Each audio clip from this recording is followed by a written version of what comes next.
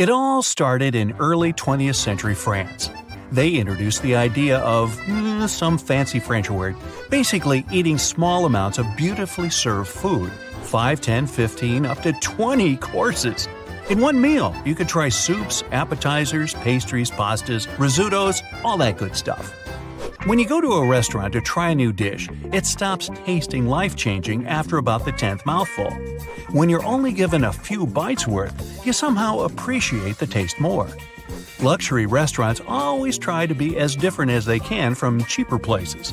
They've got elegant interiors, expensive cutlery, and small portions, the opposite of what you get at your regular diner.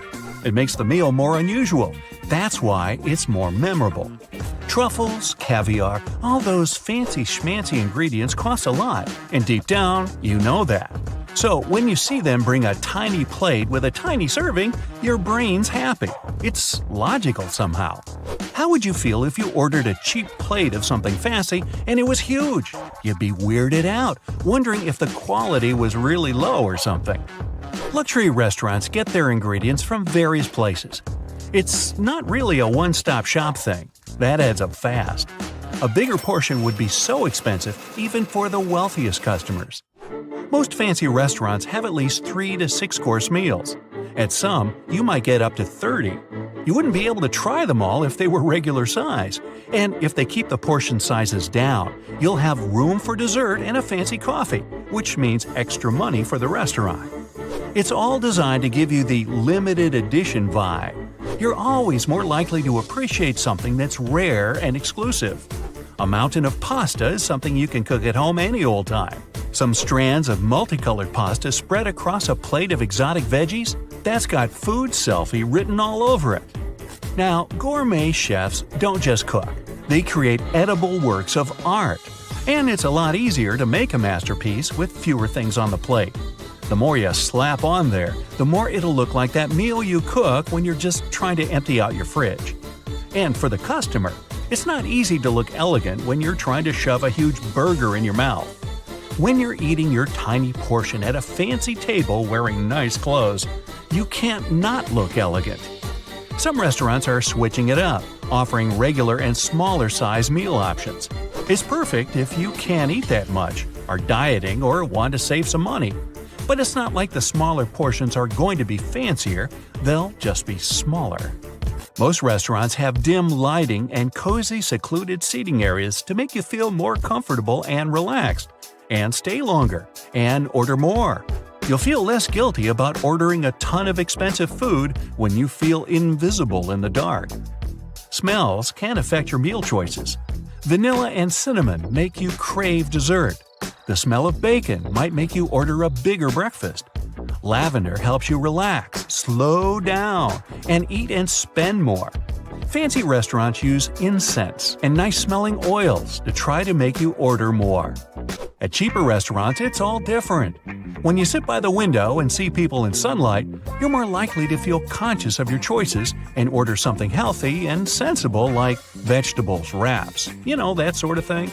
And you're more likely to order a full meal because you think someone might judge you or something. They put up TVs everywhere to distract you. That way, you're more likely to agree to whatever the waiter's offering you. Sitting at a high-top bar table makes you more alert since you can't lean back and relax. You're more likely to order, eat, and leave. Then they can fill the table with someone else. Where can you always find fast food? At the mall and at any rest stop. They're hoping you just impulse buy something, even when you're not hungry. Just looking at food or people eating can make you crave that burger. And restaurants pay big bucks to get help designing their menus. They use something called power positioning. It helps you pick something even if you didn't know you wanted it. Whatever's on the top right of the front page, that's what they want you to order. You'll always see the most expensive ingredients mentioned in the dish description, even if it only has one tiny drop of it. You'll want to order it for that luxury vibe. Some gourmet restaurants really do make their specials out of the freshest ingredients, the one they just got in that morning. Most specials, though, they're made from stuff that's about to expire. That way they don't waste as much food. And watch out, the specials at fancy restaurants might cost more than your new iPhone. Even the most luxurious places can't always cook everything from scratch. Frozen veggies zapped in the microwave, vacuum-packed soups they dump in hot water. They might even use leftover shredded veggies from the salad bar to make tomorrow's soup of the day. When the greeter at the front door tells you there's a 20-minute wait, they just made it up. Can they see into the future? How do they know exactly how long it's going to take for that couple at the corner table to finish their pasta and leave? That specific wait time just makes you feel more relaxed. Plus, it makes it look like the restaurant's really well managed. The restaurant manager knows you're more likely to order a $20 pizza if it's right below a $45 steak. You might also fall for the special $3 off dessert, even if it's still $15. It's called the anchoring effect. Your brain gets stuck on the $3 off bit and ignores the actual price. When a friendly waiter invites you to take another look at the menu, it's impossible to say no. You naturally want to please others. The waiters know which items to push, and they'll describe them to you in the most beautiful way or recommend them as their personal favorites. Just try it. Ask them to recommend you a dessert. I bet you anything it'll be the most expensive one. The music you hear at restaurants affects the taste of food. You're more likely to rate your pasta or pizza as authentic if they're pumping out some Italian opera jams. Chips taste fresher when they crunch super loud, and oysters feel saltier when there's some sort of Caribbean music going on. Waiters always want to start you off with a drink before you even open the menu to catch you off guard. And if one person orders a pricey drink, chances are everyone else will too. Menus that don't use dollar signs make you feel better and more relaxed about spending money. And they don't use cents either. The less numbers you see, the more you're going to be willing to pay. You're more likely to order a meal that has a long, juicy name like Seasoned Wood-Fire Grilled Fish Fillet with our head chef's signature sauce and Uncle John's secret recipe fried potatoes. I'm in. Hey. Sorry, guys. That sounds better than grilled fish with potatoes. The first one sounds expensive and like it's a secret family recipe. Restaurants always like to make meals sound more authentic. That's why they're always loaded with foreign words, makes it seem extra fancy. Restaurants get busy at lunch, at least that's the plan. To stop you from noticing that your meal's taking forever, they slow everything else down too. They'll keep you waiting for a table, then seat you at an empty table, then put out the dishes and cutlery, then bring you the menu, then, well, you get the picture. Sorry to burst your bubble, but you aren't always the first customer to get that bread basket. What's left from the previous guest, you might be eating that right now. When waiters bring you free snacks, they're trying to make you thirsty. All those chips and crackers are packed with sodium. When you eat too much of it, your body sends a signal to your kidneys that it's time to flush out the system. Before you know it, you're ordering a bunch of extra drinks. Today, we're going to reveal some fast food secrets. By now, we've all learned that we never get the exact same food that we see in ads. But there is way more stuff to know about how fast food companies make us buy stuff. It's like they make your brain order, "Ooh, I've seen something delicious. Get that for me ASAP. Ooh." Well, imagine entering a food court and smelling all that beautiful food. As you walk by, one smell stands out from the others. Fresh baked Cinnabon. Yeah, they do bake them, but the smell that reaches your nose doesn't come straight from the oven. Cinnabon bakery chains place their ovens near their front door to attract customers. That smell isn't just coming from the oven, though.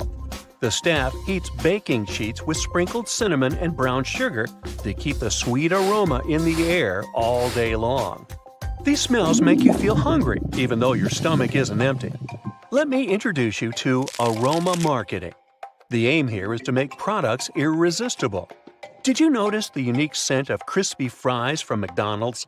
It's the same smell in all stores worldwide. This is a pre-planned strategy. You smell these aromas and your body increases ghrelin production. Ghrelin is the hunger hormone, by the way. Your stomach produces it, so yeah, these smells can stimulate your appetite. Another strategy to lure customers is to use the power of colors. They also trigger your appetite. Think about the most famous fast food restaurant logos and the colors used inside and in their branding. Slogans, mascots, or meals can change, but nearly all well-known fast food chains go with a similar color palette. There's no coincidence. Research proves that these warm colors activate your hunger. Also, they grab your attention. Think about it as a traffic light or a stop sign. You kind of want to stop. Now, in the past, people burned many calories to find food. Are you going to hunt some animals and gather some herbs? No. You just need to walk into a cafe around the corner to get your food in 5 minutes. Since this food is not expensive and is served fast, your brain's reward system favors it. Convenience is also addictive, like sugar. Brands are aware of this, and this leads us to the next fact. Businesses know how our brains work and manipulate them. If you're asked if you want to have a larger size of fries or drink, it's likely you'll say yes. Every brand earns millions of dollars just by upsizing the menus, for instance. Upsizing costs less, but oops, you've actually just spent more than you intended. The pricing format and dollar menu are also a part of this trick. You see numbers advertised as only $5.89. It's almost $6, but your brain associates it with the number 5 because you see 5 written there, not 6. Plus, the currency signs are sometimes small and hard to read. You go for a la carte option, but they're placed on the sides and extra value meals flash out. When you look at the prices, a place in your brain called the orbitofrontal cortex takes control.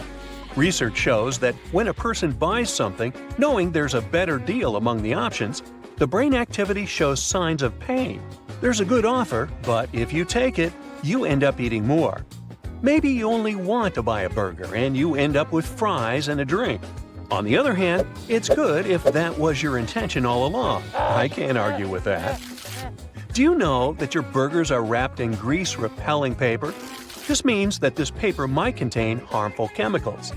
Researchers tested samples taken from 400 containers and wrappers from fast food chains. They discovered that 38% of sandwich and burger wrappers contain fluorine, a rather toxic substance. And it's not just sandwich and burger wrappers. They found that 56% of dessert and bread wrappers and 20% of French fry sleeves contain fluorine. So, sadly, not just fast food, but also its packaging can be harmful. Now here's another trick. When you're on your way to get a snack from the drive-thru, the machines will recognize your license plate, and based on your previous purchases, they will flash similar options in front of you. Another thing about drive-thrus is that they place cameras there. Sometimes you just talk through the buzzer. You can't see the staff, but beware, they can see you in some chains. Those use devices like magnetic sensors to notice vehicles. Then employees get notified via their headsets. They press a special button to activate their mics. Without sensors, cameras, and windows, how could they see you coming? They aren't psychic. Don't worry much though. Employees probably don't care what you do. I mean, they have a million other things to do instead. Now, let's assume you get a burger from the drive-thru. You have grilled meat in it. Wait a minute, is it really grilled? Shocking news, they add a solution, sort of a sauce with a grilled flavor to the meat, and make those fake grill lines on it. They can't grill meat at such short notice, but people like this look, so they go with this option. Speaking of faking it, fast food is very processed. I mean, the flavor in the burgers and nuggets is often gone in the process level of processed. To compensate for this, companies add special chemicals to give the food taste and aroma. Now earlier, we talked about the tricks companies use in drive-thrus. It's time to reveal the secrets of self-serve kiosks. You tend to spend more when you order your food via these kiosks. Restaurants expect that you'll spend about 20% more. The system in these kiosks is designed to upsell. Cashiers ask you questions, but while using a self-service kiosk, you don't feel rushed or maybe judged for your orders and choices. A lawsuit was filed in the U.S. about one fast food chain's tuna sandwich. It turns out that the ingredient advertised as tuna had no tuna in it. This was concluded by tests run in independent labs with multiple samples taken from this chain in California. The fast food chain said the claims didn't reflect the truth. So, we'll just wait and see. A fact about nuggets is here, and it's proven. This one might be hard to digest, but they often don't contain chicken. Scientists have tested them, and what they found is often only 50% meat. Apparently, there's a thing, sort of a process, called mechanically separated meat, and the remaining product comes from there. Fancy eating a Blizzard cone or parfait from DQ? No one could stop you, but you should know that technically, what you're eating isn't ice cream. Dairy Queen Soft Serve has 5% milk fat. The FDA says that a product has to have at least 10% of milk fat to be considered ice cream. But the company isn't keeping this fact to itself. It's written on its website. Now, what about discount coupons or free products? It's all part of the plan. Some people go to restaurants with coupons. They think, I might also get this or that since I'm already here. Most of them buy something else, and the item they buy is often more expensive than the free item on their coupon. Now, sometimes people want to go with healthier options in fast food chains. They might miss the point that healthy might not be healthy at the end of the day if the person orders a sauced chicken salad.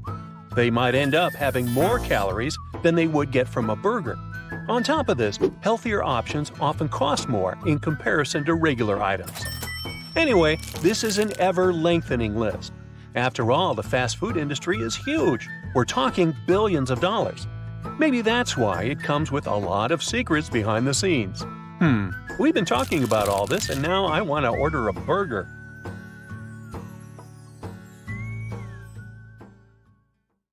It's the first day of the apocalypse. The internet collapsed, logistics chains broke down. Outside your house, the world is living and breathing chaos. You need to think fast. You gotta make sure your provisions will last until who knows. First off, make sure to stockpile your share of pemmican. It's like a beef jerky with a lot of extra nutritional value. Pemmican is an invention of the indigenous people of North America. They depended on pemmican during harsh winters or when resources were scarce. It lasts long and it's easy to carry, the essence of survival food. It doesn't look the yummiest, but it can last up to 5 years if stored properly. This pemmican stuff is kind of perfect for the apocalypse, since it will give you a highly nutritional meal. A 2.2-ounce bar will give you around 300 calories, but here you get 3 for the serving of 1, dried meat, berries, and even sugar. And you won't have to eat a lot to feel satiated, since it gives your body an array of nutrients, from proteins to carbohydrates. I know you'll miss them, but don't grab those chocolate chip cookies you love. You need an alternative called ship's biscuits, but you can't find them in the supermarket. You gotta bake them yourself. These were literally the cookies that sailors ate during long voyages at sea. A ship's biscuit can go a lifetime without going bad. There are records of biscuits that lasted over 80 years. The deal is that when sailors went to sea, they didn't know exactly when they would set foot on land again. So they needed to be ready, food-wise, or else they could, starve. Bakers came up with this simple recipe. These cookies are mostly made out of salt, flour, and a bit of water. But the secret here is that the slow baking method takes all the moisture out of it. The little holes on top help to get the moisture out during the cooking process. A medium-sized person can survive on 8 ship's biscuits a day. But there was a downside. These cookies were so dry that one might break their teeth while eating them. And extra attention is advised since there could be bugs hidden in the holes on top. So, before munching on those cookies, make sure to shake the pests out of them. Ever heard of a soup you can carry around? Well, portable soup is an ancient secret that needs to make this list. Portable soup is hard and condensed. It's a type of solidified broth, like a bouillon, made essentially of meat. You need to cook it slowly, with any type of meat high on collagen. While cooking the meat, it will release its taste in the water in the pot. After about 18 to 24 hours of reduction, you'll get a gelatin-like nutritional substance. When this cools down, it turns into a plaque that you can cut down into smaller tablets. To eat it, you just need to find some hot water and put the meat tablet inside of it. It would release all the condensed nutrients in it, giving you a warm, hearty, and highly nutritional meal. If you attempt to risk your life and go outside to buy provisions, don't forget white rice. This variety of rice can maintain its nutrient content and flavor for up to 30 years. White rice is better than other varieties, such as brown rice, because of their natural oils. Now, let's say it's been a year into the apocalypse. You've gotten used to your new lifestyle at this point. You go outside to hunt for some fresh meat, but you run into a bear. But since your nutrition is up to date, you have all the energy you need to escape it, and you can thank kamut for that. This ancient grain contains up to 40% more protein than modern wheat, and it's richer in zinc, magnesium, selenium, and healthy fatty acids. It's not called high-energy grain for a random reason. It's easy to digest and provides more energy than regular wheat. Quick thought here. While we're speaking about survival food, we're not just thinking about things to fill your stomach. We need to think in nutritional terms as well as psychological ones, which means Jell-O! It may sound superficial, but don't underestimate the need for comfort food during the end of the world. Since it's made out of an industrialized powder, it lasts for a pretty long time. Plus, it's a source of collagen. This will help your bones to remain sturdy. Make sure your pantry has salt and sugar. Salt has been used since humans discovered it helps to preserve the shelf life of meat and stuff. That's why Egyptians used it in their mummification processes, so it would slow down the decaying process. Now, sugar can be stored for an indefinite period of time. Make sure to get a top-quality refined sugar, though, and store it somewhere without any type of strong smell, since it absorbs the scents around it. Both sugar and salt keep bacteria and mold from growing. Now keep in mind, moisture is one of your number one enemies in the apocalypse, even worse than zombies perhaps, simply because moisture allows for bacteria and mold to prosper, and these guys end up eating all your food. 2 years into this whole chaos, you figured out your way around food. When it all started, you bought a bunch of fresh veggies and dehydrated them. By dehydrating food, you still get all the nutrients, but they last for much longer. Plus, they reduce in size quite significantly, which makes storing them much easier.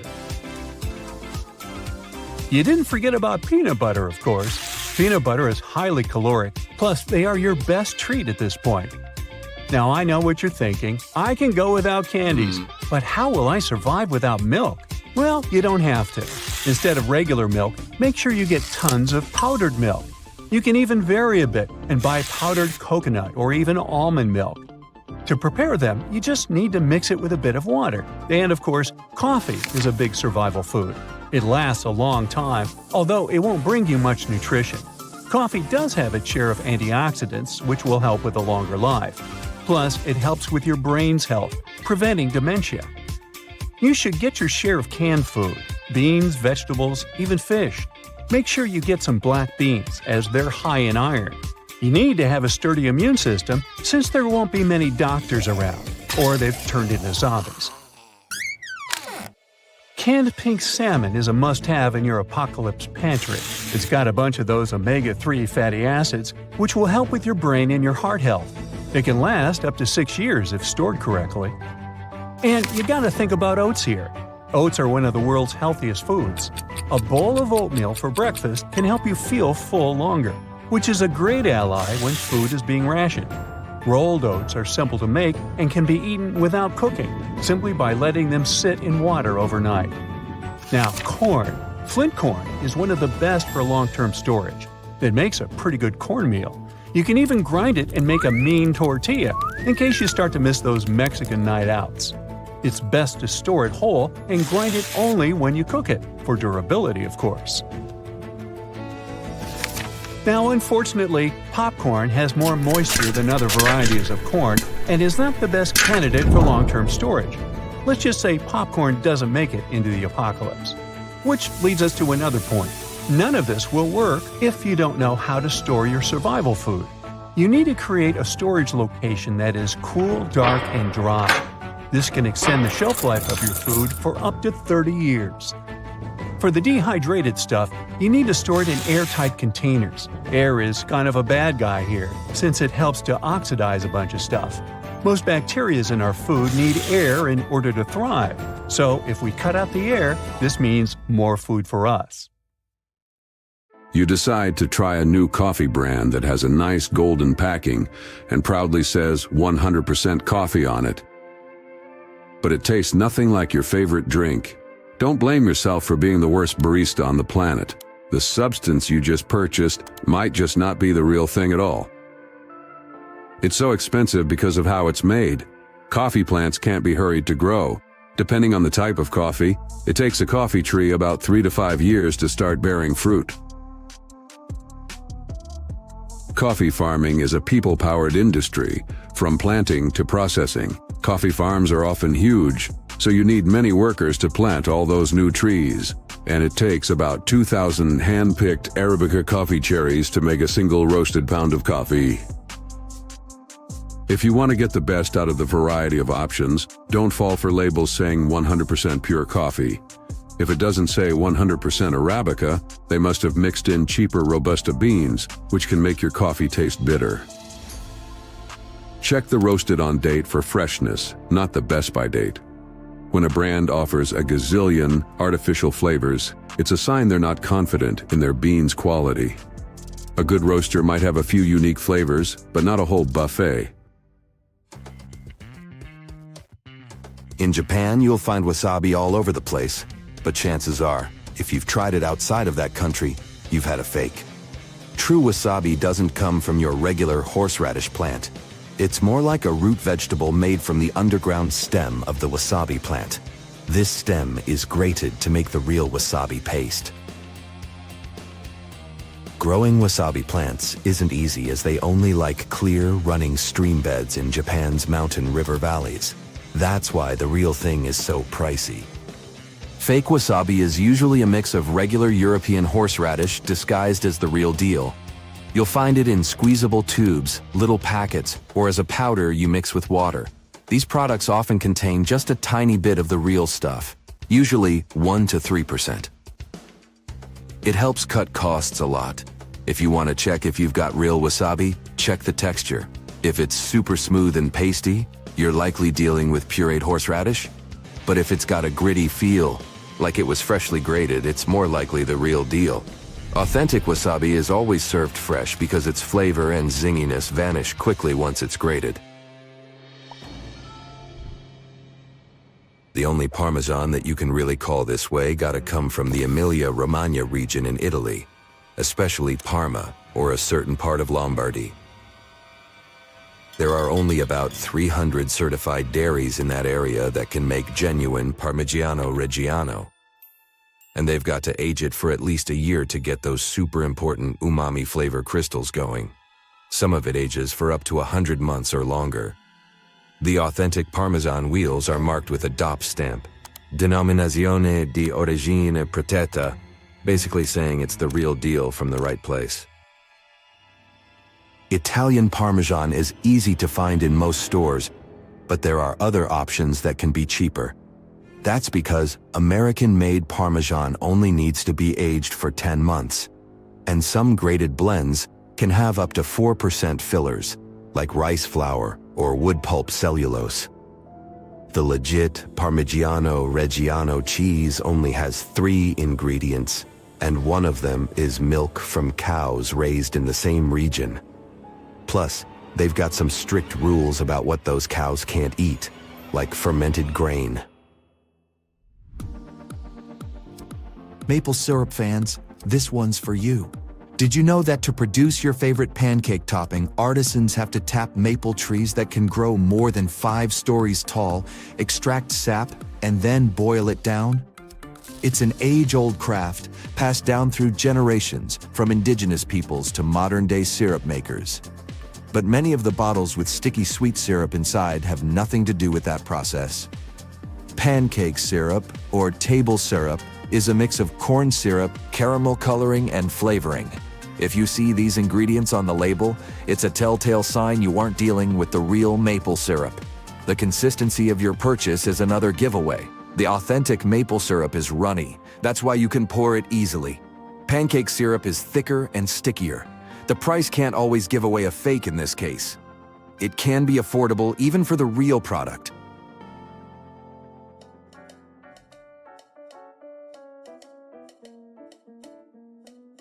Another item that often gets counterfeited is designer bags. To make sure you're buying the real thing, give that purse a good feel.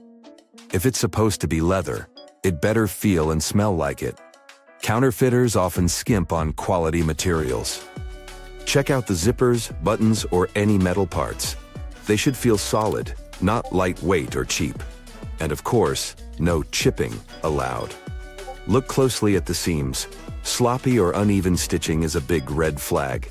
The inner lining is another giveaway. Feel it and make sure it matches the brand's quality. Pay attention to the brand logo. Authentic ones are all about the details. The same goes for the label inside the bag. Get familiar with how it should look so you can spot any slip-ups. Check the number and placement of pockets. Each model has its own design. If it doesn't match up, something's fishy. Shady dealings with extra virgin olive oil date back to ancient Rome. Back then, tricksters would sell low-quality oil or mixes under the fancy Evo label. Nowadays, most legit extra virgin olive oil comes from Spain, Italy, or Greece. They produce it by squishing ripe olives without heating or chemicals. Good Evo might cost you around $10 for a 17-ounce bottle.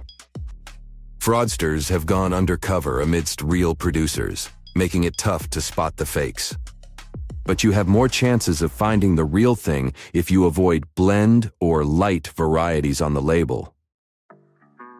Check the pressed-on date. It should be less than a year old since the oil loses its fruity vibe after a couple of years. If there's a harvest date and details like the producer's name or olive type, it's likely legit. Some high-quality oils note the free fatty acidity, FFA, level, which is a good sign. Don't automatically trust fancy packaging or high prices. Even an expensive bottle can be past its use-by date. If you like to cook, cinnamon, mint, nutmeg, sage, and other spices must always be in your kitchen cabinet. But you can't be sure you've got the real thing unless you're prepared to pay a hefty price for them. When you break it down by the pound, some of them, like vanilla and saffron, are as pricey as precious metals like silver and gold. And where there's value, there's a dark underbelly of fraud. This multi-billion-dollar industry is a playground for tricksters looking to make a quick buck.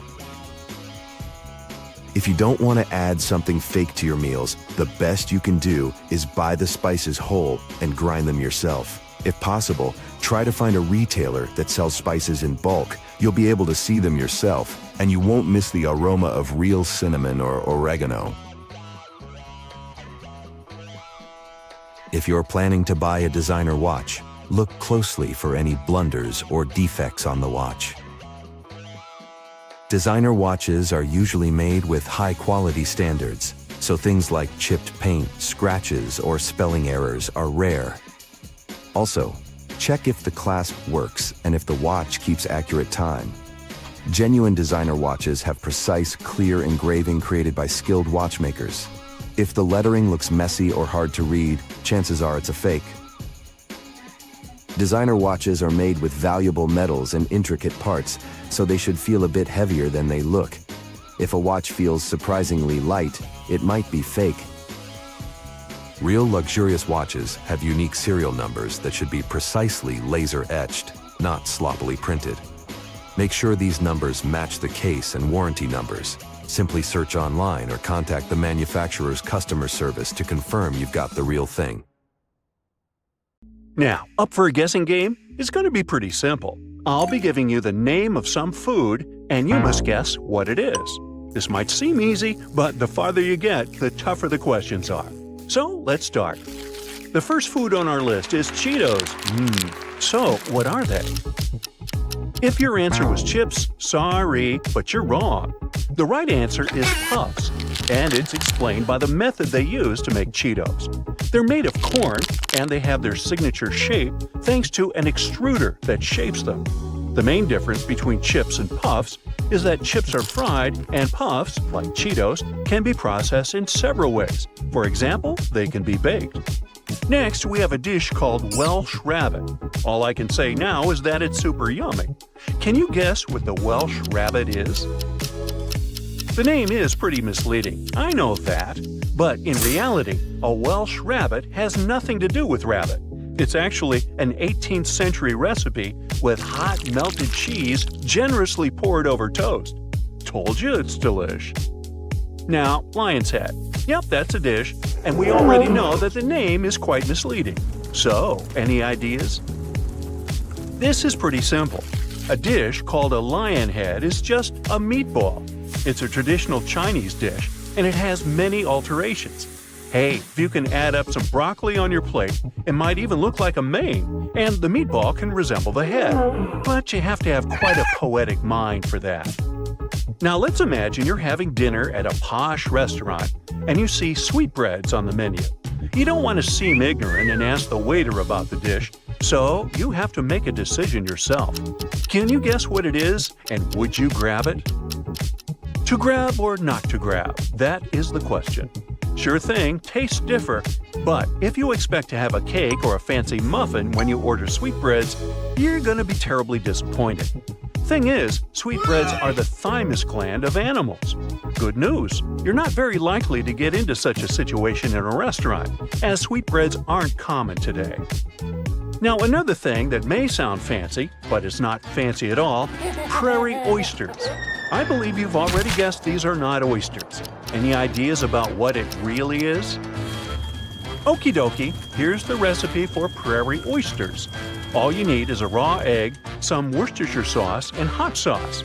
And if you want to spice it up a little bit, just add some vinegar and a bit of tomato juice. Now, there's another version which uses the part that turns a bull into a steer, and I'll leave it right there. Alright, this name is truly poetic. You need to use your imagination to guess what it is. So, ants climbing a tree. What kind of dish could it be? No ants are involved here. Actually, it looks very much like pasta bolognese, but it's a Chinese dish, Szechuan to be more precise. It's made of ground meat that represents ants and bean noodles that represent trees. It's pretty hot as there is chili paste. There's no info about what exactly chili paste represents, but I guess it might represent a hot summer day. Next, we have a dish called Bubble and Squeak. This one seems pretty simple though. Just think about it. What can squeak when we cook it? So, some foods do squeak when we put them over the heat. Bubble and Squeak is a hash, and you can cook it with different leftover veggies you've got in your fridge. They say it's the cabbage that gives that signature squealing sound, but it's not the only ingredient for sure. It's commonly made with potatoes, onions, and yeah, cabbage. But you can play with the recipe of that. Now, what about a dish called Hen of the Woods? Any ideas? Nope, these are not chicken wings. It has nothing to do with hens or chicks, actually. It's a mushroom, and it has plenty of names, too. You can call it a ram's head, a sheep's head, a dancing mushroom, and even a monkey's bench. These mushrooms can be consumed fried, but traditionally they're considered to be medicinal mushrooms. They're usually about the size of a potato, but sometimes they can grow up to 100 pounds. So big, in fact, that there's not much room left. Okay, sorry. Congrats, you've made it through 50% of the questions. Next up is the parson's nose. Yeah, it's tough, so I'll give you some hints here. Pick one of the options. It's a dish made of veggies, it's a dish made of chicken, it's a cake. Time's up. Hen of the Woods may not be made of chicken, but parson's nose definitely has some chicken in it. Technically, it's a chicken's behind. Look right here, this little triangular thing. Some chefs don't like leaving this part on the chicken before roasting it, but others believe it's quite good. Thing is, the flavor of that part is pretty rich because of the oils the birds produce. Now, it's getting even harder. So, what do you think cat's tongues are? This one is pretty popular around the world. I mean, who doesn't like cookies? Right. Cat's tongues are the cookies that are popular in France, the Netherlands, and even the Philippines. There are different techniques of how to achieve this specific shape. Some chefs use pastry bags, and others prefer molds. The cookies are delicate and sweet and sometimes have a buttercream filling. They can also be served with ice cream and even dipped in chocolate. Ooh, yumbo! Egg hoppers is the next misleading name we have on the list. So, what's your guess? Egg hoppers may sound a bit like grasshoppers, but sure thing, this dish cannot jump. This dish looks very similar to an average French crepe, but the ingredients are pretty different. Instead of wheat flour, they use rice flour, and regular milk is replaced with coconut milk. Not hard to guess, it's a dish that you can find in some parts of Southeast Asia and in India. Now we know that egg hoppers don't relate to grasshoppers, but what about a grasshopper pie? Now, even though bugs can be cooked in some countries and they can be part of a national cuisine, a grasshopper pie is 100% bug-free. It's made with graham cracker crumbs, creme de menthe, creme de cacao, and some heavy cream. So it has an exotic name because of its color, and it's delicious. Next, we have a dish with quite a particular name. It's called the Priest Fainted. I'm going to help you a little bit with this one. It's made with veggies, so all you need to do is guess what veggie you need to cook this dish. The main ingredient here is an eggplant. Also, there should be some tomatoes and a lot of olive oil. The flavor of this dish is super intense. Eskimo ice cream. Does this sound sweet to you? Well, sorry to break it to you, but you won't find this one in an ice cream parlor. Yeah, it has some berries in it, but it also has some reindeer fat, seal oil, and even some ground fish. They say the texture is nice and pretty creamy, but it still doesn't sound like a dessert. Next up, egg cream. You might have already guessed that it has neither eggs nor cream. What could it be? First off, it's a drink. It's made of some milk, fizzy water, and any syrup to your liking. Typically, they use chocolate or vanilla syrup. It's mostly a fountain drink. Some entrepreneurs tried to bottle it, but to keep it as refreshing as it should be, the ingredients should be mixed right before you drink it. The last but not the least, the final thing to be guessed here is Bombay duck. So, what do you think it is? For some unknown reason, it's fish. Lizard fish, to be more specific. In Sri Lanka, people dry it first and then consume it. Otherwise, they temper it, fry it, or can even cook it as a curry. Well, that's it for today. Share the most deceptively named foods you know in the comments.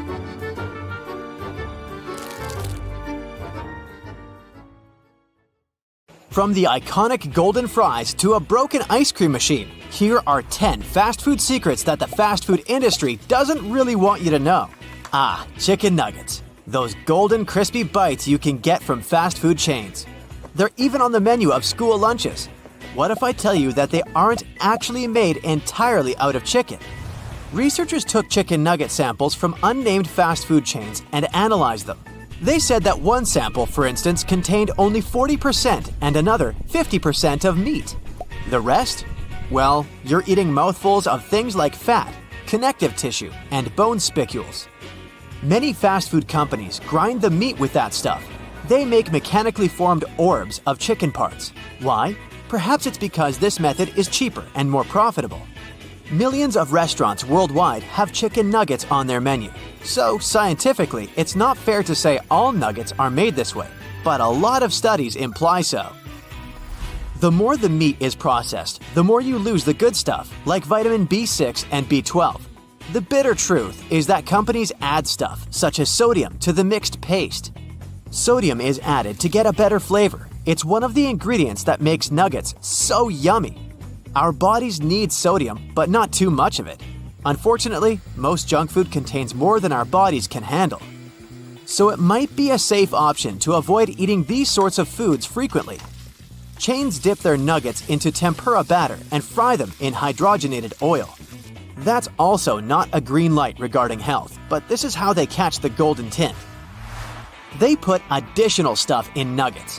What about grilled chicken? In recent years, we've seen brands highlighting grilled chicken as a healthier option. Research has been done about grilled chicken too. And the same approach is applied here. Take chicken samples from iconic fast food companies and send those to labs for analysis. The results show that companies are misleading people by advertising these products by labeling them as healthy, natural, and 100% chicken breast. In reality, a couple of things are added to the meat to make it tender and juicy.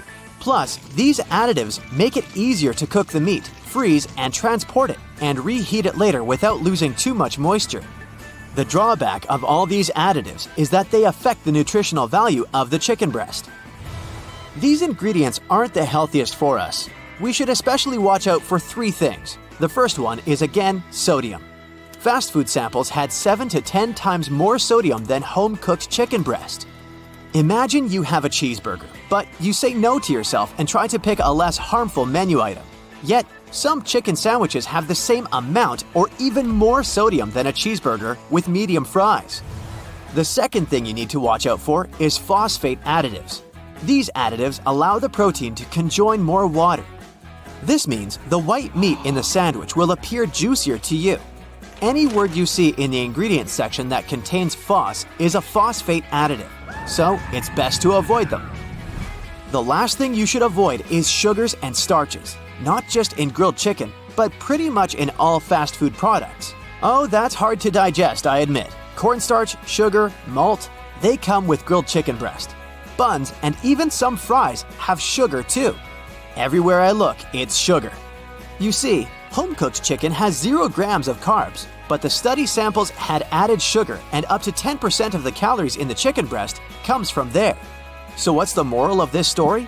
If you're a health-conscious diner, you should maybe go for other options. There are secret recipes from companies like KFC and Coca-Cola.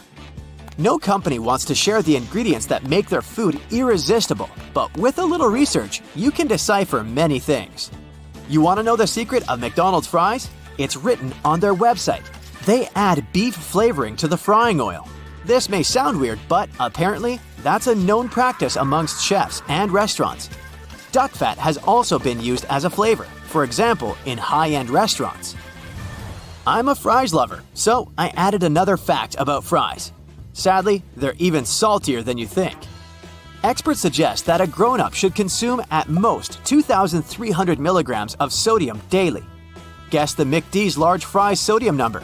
At least 400 milligrams. Classic fries from Burger King have 732 milligrams, and Five Guys take the level even higher with 962 milligrams of sodium. Next time, maybe you can ask workers to go easy on the salt as a solution.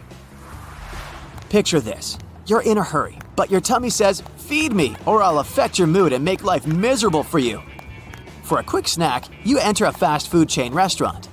You order your favorite burger. It looks and smells as if it's just been taken from the grill and served. Nope. They have different types of grills designed for this that can cook meat super quickly.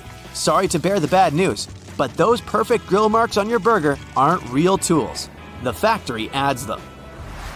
If you want to know how clean an eatery is, look under the ice chute of the soda machine in places where you can get your own drink. There you go, Inspector. You solved the case. Various studies say that if such machines aren't cleaned correctly, dirty, contaminated ice can lead to some health problems. There could be mold or bacteria there. Ew. The process of cleaning ice machines isn't easy. The same thing applies to ice cream machines too. Rumor has it that those ice cream machines aren't out of order. Employers just cannot find time to clean them properly. Now, what's the best time to get a good and fresh meal? Here are 2 opinions, and they both have solid reasonings.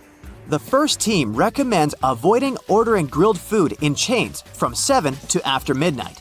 Many former employees say that sometimes they had taquitos or hot dogs prepared at around 4 or 5 a.m., but kept waiting to serve them till around midnight. That's not healthy. The other team says you should order between 11 a.m. and 1 p.m. or between 6 p.m. and 8 p.m. to get the freshest meal. Since it's going to be around lunch and dinner time, there'll be circulation and you can get decent food. Fast food companies have marketing, design, and psychological tricks to lure you in and make you order. Yet, they don't want you to stay inside for too long. If you were dining in mood lighting, you know under dim lamps and candlelight, you would take your time to eat. As the name suggests, you should be fast like your food in chain restaurants. They have fluorescence and they're in full light. Similarly, the floors and tables have reflective surfaces that make food look nice and bright. Plus, music is usually fast and loud. It's done to prevent you from spending hours there. Yet, they want you to take advantage of the first 20 minutes after your purchase. The faster you eat, the longer it will take you to feel full. Scientists say it takes about 20 minutes for our stomachs to inform our brain, okay, now I'm full. It's a good idea to eat in a clean area, but most of these companies are using cleaning products that have super strong chemicals. Assume that the staff cleaned the place at the end of their shift. They wiped down the soda machine and grill surface, and then you showed up early the next day. You may get some of that chemical residue on your food compared to other customers visiting the place later in the day. The vegan patty may not be 100% vegan. I'm talking about the grill, not the meat itself. In most of the chains, vegan burgers are cooked on the same grill as meat burgers. Do you have fast food chain secrets you want to share? Tell them to fellow Brightsiders in the comments. You've never ever eaten a single bite of a real cinnamon roll in your entire life. All your fancy Italian dinners with your friends were a scam. And get this, most likely, you've never tried a legit milkshake. Feels like your entire life is a lie, right? Don't worry, I've got you covered. I'll expose all those lies to you. Watch until the end to know how supermarkets sell you a fake Caesar salad and why the only authentic thing you've ever eaten was that seemingly packed with colorant red velvet cake. Do you like mashed peas? I don't. I still have those flashbacks to when my mom made me eat this swamp-like slurry when I was a kid. But I love peanut butter. Well, these two are related. The thing is, peanuts are actually legumes, not nuts. Why do they even call it peanut butter if it doesn't contain real nuts? And is not a dairy product to be considered butter? No one knows for sure, but I guess it's just because of the texture that resembles other nut-based spreadable pastes. The main component of the Caesar salad is probably its dressing. It has a bunch of ingredients, such as olive oil, eggs, lemon juice, Worcestershire sauce. By the way, 3 hardest things to say out there are I love you, I apologize, and Worcestershire sauce. Sorry, I got carried away. I was just saying that supermarket Caesar salad is a scam, since lots of stores and even restaurants throw in mayo and other unexpected ingredients. Source? Trust me, bro. Farm-raised salmon usually looks as white as the Twilight protagonist, but don't sparkle. It's the skin of the salmon, Bella. I'm a salmon. Ahem. Sorry, let's carry on. Well, people normally trust neither vampires nor pale salmon. To give the trustworthy reddish-pink look to those fish, sneaky fish farmers add pigmenting compounds to salmon feed, which helps mimic the color of wild salmon. In the wild, salmon get that iconic hue from shrimp and algae, but their farm-raised peers sometimes get a boost from carotenoids added to their feed. Many fancy pestos at supermarkets are labeled alla Genovese to show they come from Genoa and have old-school Italian nonna recipes. But sometimes, manufacturers may throw in a bit of extra stuff to make their pesto thicker.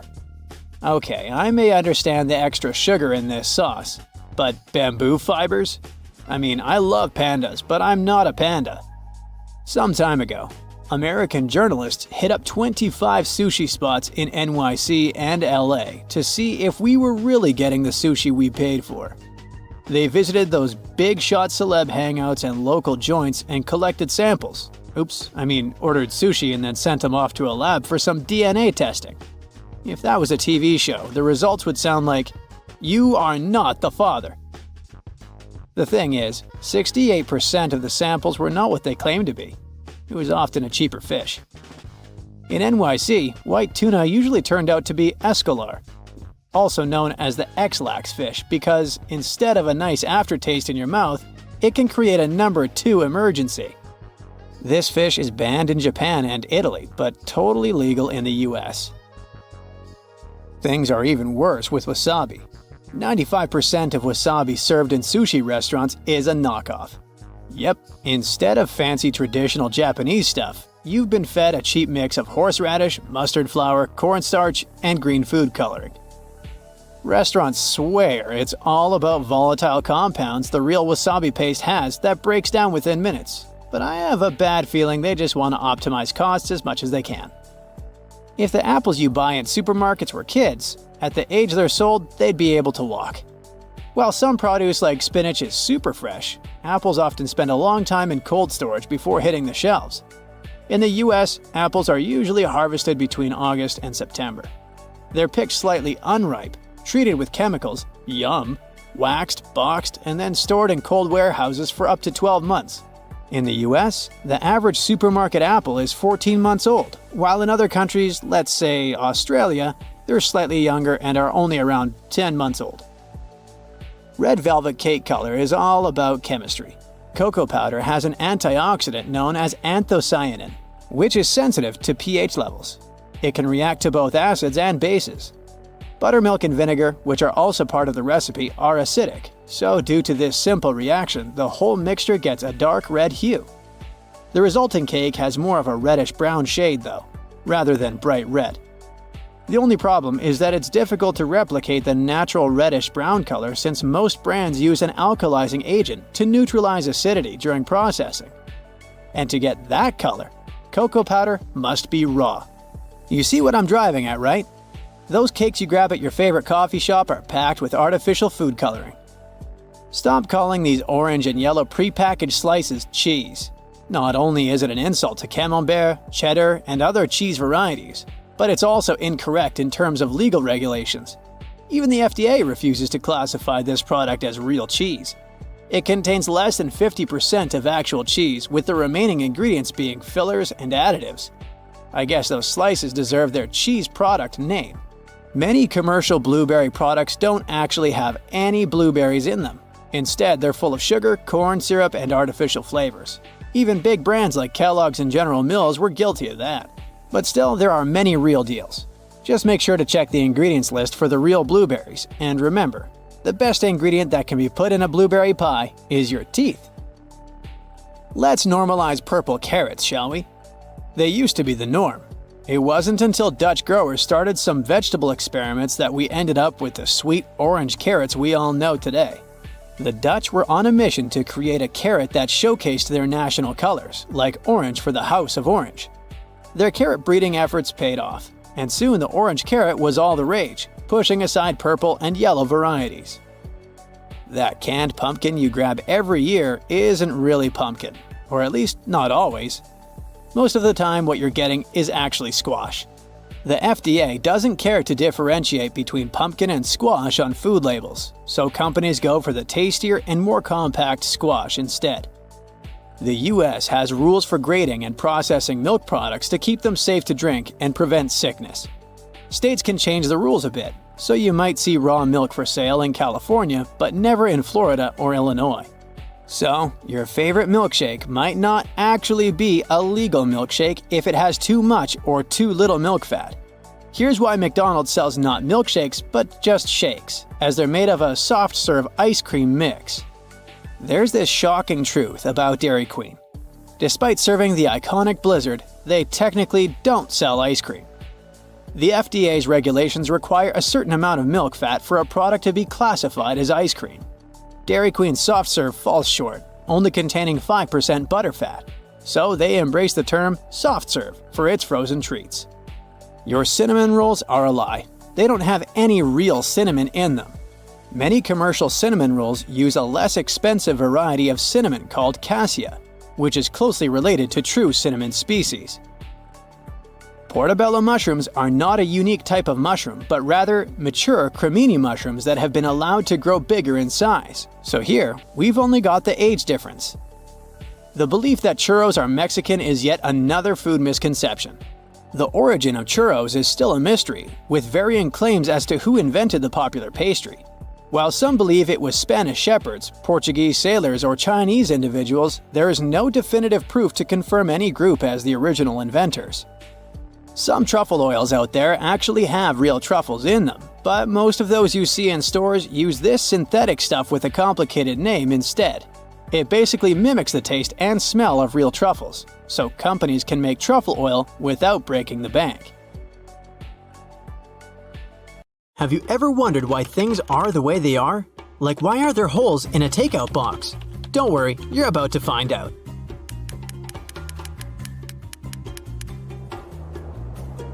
Beanies with all those fluffy pom-poms are easily the most important accessories of wintertime.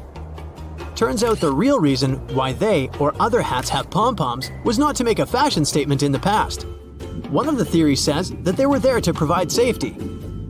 French sailors used to wear hats with pom-poms so they wouldn't hit their heads on the walls or low ceilings and hurt themselves if they lost their balance in a rough sea. So it wouldn't be wrong to call pom-poms head bumpers. Ever notice those extra eyelets hiking boots have on their sides? One thing is for sure, even though it kind of makes sense, they're not there to provide ventilation for your feet so that they don't smell. They're there to prevent your shoes from moving and causing you to slip and fall while you're hiking, climbing, or descending a hill. When you're going on your next adventure, make sure to tie your laces through them to tighten your boots for a better fit. You're at a barbecue party with your friends. The host serves cold drinks and long neck bottles to everyone. You think to yourself, why do bottles have long necks anyway? There are two reasons for that. The first one is to reduce the cost of packaging. The narrower the neck is, the smaller cap you need, and the second reason is to make sure that your drink stays cool longer. When you hold the bottle from its neck, not its body, the heat coming from your hand won't warm up the rest of your drink.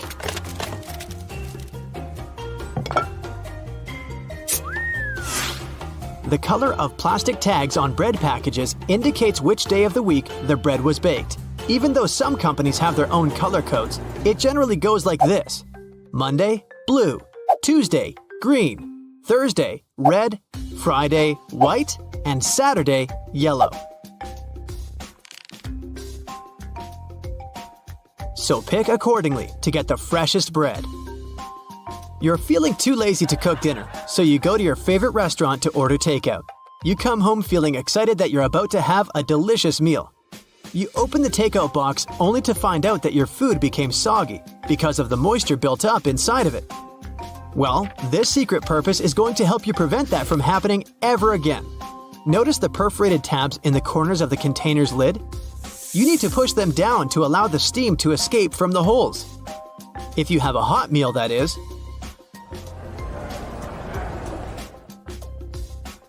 If you're one of those lucky people who have a dishwasher at home, you're going to feel even luckier once you learn what else you can wash in it. Aside from making your dishes clean and shiny, it can also clean up your makeup brushes for you. Just place them inside the silverware tray to remove all the dirt and excess product that built up amongst the bristles. You went to the farmer's market and bought some fresh fruits and vegetables.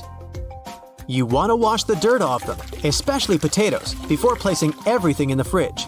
Don't waste your time washing them all one by one. Place them in your dishwasher and set it to the rinsing cycle with cold water. Don't use detergent for this, though. Are you one of the many people who use the drawer under their oven or stove as storage? Sorry to inform you, but storing skillets, cookie sheets, and muffin pans is not their purpose.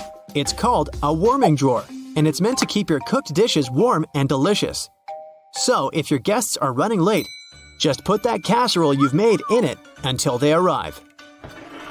Keep in mind that not all oven models have this feature. Some drawers are for broiling, and some can indeed be used as storage. Check with the manual to make sure what yours is.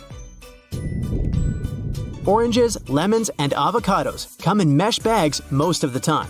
When you go back home from the grocery store, you probably throw those into the trash, don't you? But did you know that you can also use them as a pot scrubber? You just need to tie them up. Then you can get to cleaning those dirty dishes, pots, and pans. You can even turn them into single-use scrubbers for other kitchen appliances or your sink. If you're at a store looking for new hangers to organize your closet, we suggest you buy the ones made of cedar wood instead of plastic ones. First of all, cedar wood acts as a natural repellent. Pests like moths, Fleas, lice, silverfish, ants, gnats, and ticks won't come near your clothes and closet if you use them. The second reason why you should invest in them is that they absorb unwanted odors from your clothes as well as moisture. And this feature helps prevent mold, so you can wear your favorite dress or suit for longer. It's that time of week again, Taco Tuesday. You invite a couple of friends over to enjoy some homemade tacos, but even though you have the recipe for making tortillas, you don't know how to give them that perfect taco shell shape. Well, this hidden use might help. If you have a muffin tray at home, then you have all you need. Just flip it upside down and place the small tortillas in between the cups. Bon appetit! If you love sewing and making your own clothes, then you must be used to using those tomato pin cushions, which almost always come with a small strawberry tassel.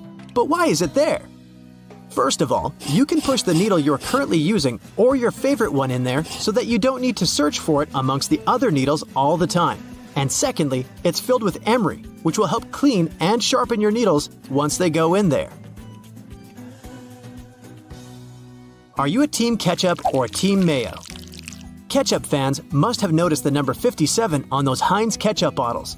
That number is placed where it is on the bottle for a very specific reason. You must have struggled with getting ketchup out of the bottle at least once in your life, and at that moment, you probably tried shaking it until the right amount of ketchup fell onto your plate, right?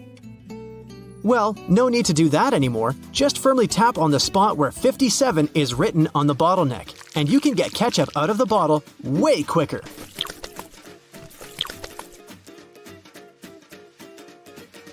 You might have noticed that there are two holes in an oil can where you are filling it up or pouring it, and you maybe thought to yourself, that must be there to make it easier for me to pour it into smaller containers.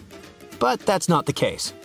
That hole is there to prevent oil from spilling all over, or glugging, so to say. So you need to uncap it before you pour oil from the larger hole to prevent wasting it or having to clean everywhere. Have you ever taken classes to improve your typing speed on a keyboard? If your answer is yes, then you might be disappointed to learn that keyboard manufacturers most likely wanted to slow you down. A popular theory says that's why the letters on a keyboard are arranged randomly and not in alphabetical order. The reason for that goes all the way back to typewriters. Their keys used to be arranged in alphabetical order, which allowed people to write really fast. And because of that, the keys would jam and tangle up easily, and they wanted to avoid that. That's how we ended up having the Q-wordy keyboards we have today. Here's a bonus hidden feature for you before you leave.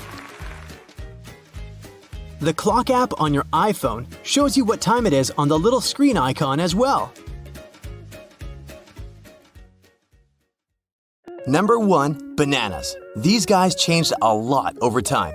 Their seeds were tougher and their skin didn't look the same, but the main difference is, of course, the taste.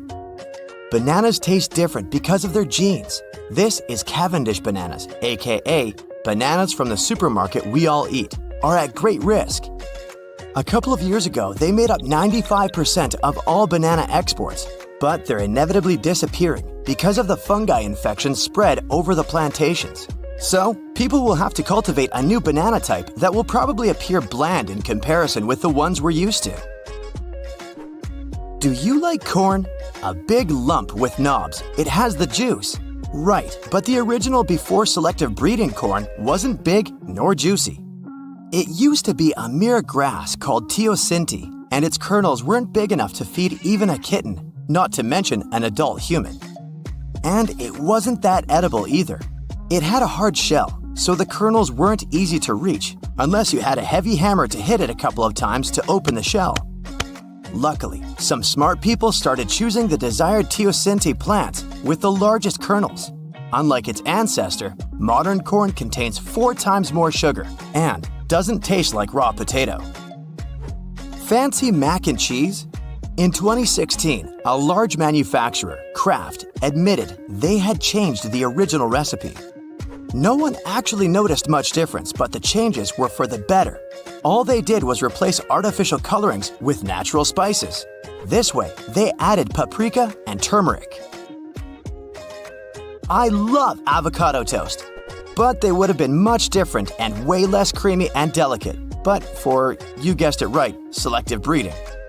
It all started with wild avocados. Those guys were small, only about 3 inches wide, and that would have been okay, but the size of the stone was impressive.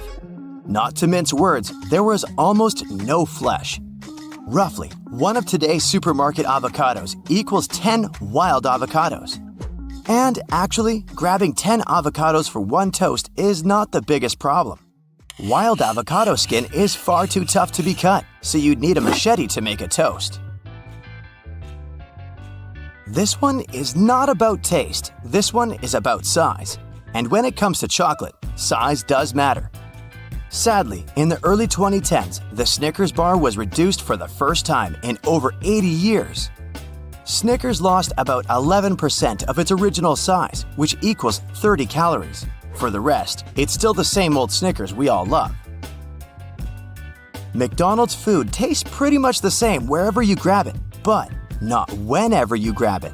In 1990, McDonald's switched to pure vegetable oil.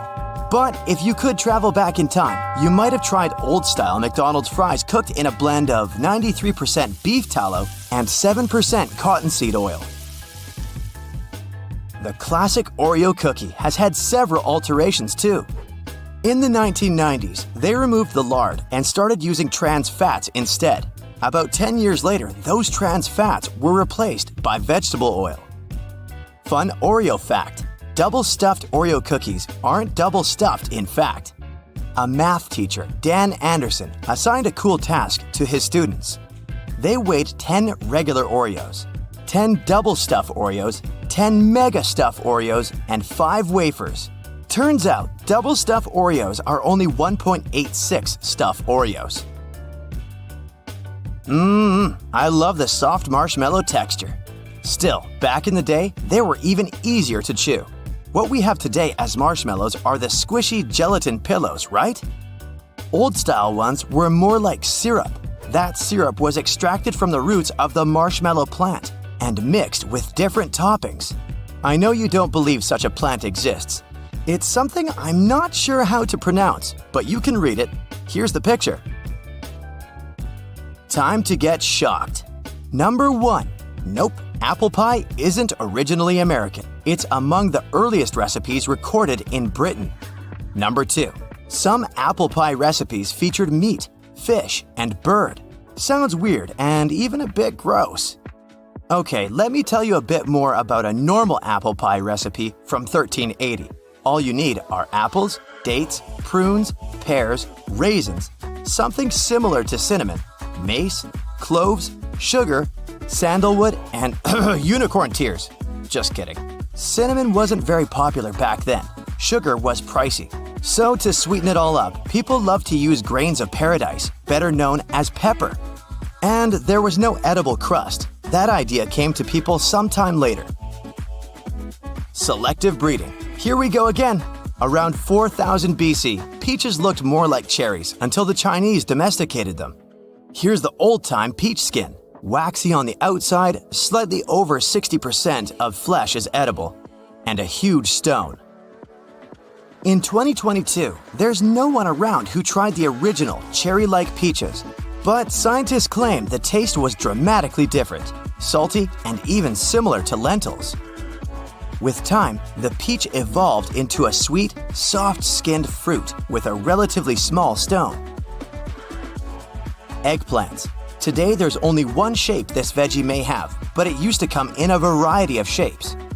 Even the name derives from the fact that they were white and round. However, they didn't limit to one color only. They could also be blue and yellow. The great changes started when this veggie was domesticated in China, Thailand, and India. It's pretty clear the taste was different too. They say it used to be bitter and was used for medicinal purposes only. Ugh, I'm not really into eggplants today. I bet those of the past wouldn't be to my liking either. Hey, not all the changes are for the better. Sadly, we'll never try the original strawberry, but the studies claim that it tasted much sweeter before cultivation. The thing is, when performing selective breeding, farmers paid attention to the size, as the original wild strawberries were tiny, and resistant to outer conditions. The shape of strawberries we know now is due to the mixing of two breeds, the original wild strawberry and the Chilean strawberry that was once brought to France. Let's travel to 10th century Persia.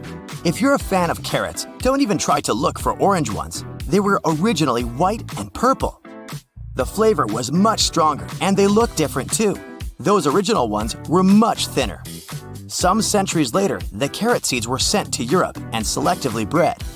As a result, we have orange and way less bitter carrots now. Fun fact, baby carrots aren't a different species. These are the same carrots, but trimmed and sized down. Okay, this one looks a bit like a cactus. Seems weird and totally not edible, right? Well, it's the ancestor of a cucumber. This guy has changed a lot over time. You see those spikes? Some of today's cucumbers got rid of them completely and can boast a silky smooth skin, while others still do have that spiky resemblance to their ancestor. Also, the old version cucumber had only 4 seeds inside, unlike its modern counterpart. Anyway, the main difference between them is that you don't want to slice some of the old-time cucumbers in your salad. It was toxic and non-edible.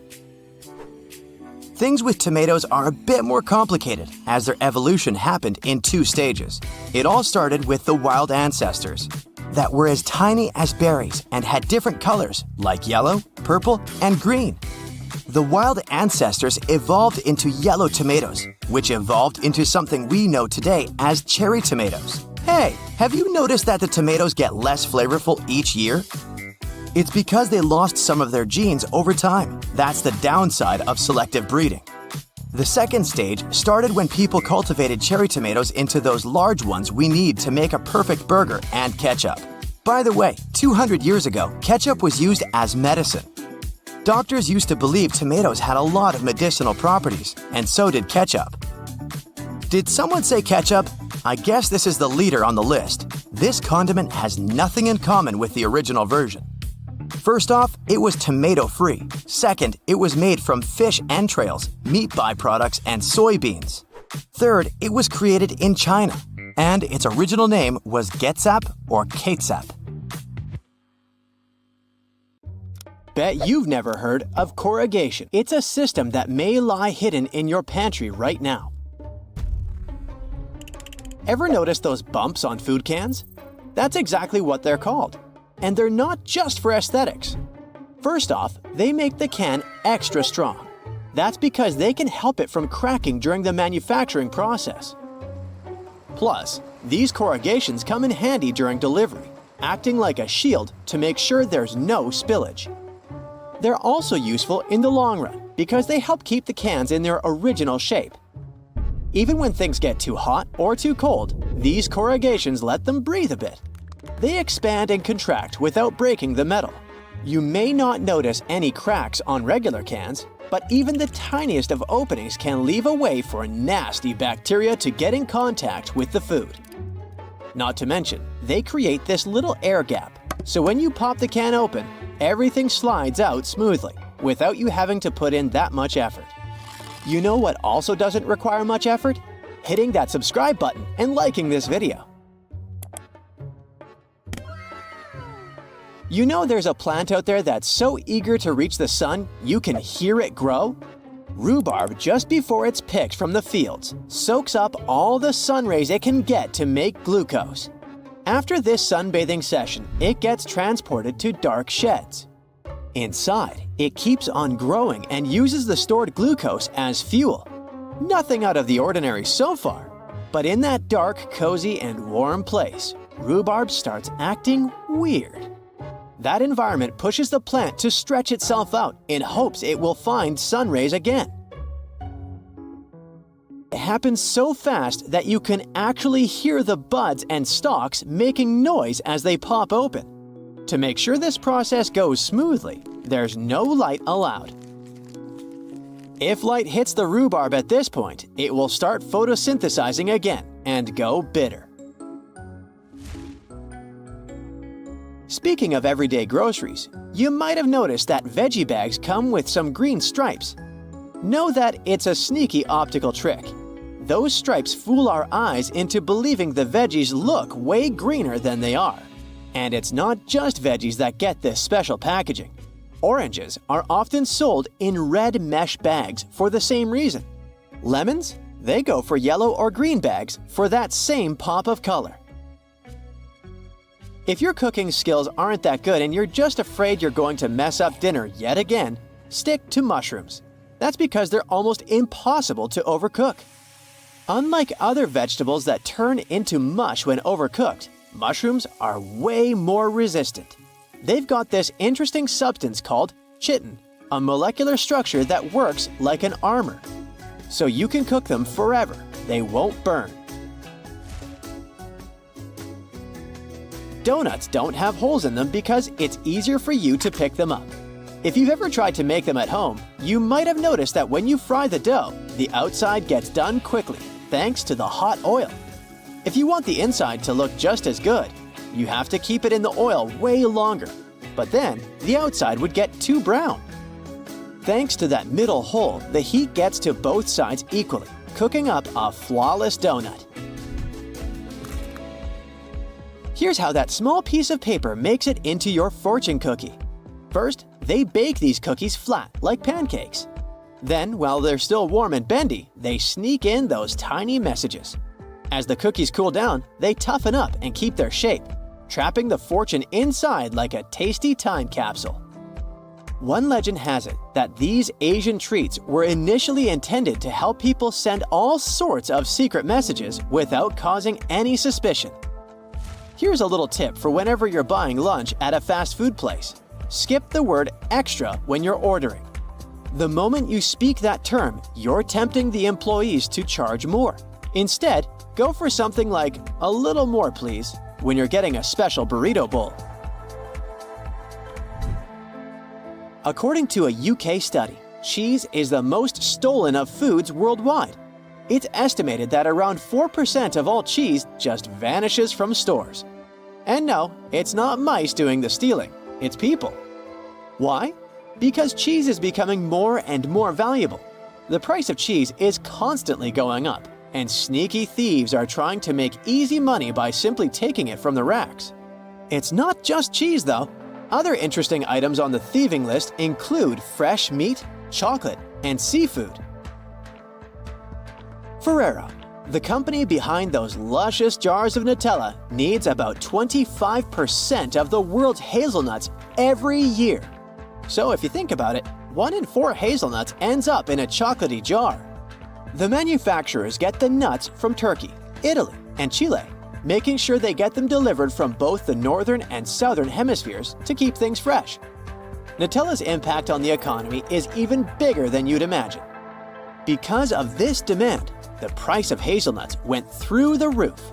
In 2014, a frost hit Turkey's hazelnuts, supply got halved, and prices were even higher. Now, even places like New Jersey are trying to grow those Nutella-worthy nuts. When you imagine someone trying to sneak something into space, your first thought wouldn't be a sandwich. But back in 1965, during a Gemini mission, astronaut John Young brought a corned beef sandwich on board, going against NASA rules. He hid it in his spacesuit pocket before blastoff. About 2 hours into the 5-hour trip, he went to the mission commander and offered him this unlawful treat. The commander, being a good sport, took it, and they shared a quick, savory moment.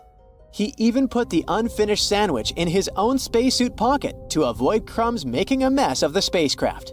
Meanwhile, the official NASA-approved food was waiting patiently in a box nearby. Surely, radishes aren't your first pick when it comes to salad ingredients, but they have quite an interesting history too. These mustard, broccoli, cabbage, and cauliflower cousins have been grown and eaten for longer than you'd imagine, even before the Romans were famous in ancient Egyptian times. In fact, radishes were used as currency for the people who built the pyramids, alongside onions and garlic. You'd think the English are champions when it comes to drinking tea, but you'd be wrong. Turkey is in fact the tea capital of the world. Every Turk drinks an average of 1,300 cups of tea each year. On a regular day, they're sipping on 3 to 5 cups, but when winter hits, they can reach 10 cups a day. Locals claim tea is like a social custom for them. It's more than just a hot beverage. It's an excuse to sit down, enjoy the atmosphere, and connect with loved ones. When it comes to types, black tea is preferred. There might be a magical drink hidden in your fridge. It's tonic water, and it might be able to glow in the dark. If you're curious, test it out with some ultraviolet light. The secret behind this glow is pretty simple. Tonic water has quinine, a chemical that lights up under certain conditions. Quinine was used back in the day to treat certain health problems. The stuff was so bitter that some people started mixing it with sugar and soda water. In simple terms, things glow because they absorb light energy, gets all excited, and then releases it as visible light. Quinine in tonic water absorbs and releases energy, making your drink look like it's from a fairy tale. There's an interesting connection between what we hear and what we taste. Scientists investigated and found that people worldwide link certain sounds with specific flavors, and they call it cross-modal correspondence. High-pitched sounds match up with sweet and sour tastes, while the lower, jarring sounds go hand in hand with bitterness. If it's staccato, think crunchy, and if it's smooth and flowing, think creamy. Some even found music that can enhance the taste of chocolate. In this study, when people listened to a high-pitched, sweet soundtrack while eating chocolate, they thought it was sweeter than when they'd heard a lower, more dissonant soundtrack.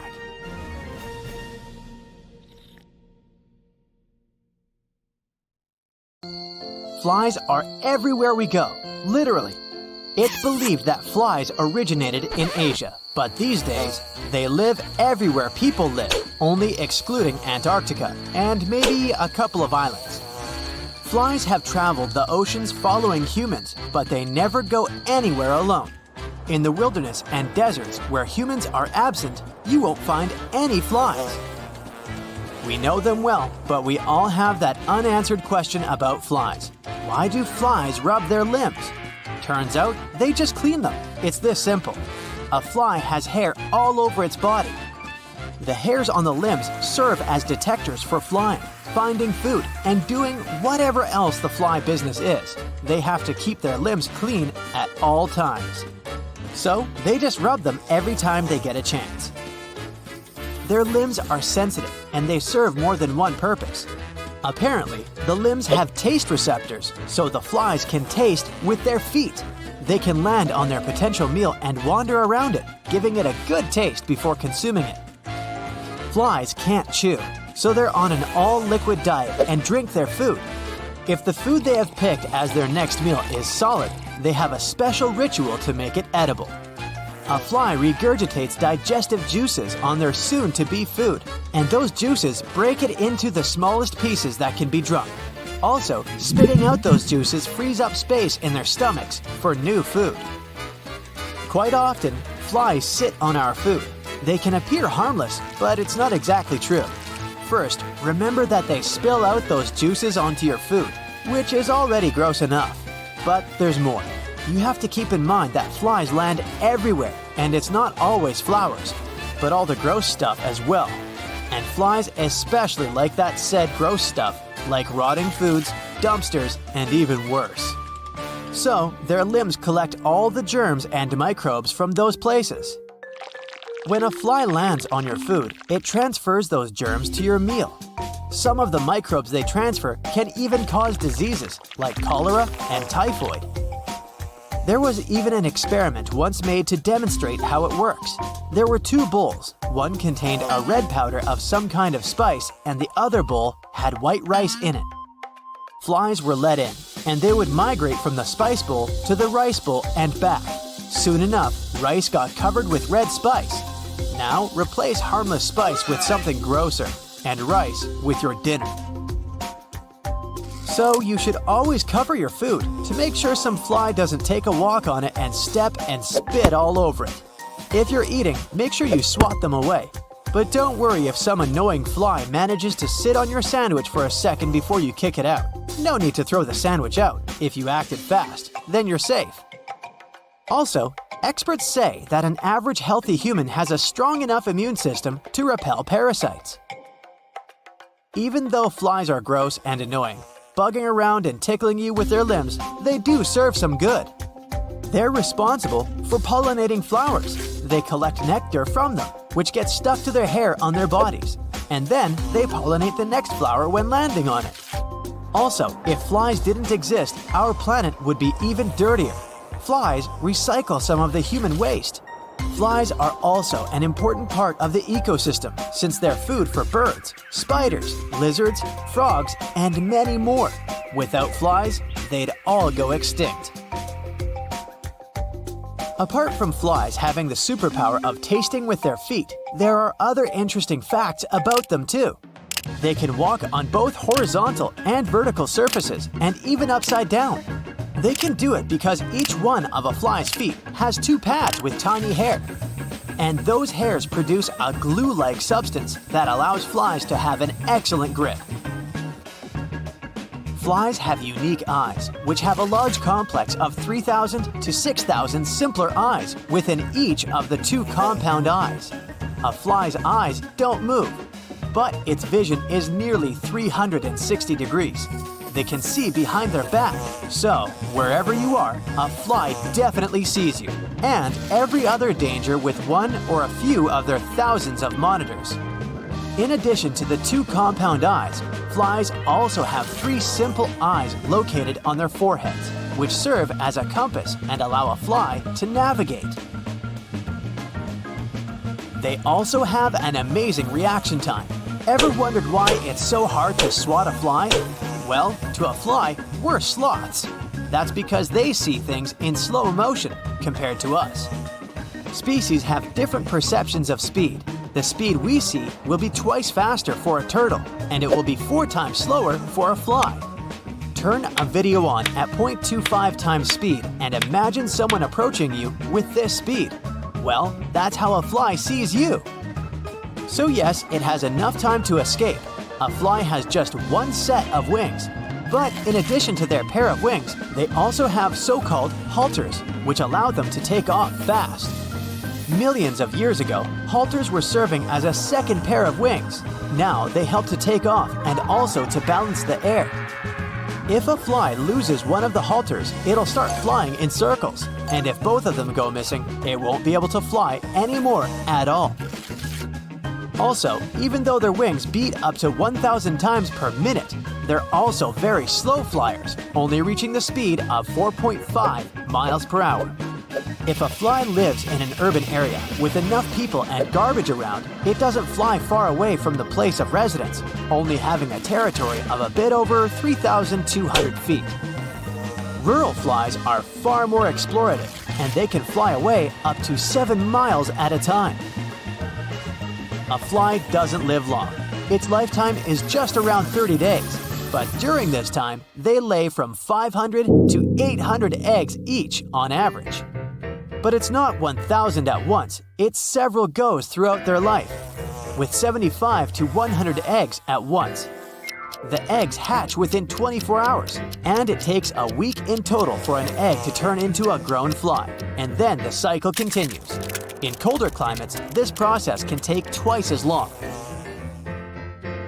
A timberfly is the biggest fly species, which lives in Central and South America. They can grow up to 3.15 inches. Also, flies have beds, or more like their favorite spot to stay and sleep. They have a comfy place, somewhere close to their source of food, and they come there to rest at night. If you ever had your house flooded with flies, here are a few tips for you to reduce their population. First, it's important to understand what they're attracted to. They're attracted to other flies, and even to the smell of flies living there. And flies have an amazing sense of smell, so if you hosted even one fly, expect to get more guests. If you have any traces of flies, like fly specks, they'll find you too. Make sure to wash your walls and surfaces. Next, flies love garbage and rotting produce. They lay eggs in rotten food and meat, so make sure to keep your food in the fridge, cover it, and keep the trash in tightly sealed containers. And of course, take out the trash regularly. Flies have a sweet tooth, or more like a sweet foot, since they taste with their feet. And they love syrup and other sugary liquids. They're also fond of soda and vinegar, so make sure to keep those stored and always wipe after yourself if you spill something. Lastly, they like to hide and live in dirty and leaky drains. They eat the bacteria from there, so always clear your drains and repair any leaks right away. Also, it'll help to seal all the cracks in your floor, ceiling, and walls if you have any. That's one of their ways to get into the house. Is this safe to eat? We sometimes see strange dots on our potatoes and wonder if we should just throw them away. Here are 10 eat or toss facts. Did you know that every year 119 billion pounds of food is wasted only in the United States? To put it in perspective, this number means nearly 40% of all food in America is wasted. People throw away food if they don't have confidence in the ingredients. They're being cautious, and it makes sense. But what if the food is safe to eat and only looks weird?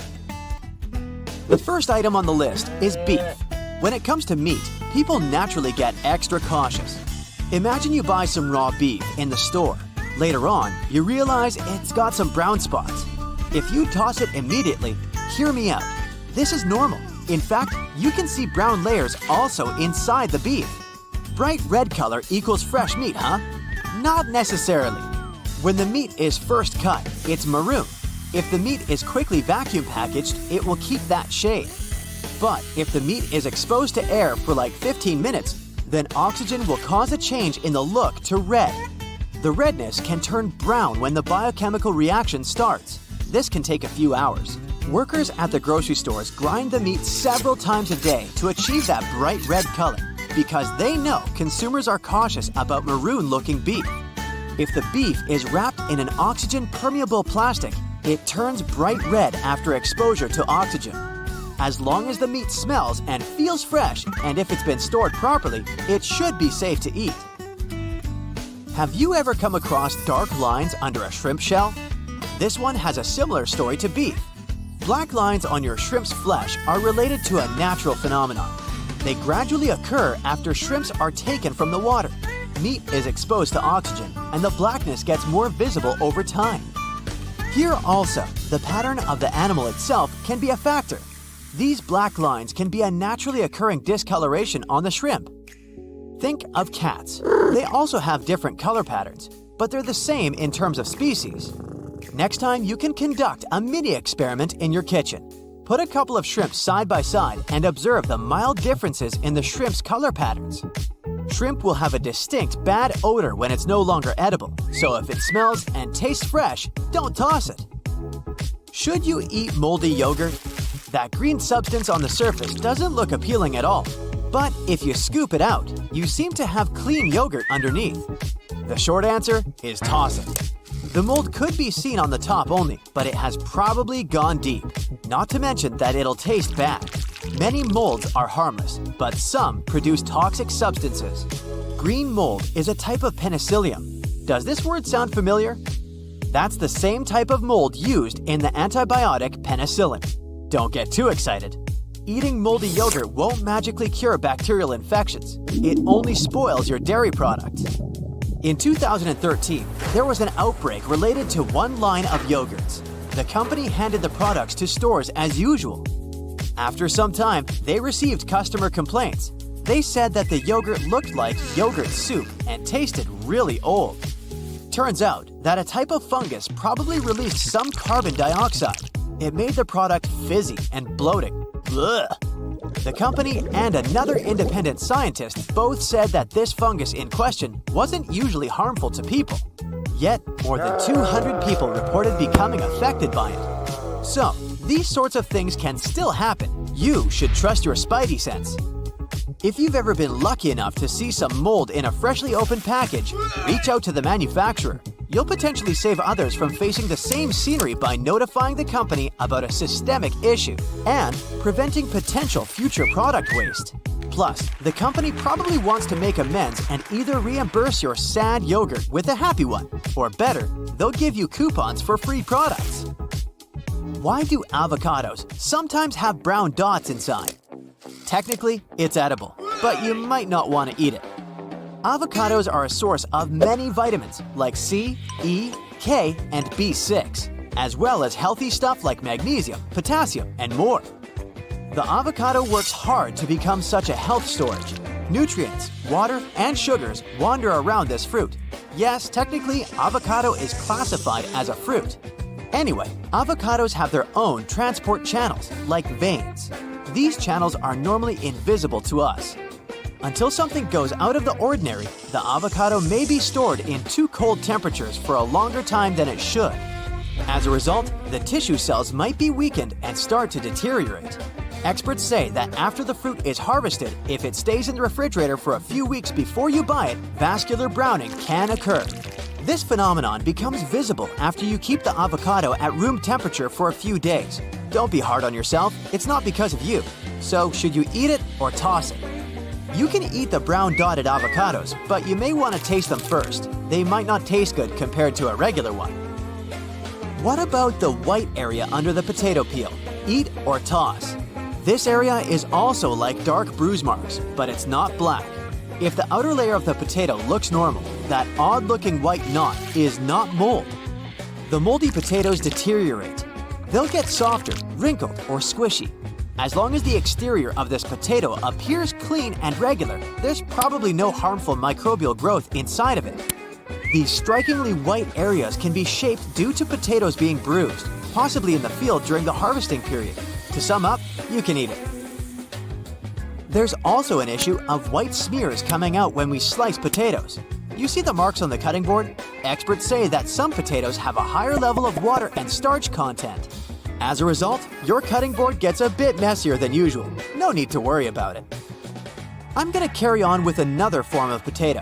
Not because I love every version of potato and I can eat it in all meals from breakfast to dinner, but because I want to know, what are those brown spots on potato chips? Should we eat or toss them? Consider these as minor imperfections. They don't affect the safety of the chip. They're there again because of the bruises they get or as a result of frying. Sometimes you see that your garlic is trying to make more garlic out of itself. Yep, it has sprouted. The question is it okay to eat sprouted cloves, or should you toss them? If the green sprout is in the center of the garlic clove, that's fine. Be aware that the taste of the garlic will be stronger than it usually is. It will still be perfectly okay in a cooked meal, since it'll be alongside other ingredients. The taste shouldn't be that harsh. Can we eat an apple with worms? Most people can't even stand the idea of accidentally eating an apple with a worm, but that's a cultural thing. So the answer is yes, we can eat it. After all, worms add a little protein to the fruit. These animals don't carry any harmful parasites. They make their way into the apple. The entrance point of the fruit might have an off flavor since it got sort of rotten in time. Besides the taste, the rotten part is all safe to bite. What might not be so safe is eating the fallen apples though. Those have probably been hanging out on the ground for quite some time. This period might be enough for the harmful bacteria from the soil to sneak into the apple. There were some cases where people experienced health issues by drinking unpasteurized apple juice made from dropped apples. Yeah, the ones that interact with unhealthy bacteria.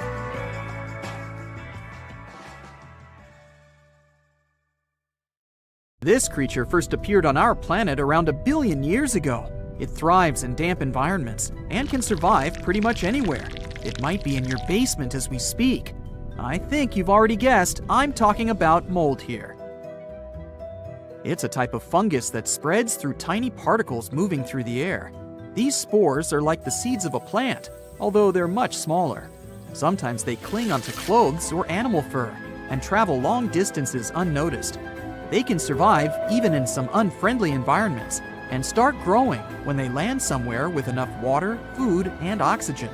Mold comes in all colors of the rainbow, and each color stands for a certain type of mold. You can usually find red or orange mold outdoors. The pink variety likes to reside in bathrooms on shampoo and soap residues. Black and green mold are the types you're most likely to meet in your house. Unlike plants that use photosynthesis, Mold grows on materials it can digest. Even one tiny mold spore is powerful enough to harm several people. But there are over 100,000 different types of mold in the world, and not all of them are dangerous to you. Ugh, you just noticed something green on your sandwich, but only a small part of it is infected, so maybe you can just cut it off. Nope, it won't work out. The tiny greenish spots you see are on the surface, and you can spot them with the naked eye, but there's more hiding inside the bread. But if it was 1 second too late and you've bitten into the bright green patch of mold, don't rush to the bathroom to scrub your tongue with antibacterial soap. You've probably eaten mold before without even knowing about it. It easily grows on soft porous foods like bread, fruit, and vegetables. So, consuming just a bit of it is okay, as long as you have a strong immune system. You'll digest it like any normal food. If you feel sick after consuming it, that's most likely because mold tastes weird, and not because there's some vicious substance spreading through your body.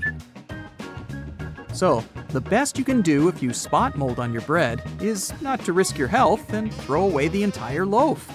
Mold likes to settle in cooked leftovers like meat, poultry, casseroles, grain, pasta, cottage and cream cheese, yogurt, and sour cream.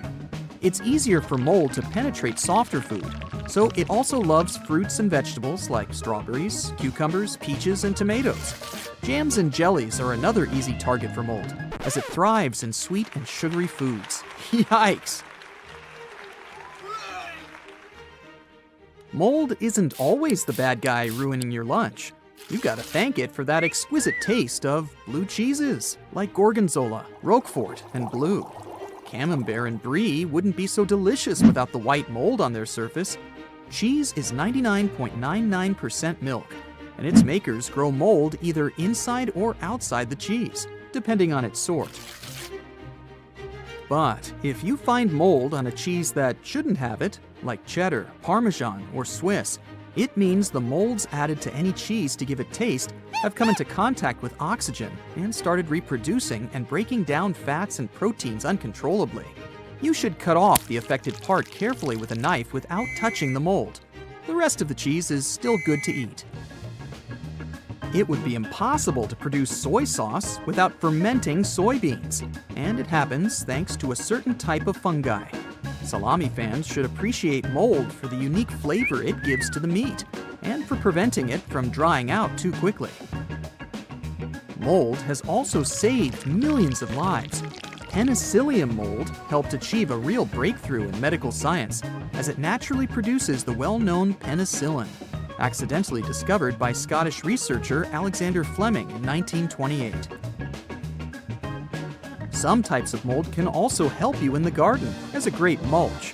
Some gardening fans spend years trying to grow leaf mold to use for compost. They believe it improves soil quality. To prevent mold from overtaking your lunch, keep the food covered with plastic wrap in the fridge. Don't keep leftovers of perishable foods in their cans. Put them in airtight containers instead. Keep track of what you store in the fridge. Leftovers shouldn't be there for longer than 3 to 4 days. Keep your fridge clean. Only use fresh and clean dishcloths, towels, sponges, and mops. Once you notice a musty smell, it means mold is about to settle in your kitchen, and its plan is to contaminate your food. But what if mold spreads in the damp areas of your house? You might not notice any consequences for your health immediately, but they might resurface in the long term. As mold grows, its spores and fragments can produce irritants in the air inside your house. Depending on how sensitive you are, you might notice it's becoming hard to breathe. And since mold slowly but surely breaks materials in your house, there will be more dust and other particles in the air.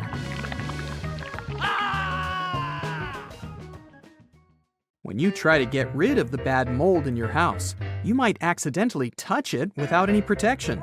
It won't take your life, but don't let it sit on your hands. First off, clean your hands well with antibacterial soap. Clean between your fingers and the back of each hand thoroughly, and also scrub underneath the nails. If you can't reach some spores, use a toothpick. Then, clean your hands with a strong sanitizer. The final step will be to wash your hands with liquid soap under running water. Again, don't miss the areas between your fingers and under your nails. Don't touch your face until your hands are perfectly clean. You don't want to accidentally inhale those spores.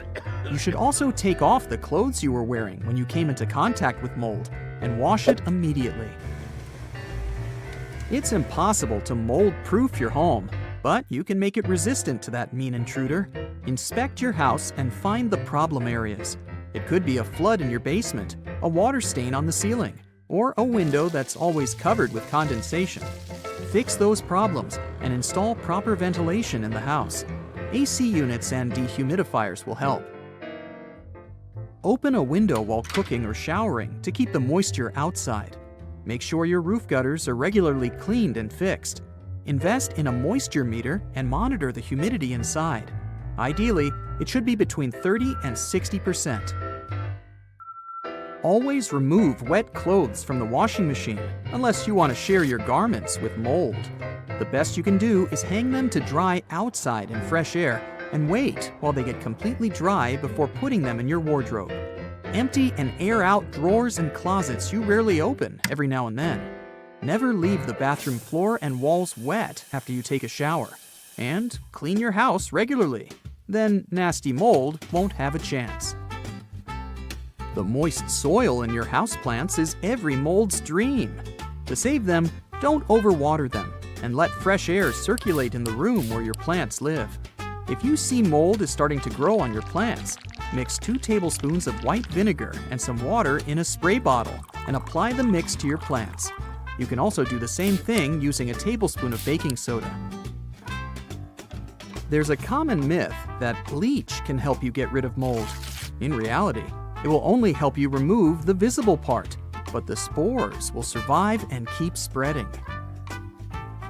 Depending on what you do for a living, you may also meet mold in your workplace. Poorly ventilated spaces, greenhouses, farms, and even bookstores and libraries are in the risk zone here. Paper contains cellulose, and it's a perfect food source for some types of mold. Old books that have been stored in a humid room for many years could be hiding millions of mold spores. The rules to protect yourself in a workspace are pretty much the same as for your house. Clean it regularly, dry damp surfaces, and if it's impossible, wear protective gloves when you have to come into contact with mold. How about eating a banana with mayo? Dipping pickles in peanut butter? These food combinations do sound pretty wild, but how do they taste? Well, give them a try, and Oreos with mustard might become your favorite dish. Okay, stay with me here. Tomatoes and peanut butter. Put several slices of tomato on a piece of bread and spread some peanut butter over the sandwich. Or just slather a thick layer of peanut butter over a slice of tomato. This taste combination is surprisingly popular with many foodies. Nutella and French fries. Salt tends to enhance flavors. That's why if you dip your French fries in Nutella, the famous hazelnut spread will taste sweeter and nuttier. Yes, the pun was intended. Another way to enjoy your French fries even more is to wash them down with chocolate milk. Banana and bacon. Salty, crispy bacon combined with sweet, carb-heavy banana makes a perfect mix. Put these ingredients on a slice of bread, add some peanut butter, voila! Your perfect sandwich is ready. Pickles and ice cream. Well, I admit this combination might not be just for everyone, but there are foodies who find this unusual mix of salty and sweet, vinegary and milky, strangely alluring.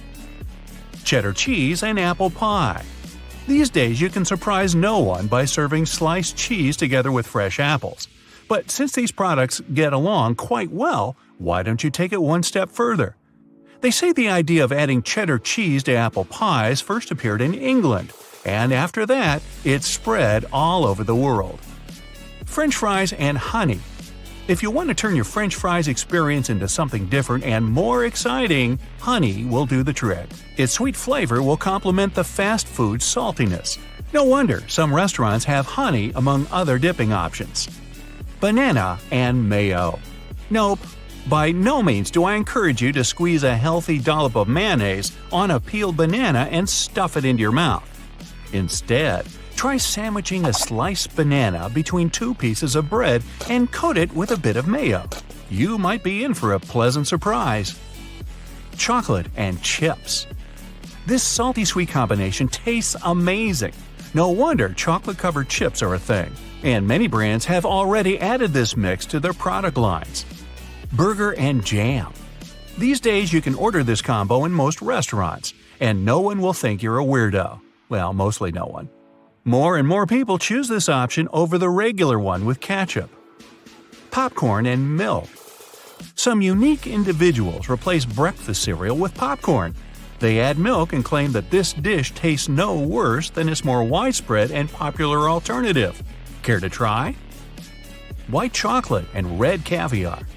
They say this unlikely food combo was created by a famous chef. He was amazed at how the salty caviar softened the sweetness of the white chocolate. If you're a fan of sweet salty tastes, you're going to love it. Peanut butter and pickles. Let's say you aren't too enthusiastic about dipping pickles into sturdy peanut butter. Then try combining these ingredients in a sandwich. In this case, the vinegary flavor of the pickles will dilute the stickiness of the peanut butter. Watermelon and salt. Those who have never tried this taste combination often think that salt rids watermelon of its sweetness. But the truth is quite the opposite. A pinch of salt will only enhance the flavor. Mango and chili pepper. If you're a spicy food lover, this combination might catch your fancy. You can sprinkle some hot chili pepper on a sliced mango and enjoy the burn. Peanut butter and bacon. Remember that banana and bacon combo? It's time to replace the banana with some peanut butter. Its smoothness will contrast with the crispiness of the bacon.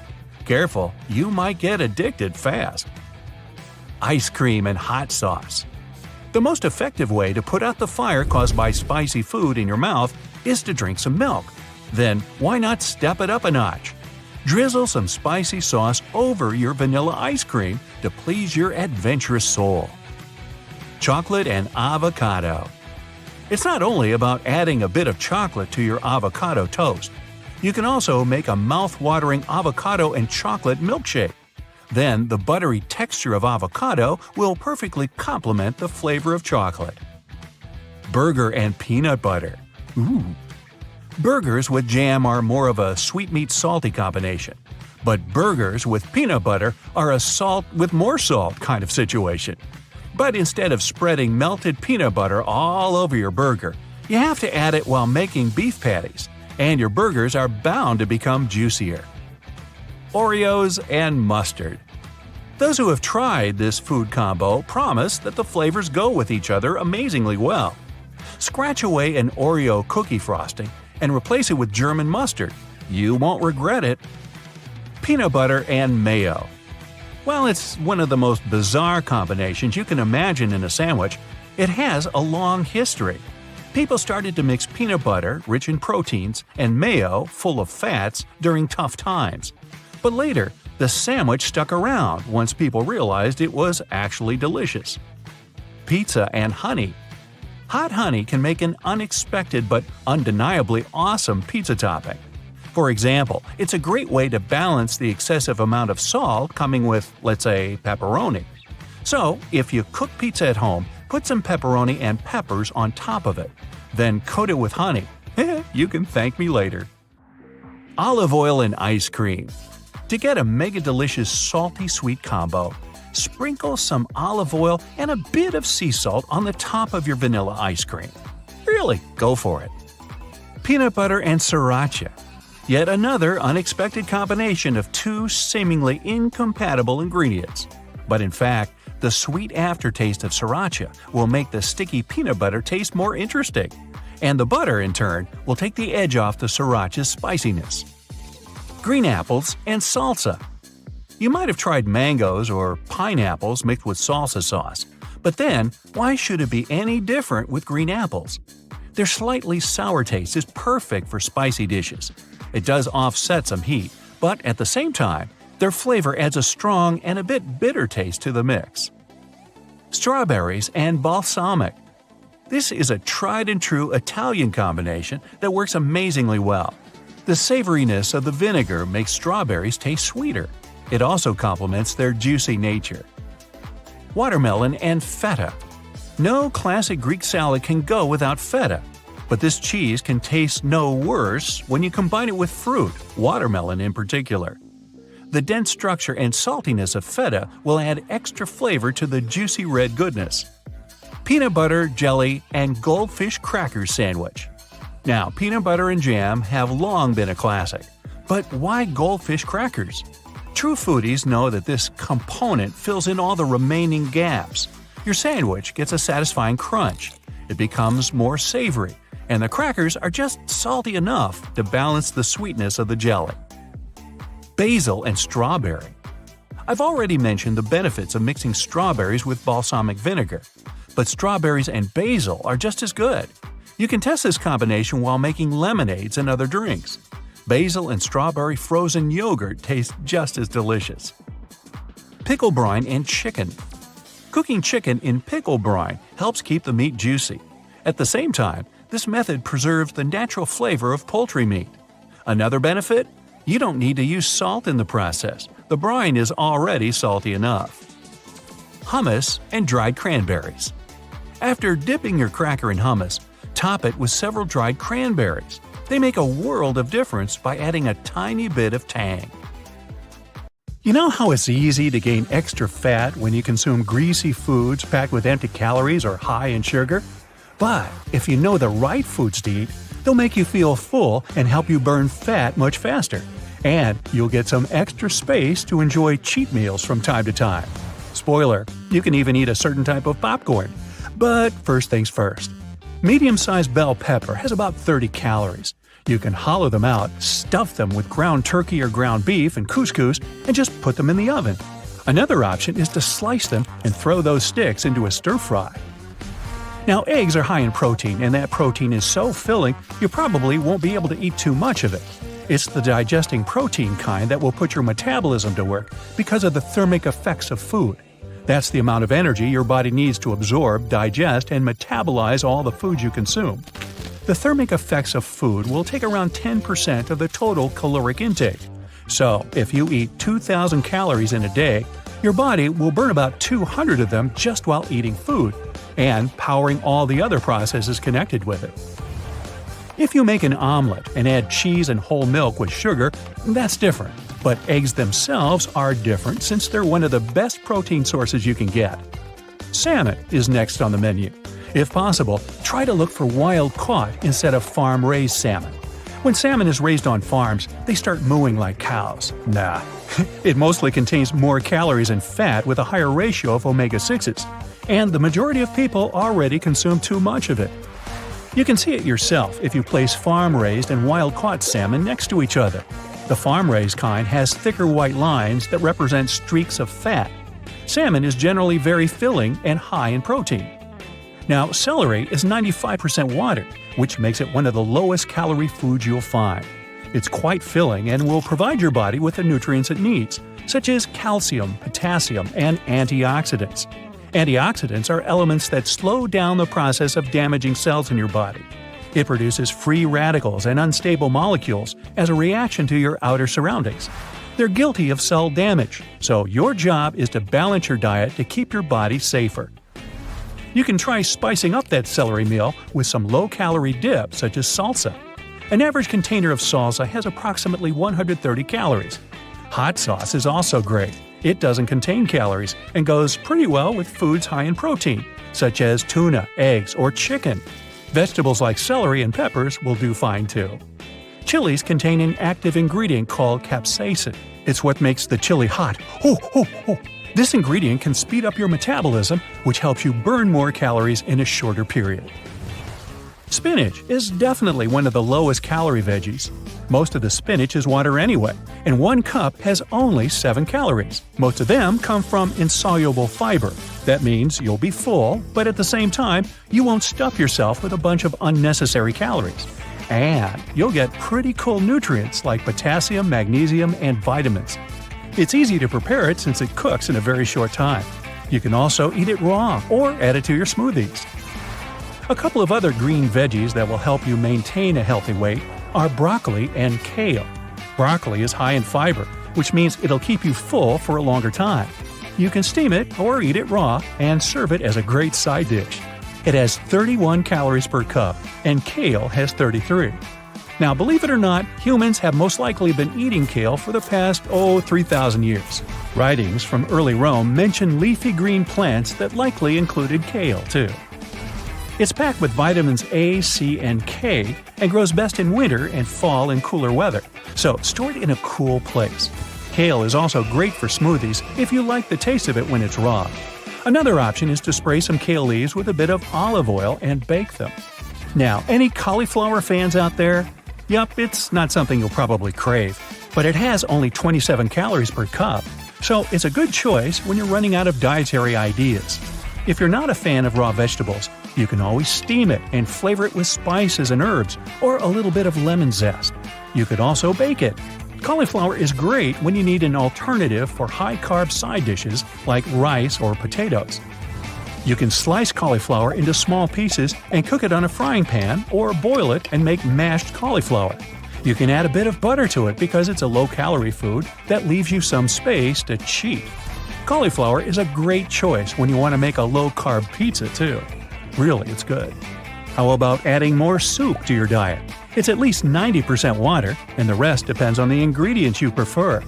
You can make it out of healthy, nutritious vegetables and combine it with foods high in protein like chicken, fish, beef, mushroom, tomato soup. If you make a creamy soup, you'll be full, so you'll automatically want to eat less and won't be able to eat that much heavier food. Zucchini definitely deserves to be on this list. It's low in calories, and you can also prepare it in so many ways. Zucchini pasta, noodles, baked zucchini fries, the list can go on. It can be an excellent replacement for pasta dishes, especially if you have a spiralizer that will help you make it nice and thin. The most flavorful ones are usually small to medium-sized. Although most people consider it a vegetable, zucchini comes from seeds and grows on the flowering part of the plant. That means it's technically a fruit. Avocado is a nutrient-dense food you can easily add to whichever recipe. It's full of good fats, almost 80% of its calories come from fat, and it's a fruit, not a vegetable. The darker its skin, the riper the avocado. And if you want to speed up the ripening process, just put your avocados in a paper bag with ripe bananas.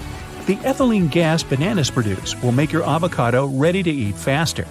You can fill avocado halves with salsa or sprinkle slices of it with some sea salt. Chicken breast is one of the leanest sources of protein you can have on your diet. It goes perfectly with some of the vegetables from the list when you want a light, low-calorie meal that will help your muscles recover and provide your body with protein. Healthy snacks are real. Nuts are one good example. They're a great source of healthy fats and protein, which means they'll help you stay full longer. Take a handful of pistachios, almonds, hazelnuts, or macadamia nuts instead of chips, French fries, and other junk food. To make them last longer, take nuts in shells. If you're craving some light and nutritious, but at the same time refreshing snack, take a cup of frozen grapes.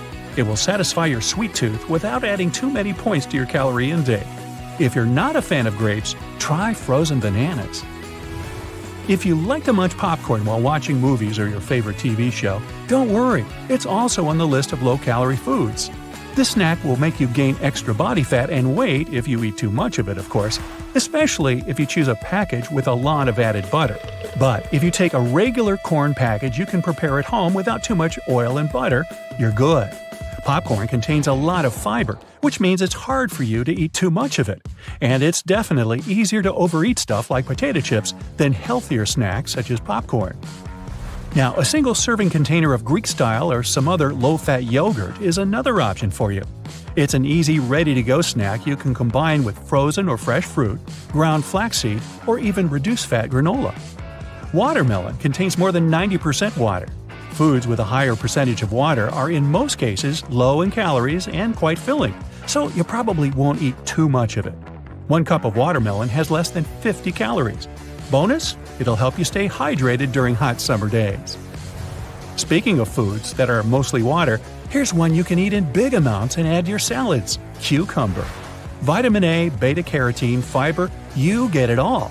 And all you need is to slice the cucumber and sprinkle it with some salt. And here comes the best part. Even if you slip up from time to time and treat yourself to something you really like, it shouldn't do you much bad as long as you stick to a healthy basic diet. Got that? Are you ready for a spicy adventure? Let's talk cinnamon. It's a cool spice that most of us sprinkle on our oatmeal, toast, and apple pies. But did you know that some sneaky sellers out there are trying to sell us fake cinnamon? So, how can you spot the imposter? Well, the real deal is called Siouxland cinnamon, while the fake stuff is usually cassia cinnamon. One way to tell is by looking at the cinnamon sticks themselves. Real cinnamon is lighter in color and has a thinner, more delicate bark. The fake stuff, on the other hand, is darker and thicker. But don't worry, you don't have to be a cinnamon connoisseur to enjoy the real deal. Just make sure to read the label and look for Siouxland cinnamon. Your taste buds will thank you. Is white chocolate real or just an imposter? Well, it's time to settle this sweet debate once and for all. Some people say it's not even chocolate because it doesn't contain cocoa solids. But let's not judge a book by its cover or chocolate by its color, right? Technically, white chocolate is made from cocoa butter, milk, and sugar, which makes it a distant cousin to the darker cocoa solid packed chocolate varieties. But hey, if you ask me, family is family, even if they don't look or taste the same. And don't let anyone tell you white chocolate isn't delicious, because it absolutely is. Its smooth, creamy texture and sweet, buttery flavor make it a delightful treat on its own, or in baked goods like cookies and cakes. So, whether you consider white chocolate to be real chocolate or not, let's just agree that it's a yummy indulgence that we can all enjoy. Are French fries truly French? Hold on to your potatoes because it turns out that the origins of this snack are a bit more complicated than you might think. While it's true that French cuisine has given us some of the world's most delicious dishes, including escargot and coq au vin, the origins of French fries are actually traced back to Belgium. That's right, our crispy little friends were first cooked up in the land of waffles and chocolate. But here's where things get even more interesting.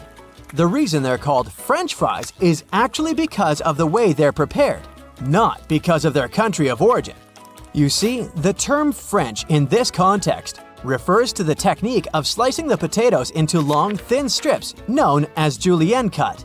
This technique was popularized in France in the 18th century, which is how the name French fries came to be. Want to add some egg rolls to this order? I mean, sure, they're delicious and all, but what's with all the fuss around this dish? First of all, let's talk about the egg part. Despite their name, egg rolls don't contain any eggs. Instead, the egg part comes from the thin, crepe-like wrapper that's made with eggs. It's like a little egg blanket that keeps all the tasty ingredients snuggled up inside.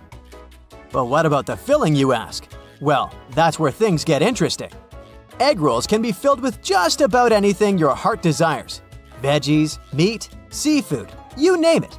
Some people even like to throw in a little cheese or rice for good measure.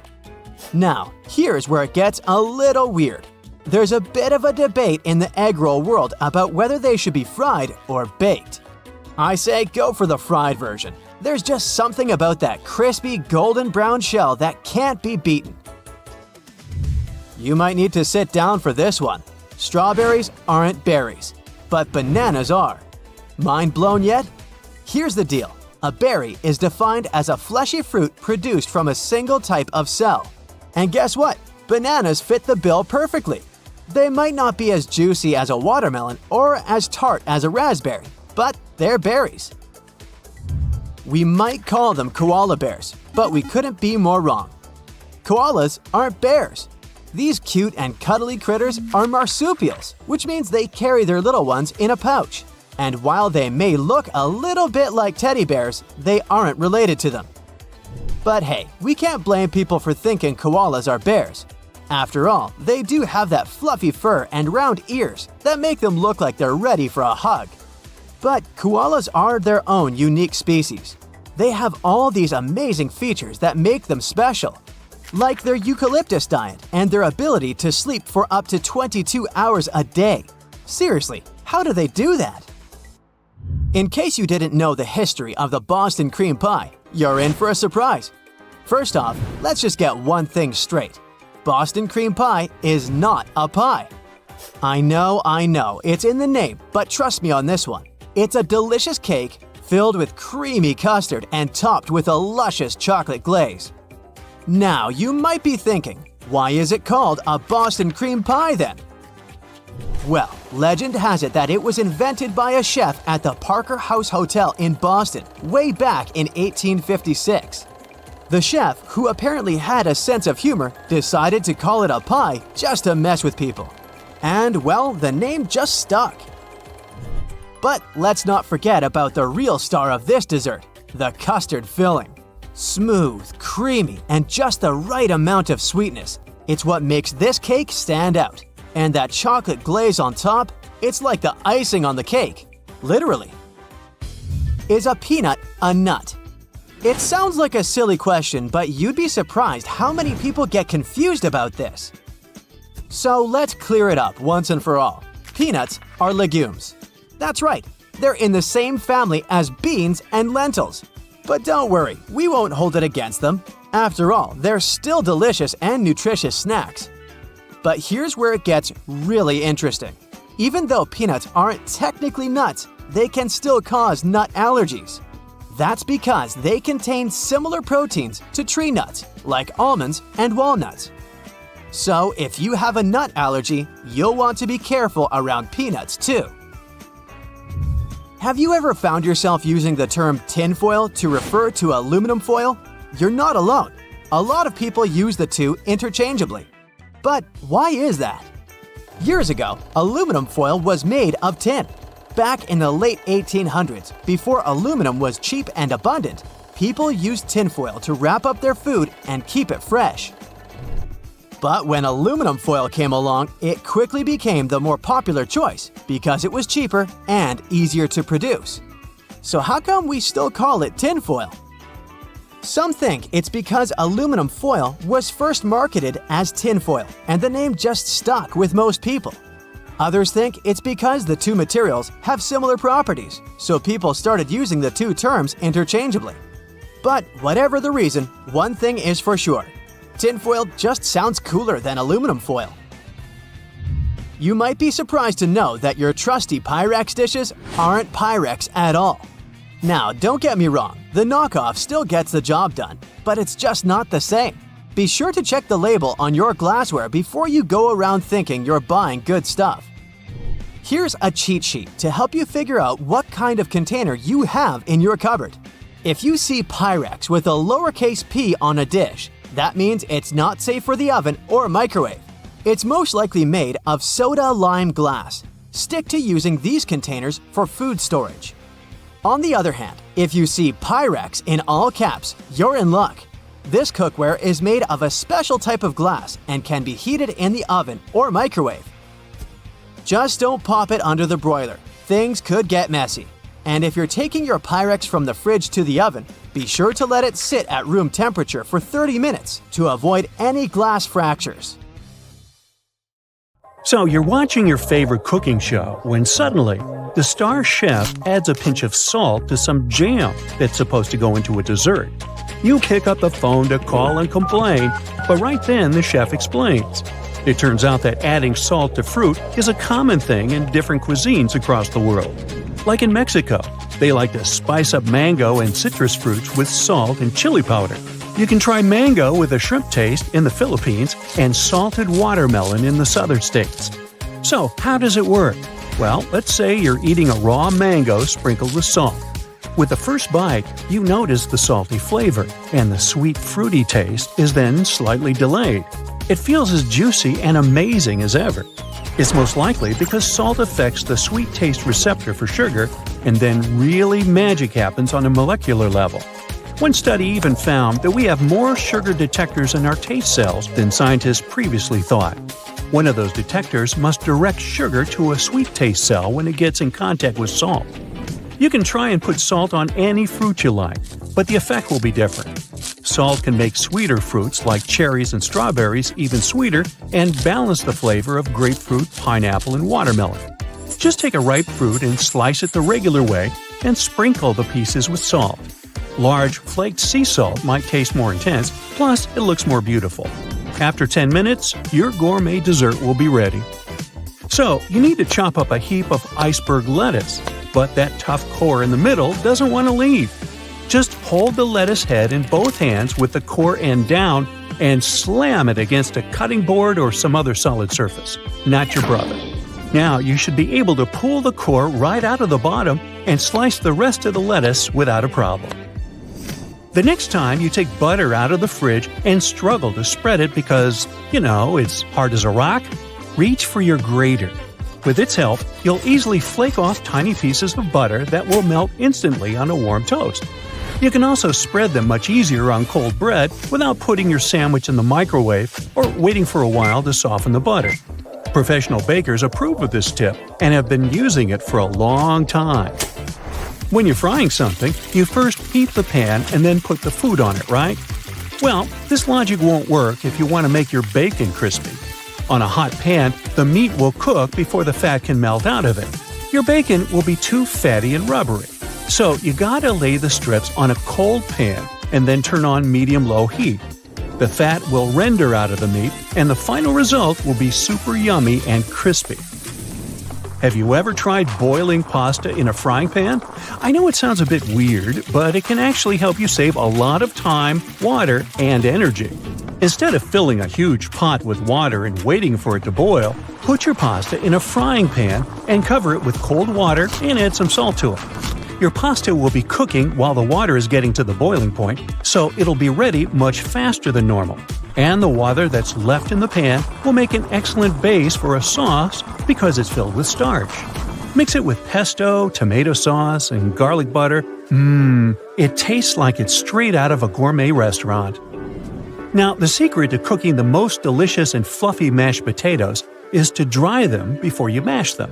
After boiling, you can either put them in a pot and leave them over low heat on the stovetop, or keep them in a baking sheet in a low oven. Then add melted butter that will coat the starch in the potatoes, and only then slowly add milk. Now your mashed potatoes will have the best possible structure and flavor. If you've shed enough tears over onions when trying to slice them, this one is a must-try for you. Peel the onions, cut them in half, and leave them in a fridge in a bowl of iced water for half an hour before you start cooking. The reason behind your tears is the sulfur that onions take from the soil while growing up. When you damage its cells, the acids contact the enzymes that start a whole bunch of reactions and release a chemical that makes your eyes water.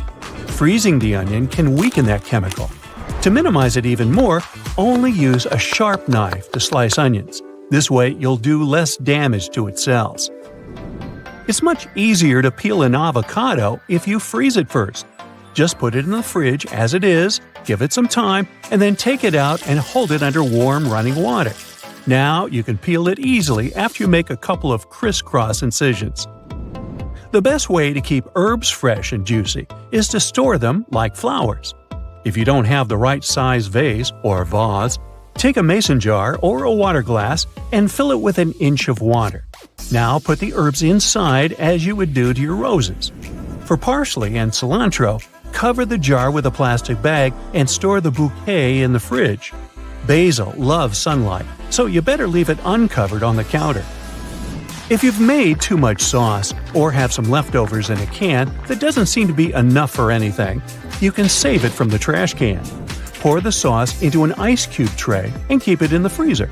Now, if you need to spice up a meal, you can always add a couple of sauce cubes to it. Plus, as a bonus, which is redundant, the sauce will last longer this way than it would in the fridge. Do your meatballs always turn out to be perfectly the same shape and size? Then skip this one. But if you're like me, just use an ice cream scoop to get the right amount of your minced meat mix. Try saying that 5 times. The balls will be the ideal shape and your fingers won't get sticky. The easiest and probably the most beautiful way to slice a mango is to turn it into a hedgehog. Wash the mango under running water. Don't squeeze it while doing it. Now put it straight up on a cutting board and cut it into 3 pieces from the top downwards. Just leave that flat pit in the middle piece. There isn't much you can do with it anyway. Now your mango will have 2 cute cheeks. I mean, its fattest parts. Next, make crosswise and lengthwise cut in the mango cheeks. Leave some even distance between the incisions and don't go all the way through the skin. Now press on the back side of the mango until the flesh pokes out. Does it look like something to you? Yep, a hedgehog. Hence the name of this slicing method. The final step will be to slice off the mango cubes into a bowl. Then eat. Now this one has all the potential to become your new breakfast favorite. You can cook an omelet in a mug. Take a large microwave-safe mug and coat the inside of it with olive oil or spray it with cooking spray. Add 2 eggs and 1 tablespoon of milk and mix them with a fork. Now add salt and pepper and any cheese, veggies, and herbs you like. Put it in the microwave on high for 30 seconds. Take it out, stir it with a fork, and then put it back for another 30 seconds. And voila! Your breakfast is served. Oh, be sure to use another mug for your coffee. Otherwise, you get eggs in your coffee, and nobody has a recipe for that. Over 100 years ago, an 11-year-old boy left his drink on a porch during a cold night. The glass was filled with powdered soda dissolved in water and a stirring stick to mix it up. 20 years later, Frank Epperson, that very forgetful boy, presented his accidental invention, the popsicle, in a California park. There's no record of the original popsicle flavor, but among the very first were cherry, the most popular one, lemon, orange, banana, watermelon, grape, and even root beer. Chocolate chip cookies are somewhat younger than popsicles, having been invented in the 1930s. Ruth Wakefield, the owner of a popular restaurant named the Toll House Inn, is considered to be the inventor of these scrumptious cookies. There are various stories behind this invention. One story claims that Ruth ran out of baker's chocolate and decided to replace it with some basic semi-sweet chocolate, expecting it would melt completely. But it didn't. Another story says some chocolate just accidentally fell into the batter. Ruth denied the accidental origin of her cookies, claiming that it was all done deliberately. There are many legends behind the creation of the potato chip. One claims they were invented in 1853 by a chef at a luxurious New York restaurant. French fries were one of the specials at this restaurant, and people seemed to love them. But there was one customer who wasn't satisfied with the quality, complaining they were too thick. When the chef, George Crumb, not crummy at all, cooked thinner French fries, the picky customer complained again. George deliberately made his next batch of fries paper thin. These fries were so thin, it was impossible to eat them with cutlery. Surprisingly, the finicky eater loved the dish. The chips recipe spread, and within a few decades, potato chips could be found in all the American grocery stores, turning from a hot dish to a fast snack.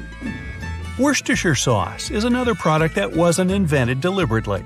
2 English chemists, John Willie Lee and William Henry Pairings, simply forgot about some barrels in the pharmacy basement for a couple of years. The first mixture they had made was totally inedible due to super strong flavor. But when they forgot some barrel of the mixture in the basement, it became fermented. When the chemists rediscovered the barrels and were curious to try it, they found that the taste had mellowed. This condiment is now used to intensify even those dishes that originally didn't have it.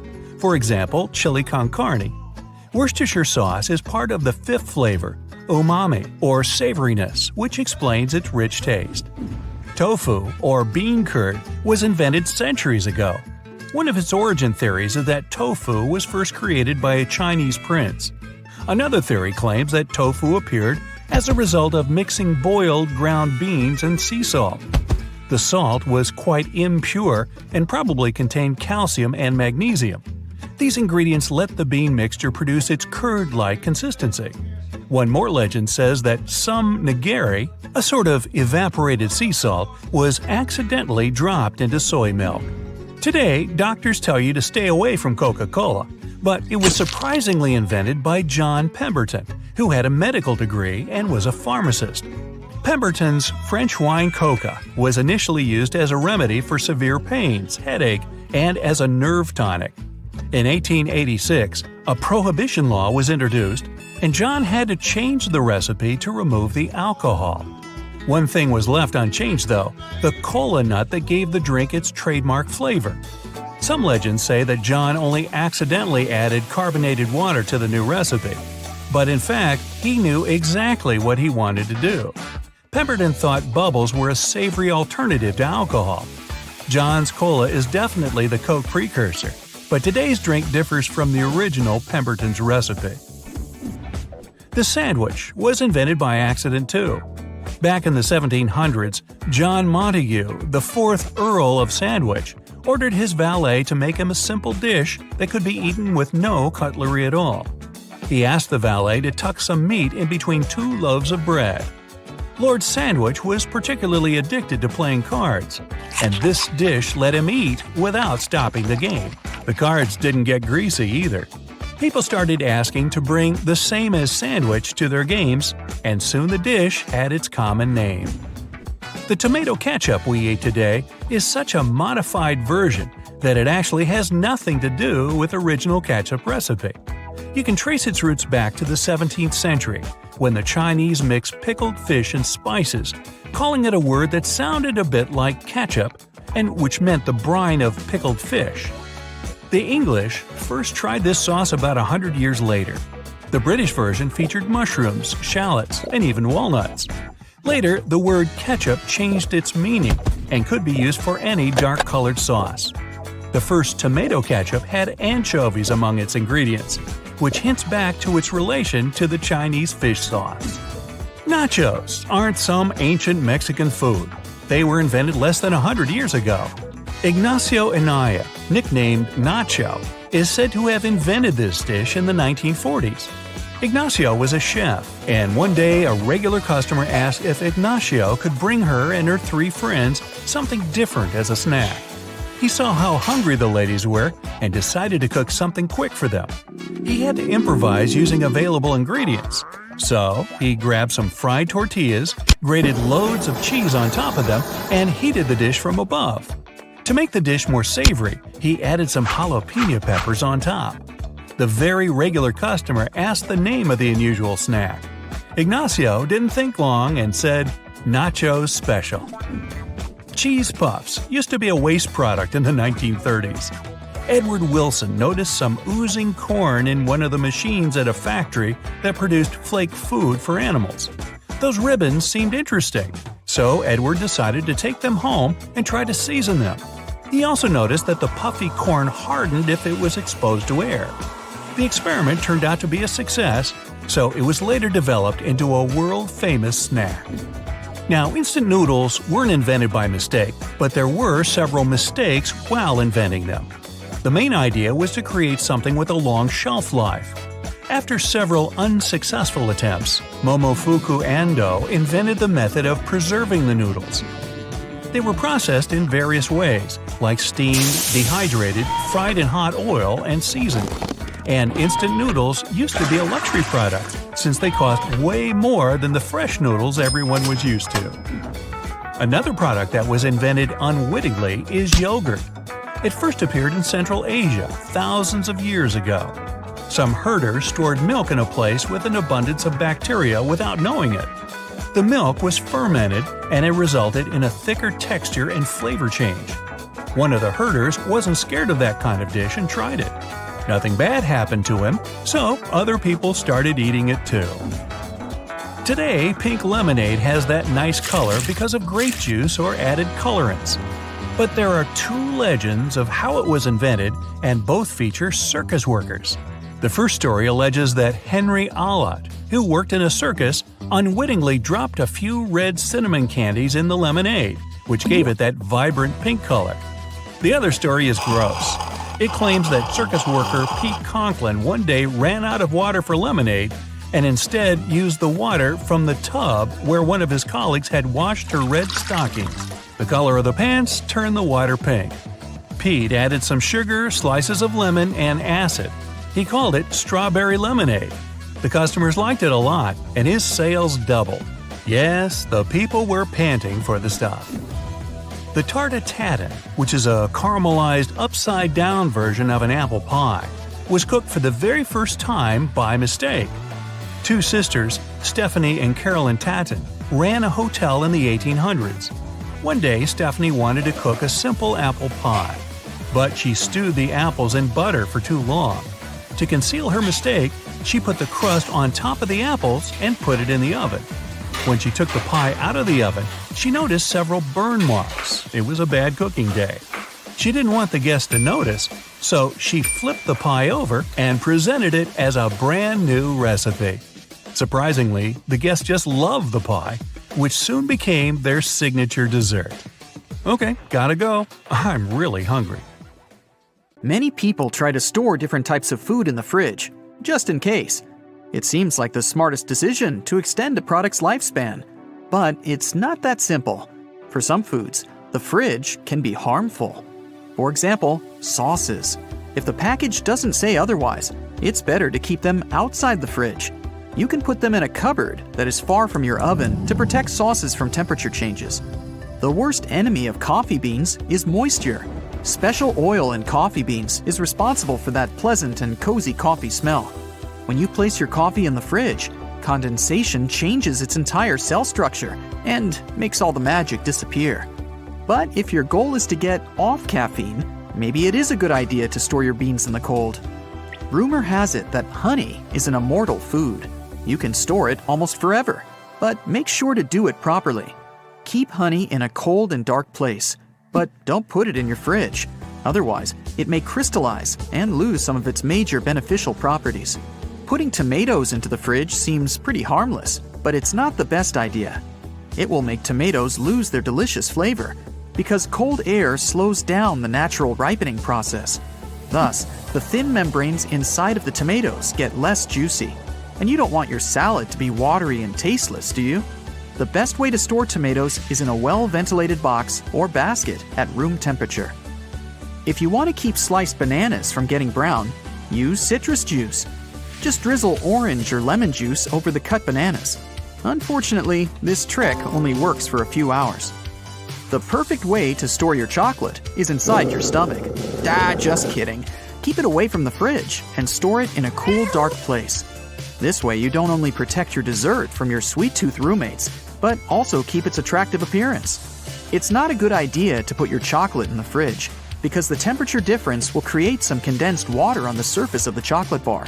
And keeping it away from the fridge is safer for your teeth. Chocolate tends to harden at low temperatures, which makes each bite more difficult. Don't keep your hummus at room temperature. It doesn't matter whether it's homemade or pasteurized. In both cases, it's not safe. If the hummus is traditional and doesn't contain any preservatives, its lifespan is up to 1 week. As for unopened supermarket hummus, you can store it in your fridge for about 3 months and for 1 week once you've opened it.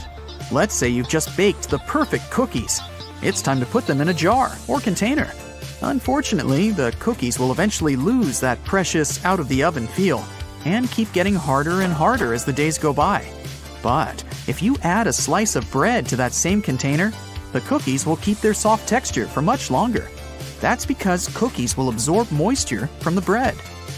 People usually wrap cheese in plastic packages, but this solution is far from perfect. Plastic wrap attracts too much moisture, which creates an ecosystem for mold to grow and prosper. If you want to protect your cheese from this bitter scenario, sprinkle it with vinegar, but don't use more than a few drops. Otherwise, it'll ruin the original taste of your cheese. After that step, wrap your cheese tightly in wax paper and put it in the fridge. There are no special rules about eggs. It's safe to store them both inside and outside the fridge, as long as their expiration date is fine. It's important to make sure the temperature is stable and consistent. If your choice is to put eggs in the fridge, don't keep them on the side shelf. To protect them from temperature fluctuations, put the eggs deeper in the fridge. Also, experts don't recommend removing the eggs from their package. These containers are actually meant to extend the lifespan of the eggs. Yes, the temperature is not equal all over your fridge. The shelves on the door are the warmest area, for example. And the closer the shelf is to the freezer, the lower the temperature gets. So, if you want to create perfect food distribution inside your fridge, don't skip the specific storage recommendations that are mentioned on some packages.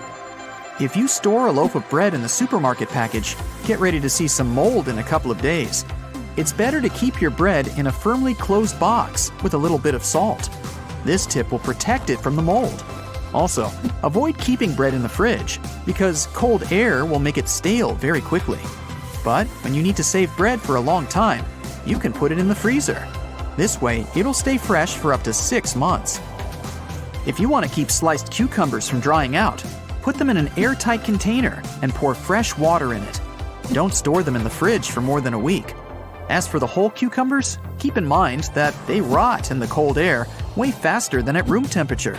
If you want to keep them fresh for as long as possible, store them outside the fridge. Avocado is a tricky fruit with tricky storage rules. If your avocado is hard and not fully ripe yet, keep it away from the fridge because cold air will slow down the ripening process. Bananas emit high levels of ethylene, which helps avocados ripen faster. So, if you want to accelerate the process, put it in a bag with 1 or several bananas. At the same time, if your avocado is soft and ripe, storing it in the fridge will keep it from going bad. Some people prefer wrapping cut avocado in plastic wrap together with a slice of onion. This tip helps the fruit to stay fresh longer. Another way is to cover it with olive oil. Keep in mind that cut avocado can be stored in the fridge for no longer than 3 days. Keep your onions and garlic away from the fridge. Low temperatures will cause mold way faster. If you want to keep them fresh for a long time, store them in a cool, dry place. For example, in the kitchen cupboard. And if you don't mind some country house style in your kitchen, tie the onions to one another and keep them hanging. Also, avoid storing oranges and other citrus fruits in the fridge. Unfortunately, low temperatures make these fruits less tasty and less beneficial for your health. You can store them in a fruit bowl, on a shelf, or kitchen table. Don't worry, this won't speed up their rotting. Just like many other vegetables, eggplants don't like low temperatures. In the fridge, they get soft and lose their good qualities way faster. Keep these veggies away from direct sunlight in some dry space at room temperature. If you've sliced an apple, but you don't want to eat it right away, here's a tip. Put a rubber band around the slices to hold them together. It'll keep the apple from turning brown.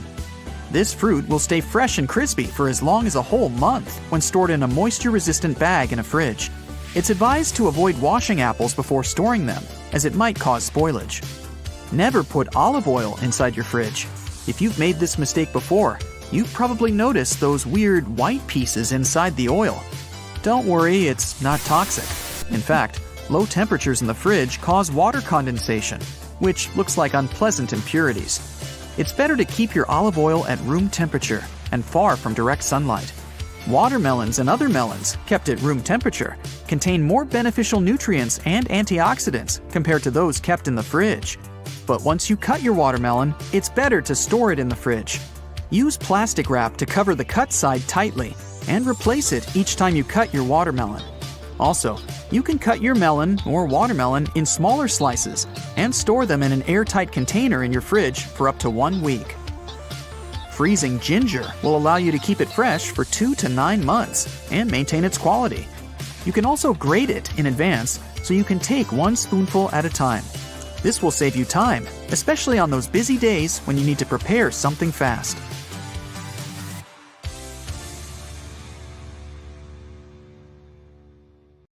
Now, have you ever felt so hungry you said you'd eat rocks? Well, be careful the next time, unless you really mean it. River rocks with condiments and spices are now a trending dish in Asia. Videos of chefs making stir-fried sudio, which is the name of the dish, are a hit on social media. It's sold at bustling night markets, cooked fresh from the riverbank, and is used in pranks.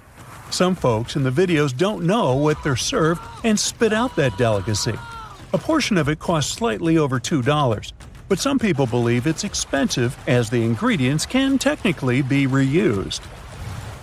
Sudio has its roots in the past, and no, ancient Asian chefs didn't go around picking up rocks to serve them as a delicacy. This tradition isn't about eating rocks, it's about using them to jazz up your soup game. And these aren't just any old rocks lying around. We're talking about those little ones you can find in freshwater streams and rivers full of fish. Centuries ago, when there were no to-go snacks or preservatives to keep food fresh for long, it was a real problem for people who had to move around a lot in boats, especially in the summer. Once they ran out of animals and vegetables, they had to get creative to make sure they had something to eat.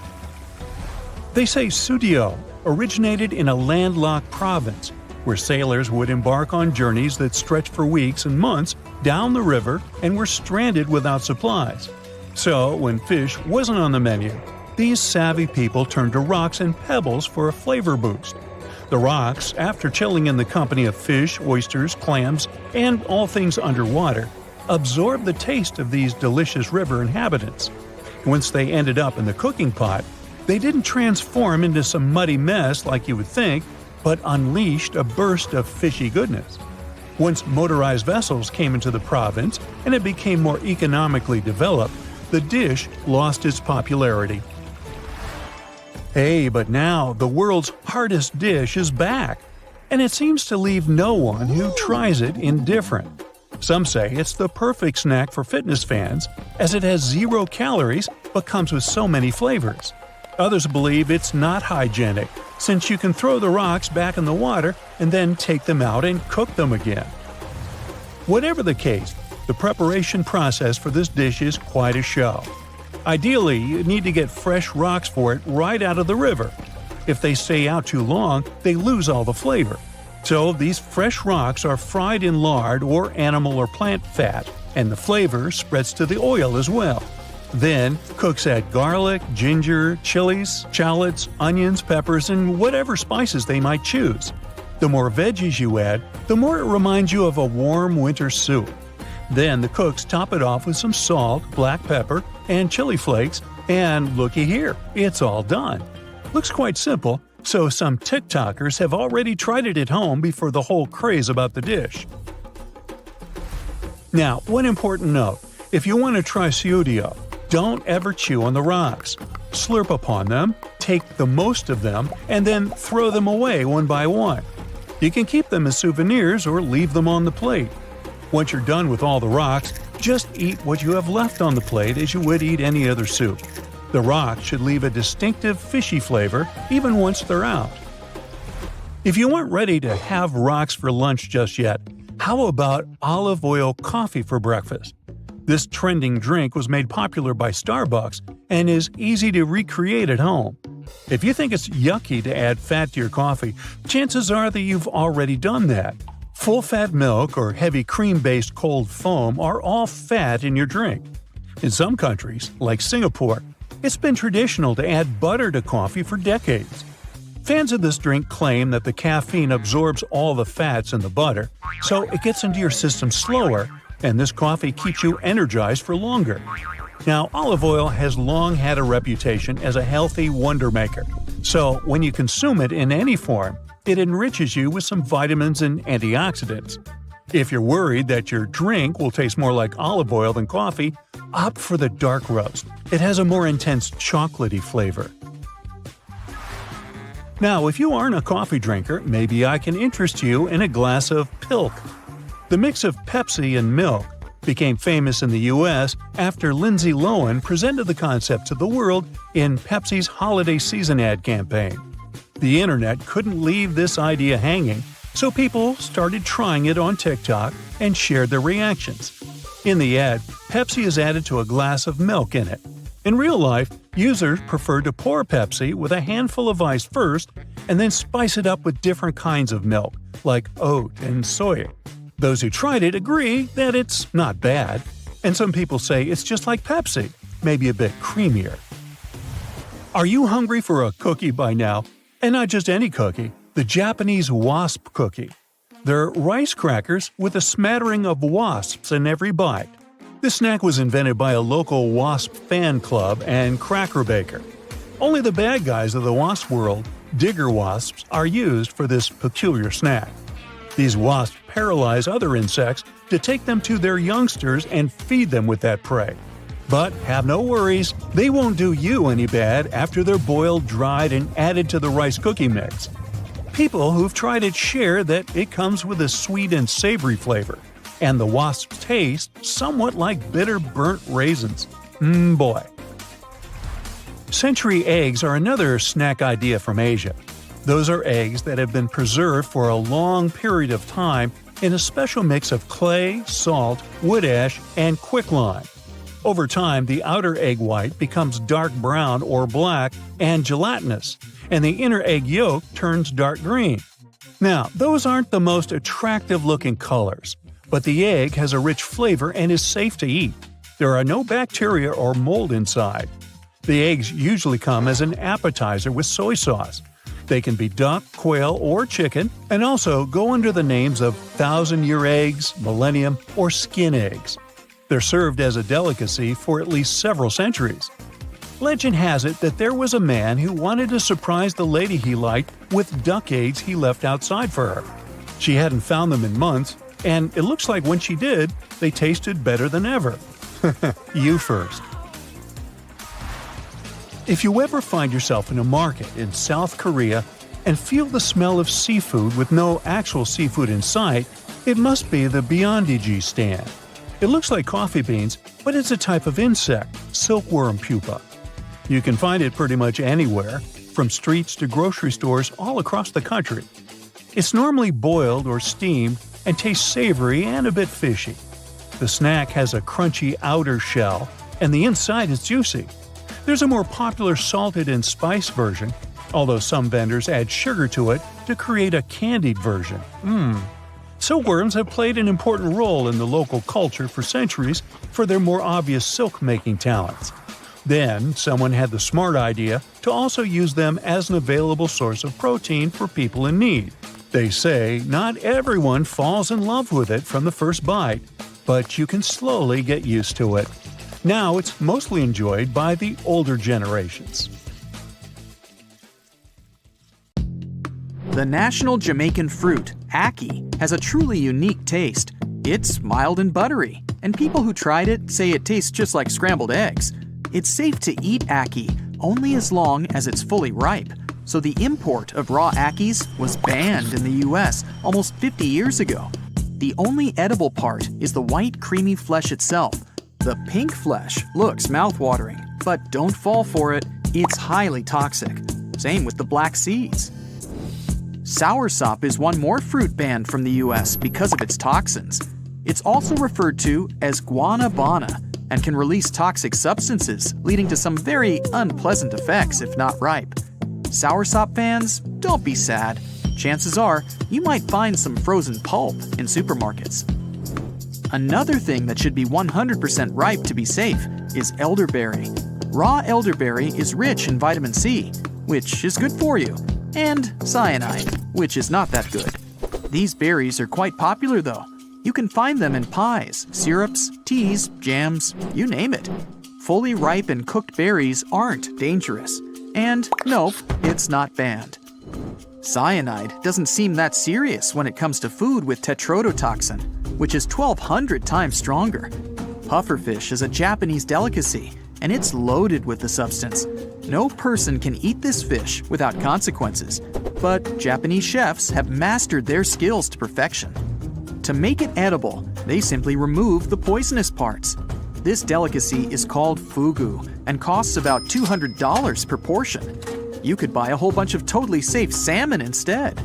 It's almost completely banned in the US. There are only a few authorized places that sell it, but you probably don't feel like having such a gastronomic adventure either way. Casu marzu literally means rotten cheese. Sorry, you can't try a bite of it in the US, so in case you can't resist the temptation, just head to the island of Sardinia, Italy. In fact, it's just sheep milk cheese with a pinch of, let's say, magic. Special flies leave their eggs right inside that cheese, and they stay there for 40 days. At the moment it's ready for consumption, this cheesy delicacy has some live maggots taking care of decomposing it. Thanks to them, the cheese has that distinctive texture and spicy flavor. It's banned in the US for sanitary reasons.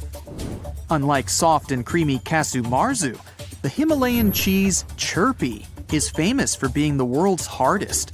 Just like any regular product of this type, it's made from milk.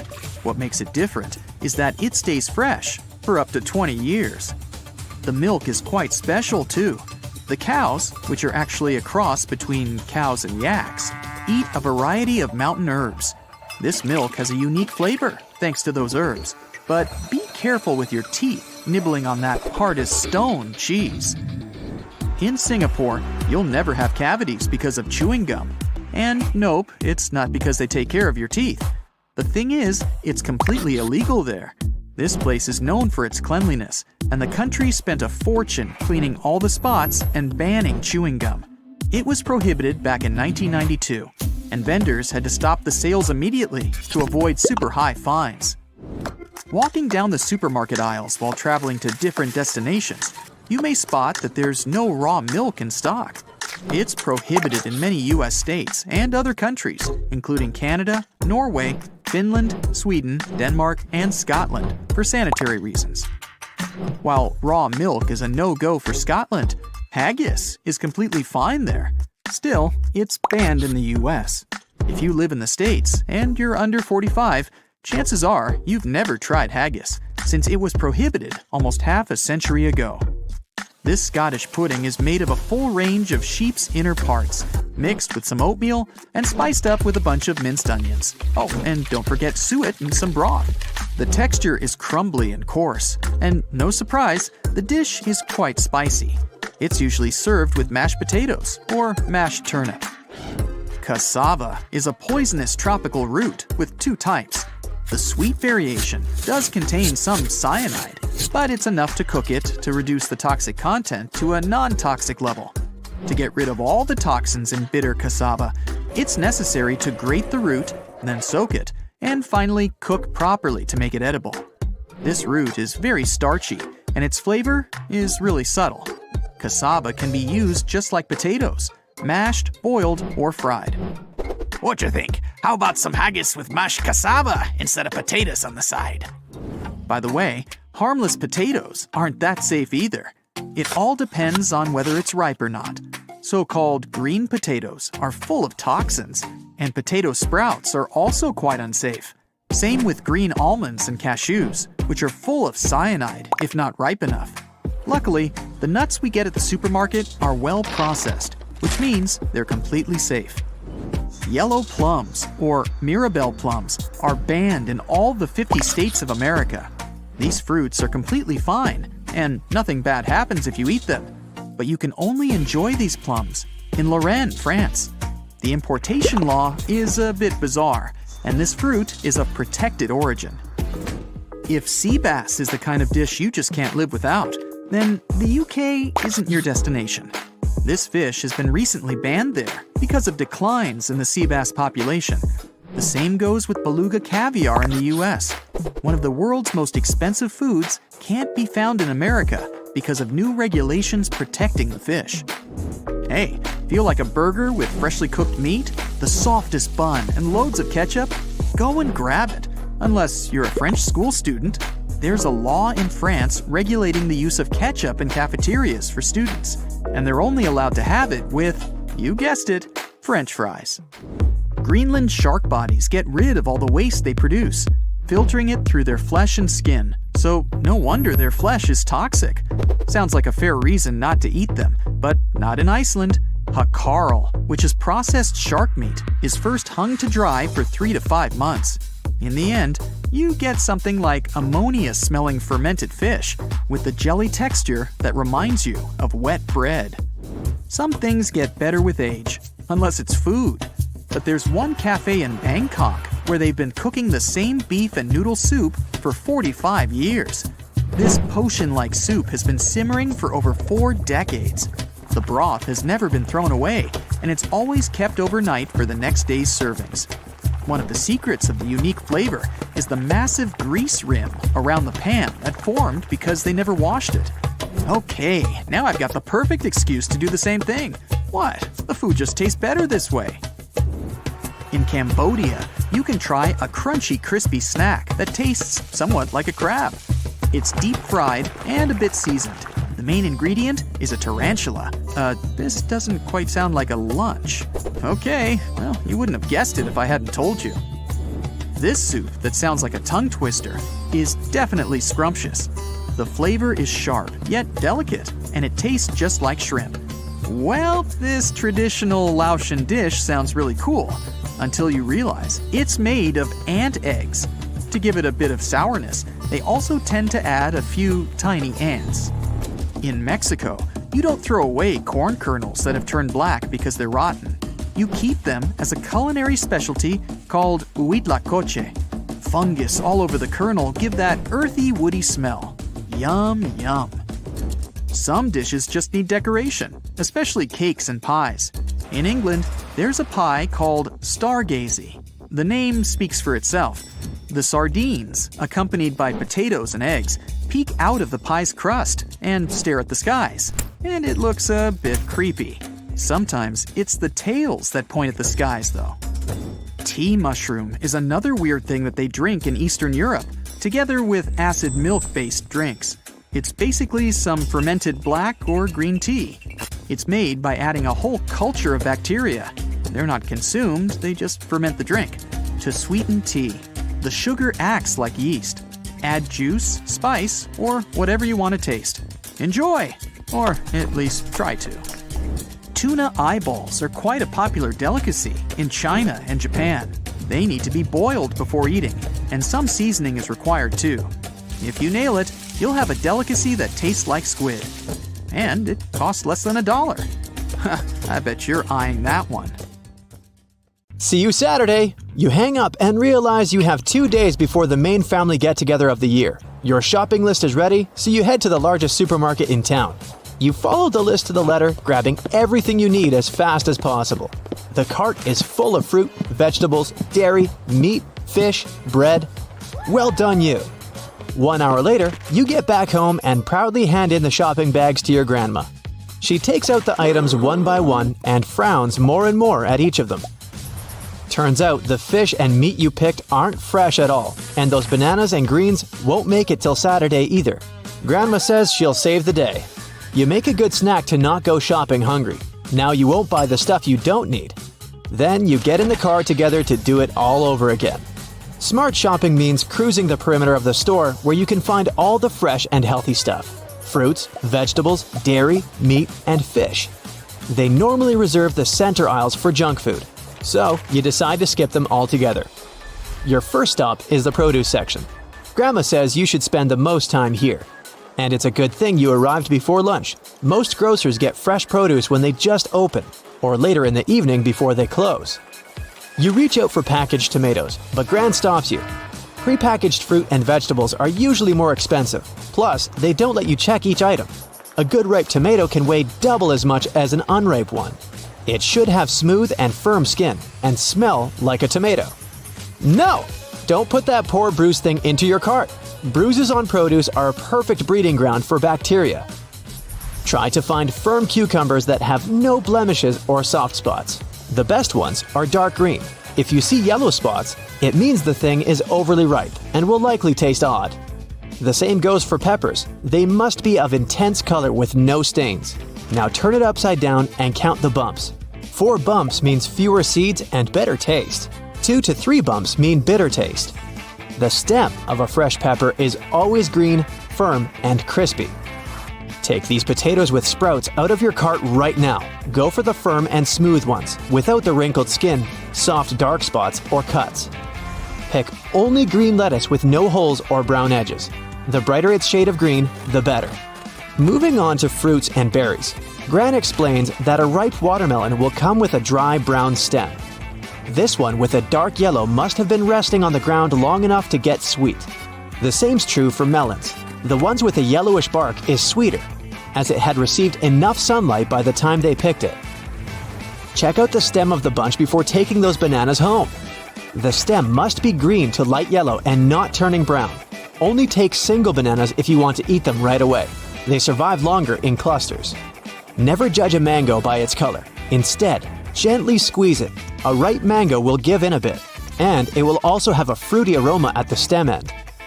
Smaller fruit is normally sweeter, but that rule doesn't work for strawberries. Different sorts come in different sizes, so bigger ones can be yummy too. Their riping ends once they've been picked up. So go for bright red berries with fresh green leaves.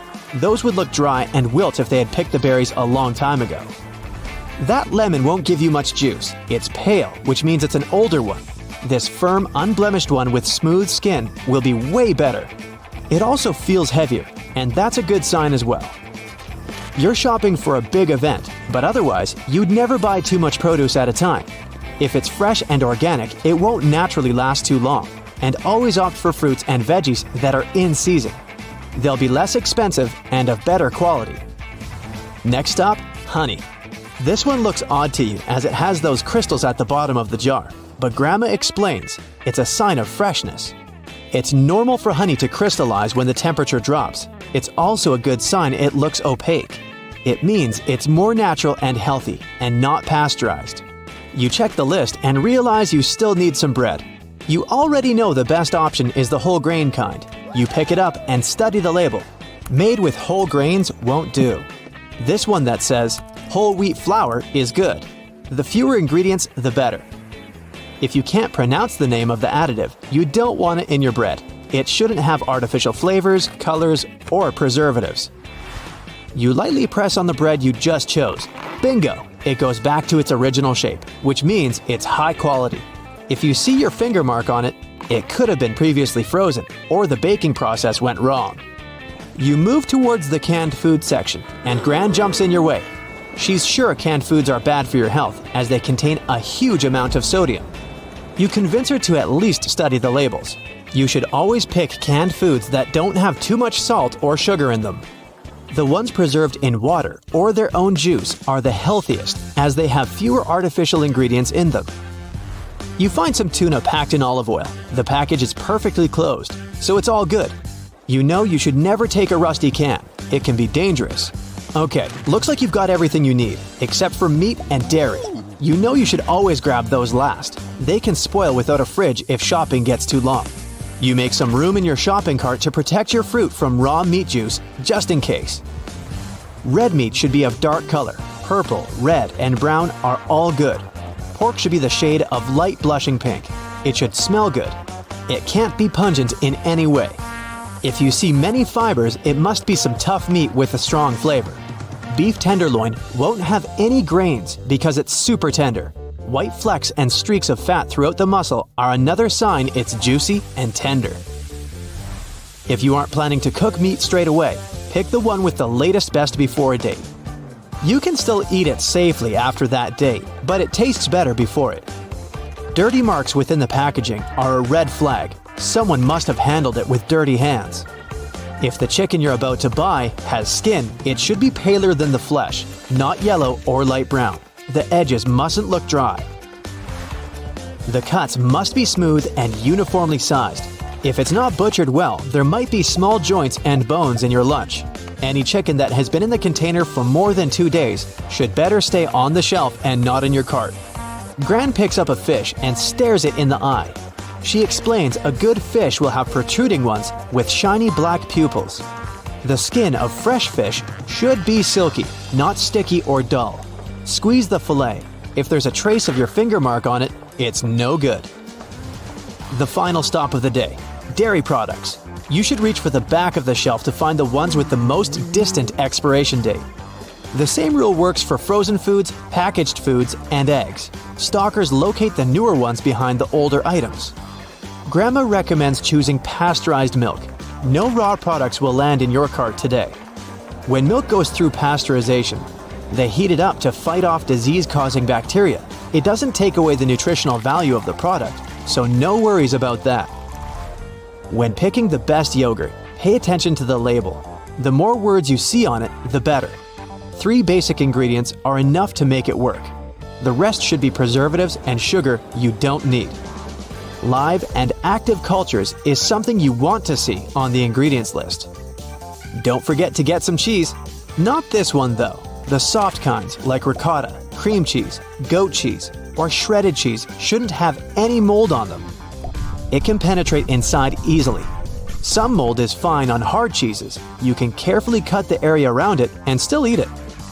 Yay! You're done with shopping. Time to go home and cook. So, Alexander the Great, one of the most famous figures in ancient history, was apparently a big fan of one summer treat beloved by many to this day. Marco Polo, the Italian explorer and writer, is said to have brought back from Asia a recipe resembling sorbet, a frozen dessert made by mixing sugar-sweetened water with different types of flavoring. This dessert, which was later named cream ice, was a frequent treat at the court of Charles I of England in the 17th century. In France, it was Catherine de' Medici who introduced the beloved frozen dessert soon after she married Henry II. The frozen treat became available for the general public somewhere in the 1660s, when a Sicilian man blended milk, cream, butter, and eggs at Café Procope, the first known café in Paris. Thomas Jefferson himself had a preferred recipe for ice cream, which took a staggering 18 steps to complete. Ice cream has become so important in popular culture that it even has its own laws and regulations to accompany it, to make sure ice cream is always produced with its certain levels of quality. Not every frozen dessert you see out there is, in fact, ice cream. To be commercialized under this name, the Icy Delight needs to contain a minimum of 10% dairy milk fat and mustn't weigh less than 4.5 pounds per gallon. Genuine ice cream doesn't actually need to be too fluffy. In technical terms, that means it must have no more than 100% overrun. So, to get to that specific texture we've all come to know and love, the ice cream base needs to be sufficiently whipped, but only to a certain percentage. Specifically, for every gallon of ice cream base, the end products must not exceed 2 gallons after whipping. Your favorite summer dessert can yet again be broken down into many other subcategories, like reduced fat ice cream, low-fat ice cream, or non-fat ice cream, based on, what do you think, fat percentage. To have a solid idea of what you're ordering each time, it's best to look at the nutritional information of each product. One interesting type of frozen dessert is gelato. Although it literally translates to ice cream in Italian, there are differences between the two again, based on regulations on milk fat content.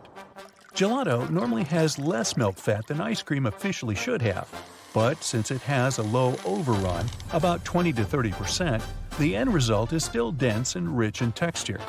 The Italians also mention that gelato shouldn't have less than 3.5% of fat. If this doesn't seem complicated enough, the French also bring their own twist to the dessert. French ice cream, also known as frozen custard, apart from the standard ingredients, also needs to have eggs added to the mixture, with no less than 1.4% egg yolk. You've probably mislabeled many other food items, like say raspberries, as they're actually a member of the rose family, along with cherries, apricots, plums, pears, apples, peaches, or blackberries. They are added to this category based on their flowers. They bloom in 5 equal petals arranged around a central core. Bananas are considered berries, while strawberries aren't since they belong to the same rose family. We also share about 50% of our DNA with bananas, which explains why both bananas and certain attractive people can both have appeal. Another common misconception: white chocolate isn't actually chocolate, since it doesn't contain any chocolate solids. It's made only from a mixture of sugar, milk products, vanilla, lecithin, and cocoa butter. Parents all over the world don't try to convince their kids to eat broccoli for no reason. On a calorie-by-calorie basis, it turns out that broccoli has nearly as much protein in it as a steak. Now, I'm not convinced parents actually know that, but given the low fat content, broccoli has many other health benefits as opposed to meat. We now see it as the mandatory companion for fries, but at some point in time, ketchup was actually considered to have healing properties. In the 1880s, a doctor based in Ohio indicated that tomatoes could help treat digestive issues, publishing a ketchup-like formula that was later transformed into a pill. Hey, you want to have a pill with those fries? Speaking of French fries, it turns out one of the most popular side dishes in the world isn't actually French. Potatoes served this way actually originated in Belgium, but they're called that because of how they're cut, and maybe also because the name Brussels sprouts was already taken. I'm almost certain there's a jar of peanut butter somewhere in your cupboard, but I'll bet you didn't know how valuable it actually was, and I'm not talking about peanut butter and jelly sandwiches. Studies have shown that Americans go through enough peanut butter to coat the floor of the Grand Canyon each year. Just to be a bit more precise here, that's about 500 million pounds. Hey, if somebody did that on YouTube, I'd watch. The pink coloring of salmon isn't always like that by default. Wild salmon is pink due to a large amount of shrimp they consume natively. Farm-raised salmon, however, is generally white, so producers need to add plant-based pigments to get that light pink hue. Carrots weren't originally orange either. The red-yellow tint we are now familiar with comes from a genetic mutation of the well-known vegetable that occurred somewhere in the 16th century. Carrots were initially white or purple. Just like you add ketchup to the side of fries, you're most likely having a dab of wasabi with every plate of sushi. Well, it's most certainly dyed horseradish. The Japanese alternative to horseradish is quite expensive. That's why 99% of restaurants in the US actually use regular horseradish instead. You may see them packed together in the supermarket, but red, green, and yellow peppers aren't actually the same vegetable. You'd need different types of seeds to be able to grow them individually, as they're each their own type of plant species. Did you know 1 in 4 hazelnuts ends up in a Nutella jar? The creamy spread is so popular that scientists are looking into ways to grow hazelnuts in labs to counteract the global shortage. That's something to think about when you ask for an extra topping. Sure, there's an expiration date on each bottle of water, but the water itself doesn't actually expire. The date mentioned there is, in fact, for the bottle itself, since the plastic can eventually leak harmful substances into the water. Ever wondered why airplane food sometimes tastes bland? The chef may not always be to blame. The altitude you're flying at has some effects on your body chemistry, making you taste things differently. You've added it to a salad at least once, but you may be surprised to know that cilantro and coriander are not in fact the same thing. Coriander is what the dried seeds are called, while the leaves and the stems go by cilantro. So now you know. For all the fruit lovers out there, scientists came up with a fruit salad tree. Yep, that's right, a tree that can grow different types of fruit at the same time. They were developed in Australia and can support up to 6 different types of fruit. There's a stone fruit variation that features peaches, plums, nectarines, apricots, and peachcots, and a citrus variation for those who prefer lemons, limes, mandarins, oranges, or even tangelos, pomelos, and grapefruits. You most likely avoid it because it can give you bad breath, but garlic is considered one of the most nutrient-dense foods out there. A single clove of garlic can contain 2% of your vitamin B6 for the whole day. Studies have shown that the chemical that gives garlic its distinctive flavor, called allicin, is good for your health. The only type of food that never spoils when stored properly is honey, or at least the only one we've discovered so far. That's because it contains a high amount of sugar and has a low moisture content. An enzyme created by bees also helps do the trick, as it can suppress any bacterial growth. Of course, if you store your honey the wrong way and expose it to additional moisture, it can go bad. But honey that is sealed and stored correctly technically has no expiration date. Now, if you're just starting out with your cooking skills, you'll be pleased to know mushrooms can't be overcooked. That's because they contain a polymer called chitin. This chemical allows them to remain tender even if you cook them from a few minutes to up to an hour. Hey, just add some butter and garlic. Nobody will ever know. Wow, it's lunchtime. You choose a delicious-looking piece of chicken, but oh no, it ends up on the floor instead of your mouth. You quickly pick it up and eat it anyway, because there is the 5-second rule, you know. The bad bacteria simply won't have enough time to hop on your food off the floor if you're fast enough. But is it real, or is it just an urban legend? Some folks like to credit the famous Genghis Khan, the founder and ruler of the Mongol Empire, for the whole thing. According to the tale, if food fell on the floor at banquets, it was fair game as long as Khan said so. His food was supposedly so special that it was good for anyone, no matter where it landed. Back in the day, people didn't know much about those pesky microorganisms and how they could make us sick. So, eating dropped food wasn't really considered taboo. They figured if they wiped off the visible dirt, it was good to go. And that's how the Khan rule came to be. Hey, maybe they just had outstanding immune systems. Meanwhile, let's fast forward to the queen of culinary TV herself, Julia Child. As she whipped up mouth-watering meals on her show, The French Chef, some viewers claimed they saw her drop lamb, chicken, or even a turkey on the floor. But in reality, it was a potato pancake that landed on the stovetop, not the floor. In the spirit of having some fun in the kitchen, Julia famously said, "But you can always pick it up, and if you are alone in the kitchen, who is going to see?" And just like that, the misremembered story became part of popular culture. In real life, when your food hits the floor, it's like a bacteria magnet. That chicken piece is bound to pick up some unwanted microbial hitchhikers. You just can't give your fallen lunch a quick sanitizing session like you would with your hands. As for the 5-second rule, it's not all so simple. Some foods may have a better chance of survival after taking a tumble. Researchers from Rutgers University discovered that moisture, surface type, and contact time all play a role in the degree of cross-contamination. Foods with high moisture levels, like juicy watermelon, are the biggest culprits for contamination. That means they attract more bacteria than any other food tested. And not all environments and surfaces are created equal. Carpet had a low transfer rate in the experiment. Stainless steel and wood had higher transfer rates. In a different study, researchers swabbed the floors around the University of Illinois in the lab, hall, dormitory, and cafeteria to see how many organisms they could find. They were surprised to see very few microorganisms.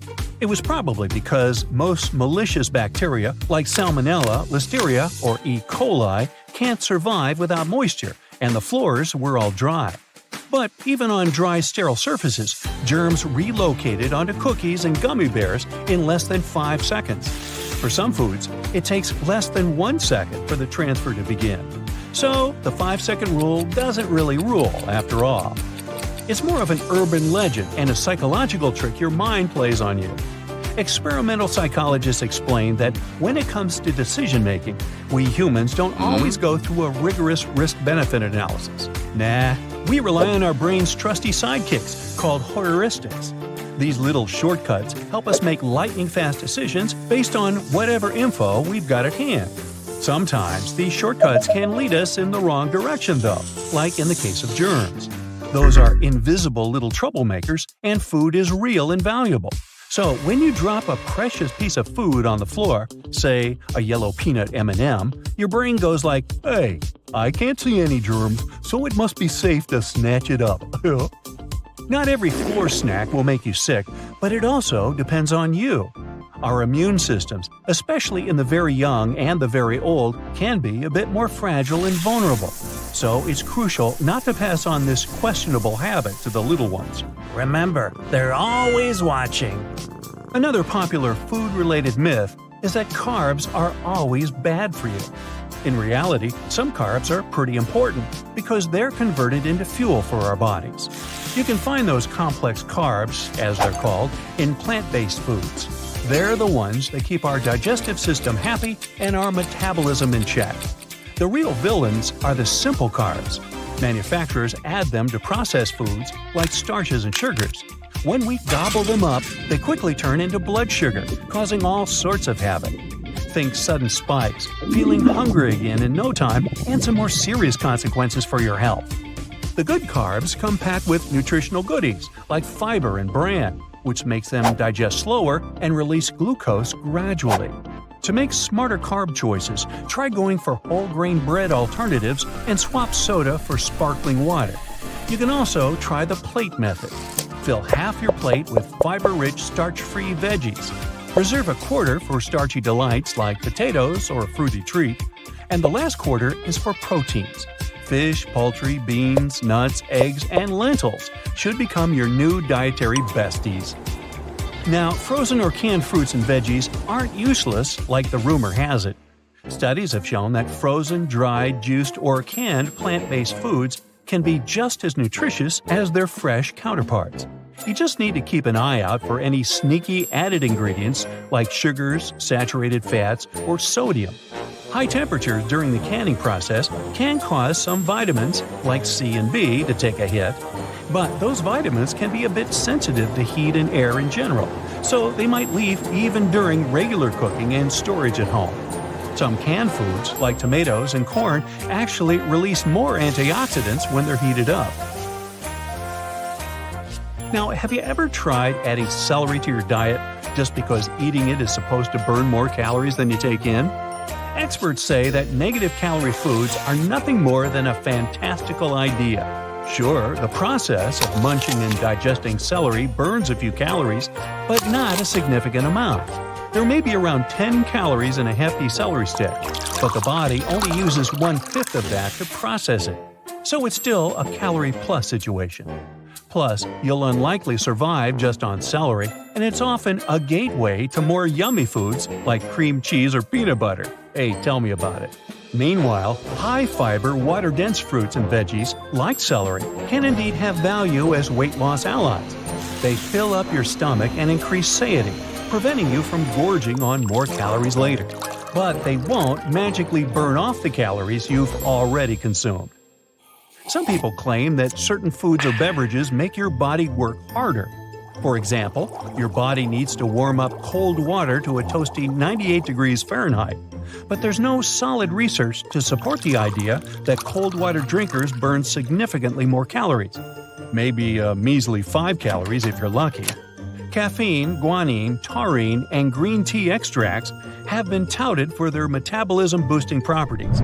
But again, we're talking about a tiny boost that could potentially result in losing around 10 pounds over a year. So, looks like the best way to keep your calories under control is to consume fewer of them than you burn through exercise, not just digestion. Carbonated water isn't any worse than its still version. When carbon dioxide and water get together, they chemically react to create a weak acid called carbonic acid. It tickles the same nerve receptors in your mouth as mustard. That's why you get that delightful and prickly sensation. Although carbonated water is a bit acidic, drinking it won't make your entire body acidic. Your kidneys and lungs step in to remove any excess carbon dioxide from your system. And it's not terrible for your tooth enamel. One study found that sparkling mineral water had only a slight impact on enamel compared to still water. It was a whopping 100 times less damaging than a sugary soft drink. So keep your bubbly drink sugar-free, and you should be safe and healthy.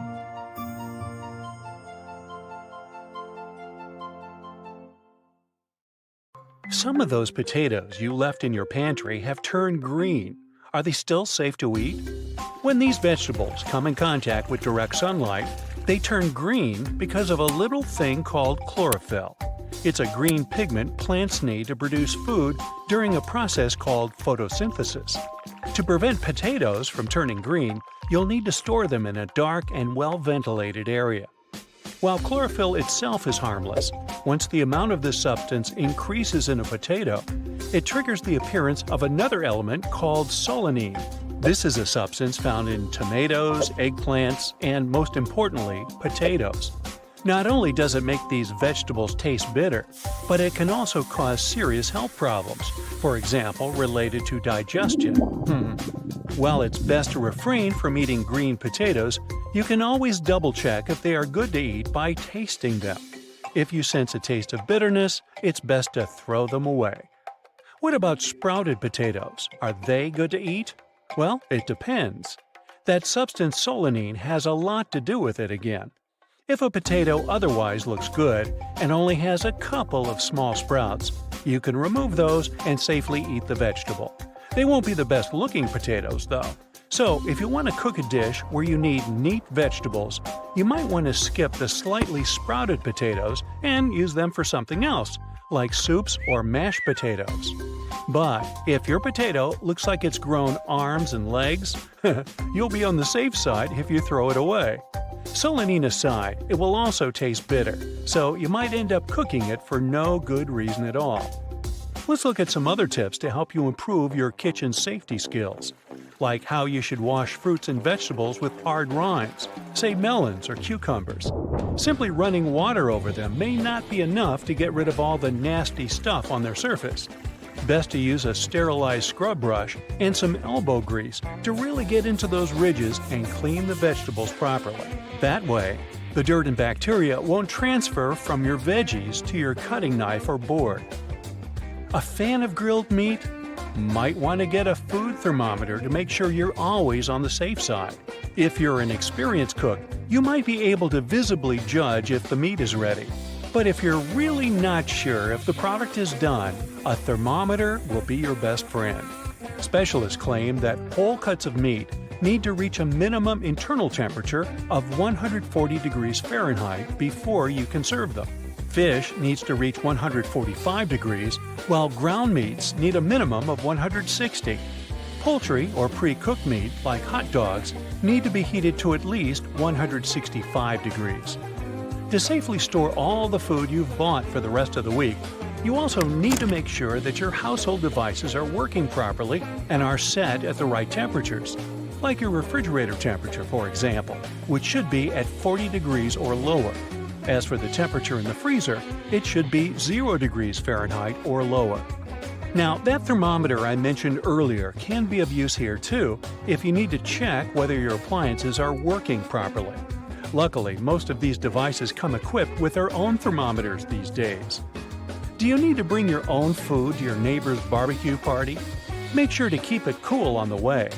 Meat, poultry, and seafood need to be transported at 40 degrees Fahrenheit at most. You can always use an icebox. Just make sure to place its cooling parts in the freezer the night before. The way you organize food in your fridge can affect its quality too. Raw meat, for example, needs to be stored on the bottom shelf of your fridge. It's also best to keep it away from fresh produce and ready-to-eat dishes. Now, have you experienced a long power outage recently? Sorry, but all the food in your fridge needs to go. If your fridge was offline for only a couple of minutes, you're most likely safe. Otherwise, you'll need to get rid of all the perishable foods.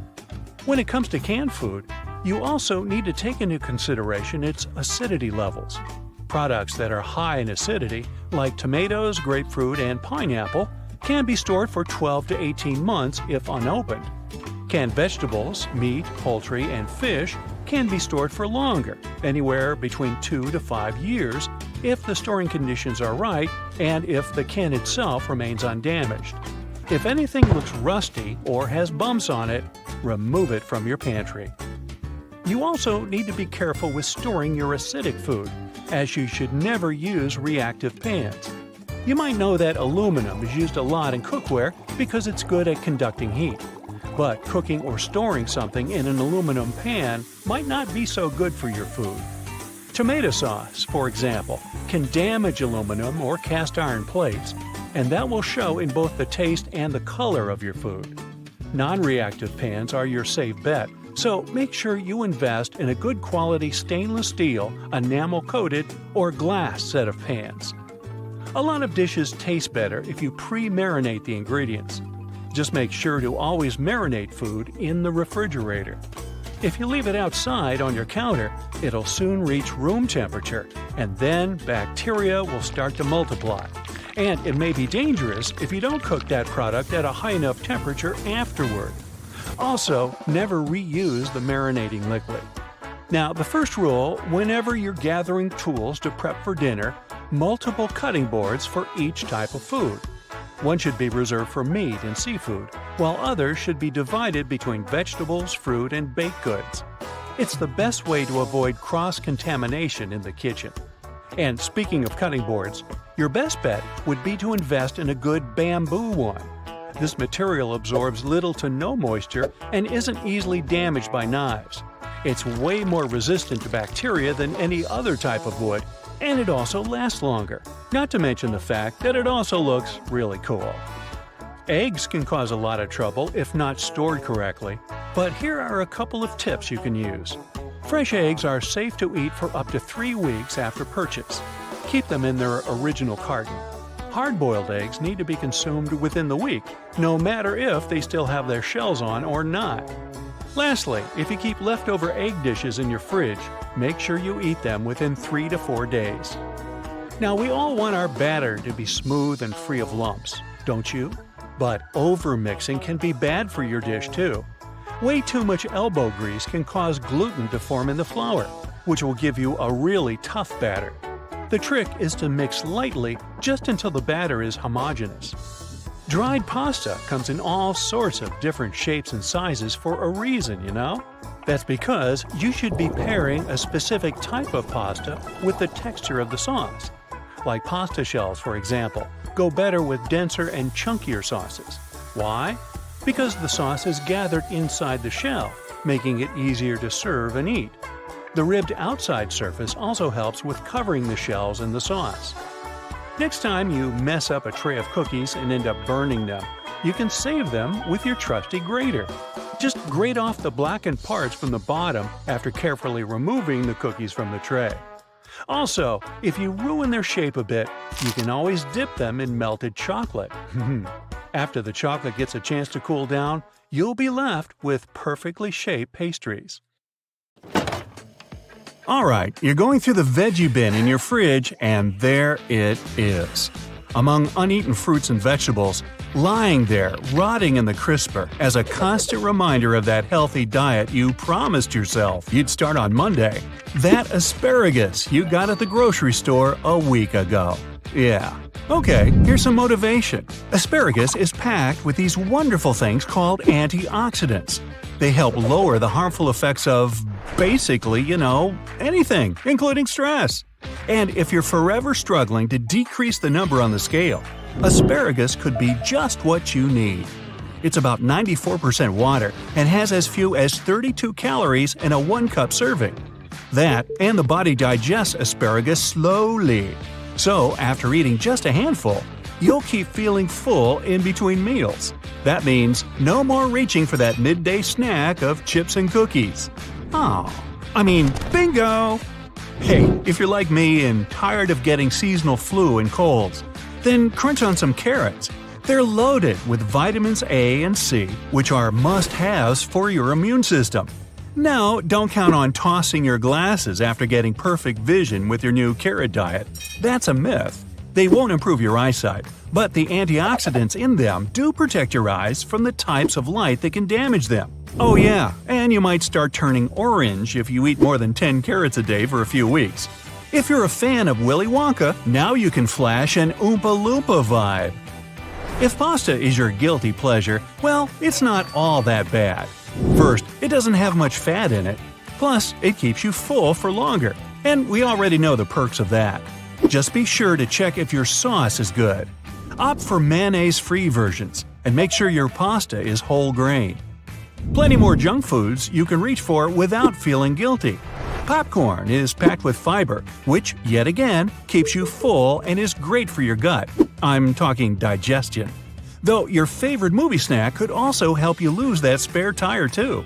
It's surprisingly low in calories. Well, before you put the butter on it. Even more shocking, popcorn is good for stress. Yes, the thing that makes us all want to tear our hair out wreaks havoc on the body even at the cellular level. Antioxidants help repair that damage. And here's a tip to keep it healthy. Don't go too far with salt and butter. It's better to have it a bit bland. Now, you'll really like this. M&Ms may not be the healthiest sweets, but their blue dye is supposedly kind of magical. Some researchers claim this blue coloring provides a better chance of recovery after spinal injuries. Or you can just skip the spinal injuries if you prefer. How about a peanut butter sandwich? Good news! A standard 2 tablespoon serving of peanut butter has just 3 grams of saturated fat. That's the bad one that blocks blood vessels. And about 12 grams of unsaturated fat. The good kind your body needs. Olive oil, for example, has the same ratio. To make it even healthier, go for unsalted peanut butter and put it on whole grain bread. Regular butter is heavy in bad fats, but it can also help your body better absorb important vitamins like A, D, E, and K. A tip if you're worried about gaining a few extra pounds, opt for whipped butter. It has fewer calories. That's because it's full of air. Any ketchup is loaded with most of the good things any regular tomato has. Your heart likes it, and it can help fight stress. Yes, those magical antioxidants yet again. Try to opt for organic ketchups if you can. They're made from real healthy tomatoes with richer nutrients. At least that's what a recent study from Spain found. And as one of the world's leading tomato producers, they probably know what they're talking about. Sweet potatoes don't have many calories despite their sweetness, but they're rich in a lot of good things for you, like iron, copper, and potassium. It's also full of vitamin B6. That helps your body produce the happiness hormone serotonin. Plus, you'll get 120% of your daily recommended amount for vitamin A. You know, the thing your immune system craves. It's also great for moisturizing your skin and improving complexion. Bacteria and food usually aren't a good mix. Yeah, blame it for all those rotten vegetables in your fridge. But in sauerkraut, they're the perfect match. In fact, people do need bacteria for healthy digestion, but they need the right kind. Sauerkraut helps keep bad bacteria out of your gut, which makes your digestive system work even better. If you're having rice, opt for the brown kind. While white rice is processed, the husk is removed and the rice is polished. The problem is, up to 80% of the B vitamins get unintentionally eliminated too. Other vitamins get completely taken out. Plus, brown rice has more fiber, keeping you feeling nice and full between meals. Got some motion sickness or feeling nauseous? Grab a serving of ginger. And here's a strange one. Ginger helps get rid of body odor. First, the root heats you up and makes you sweat. Nasty toxins in the body make their way out through this sweat, and any unpleasant odors disappear. Ginger is also a natural antibiotic and antioxidant. Take a break from regular water every now and then with coconut water. You still get the hydration you need, plus some added benefits. It's a great source of essential minerals, especially for your body's nervous and muscular systems. Many experts even recommend it as a much better alternative to sugary sports drinks. Sardines are packed with nutrients and even improve blood flow. They have a lot of calcium, tons of protein, yet few calories.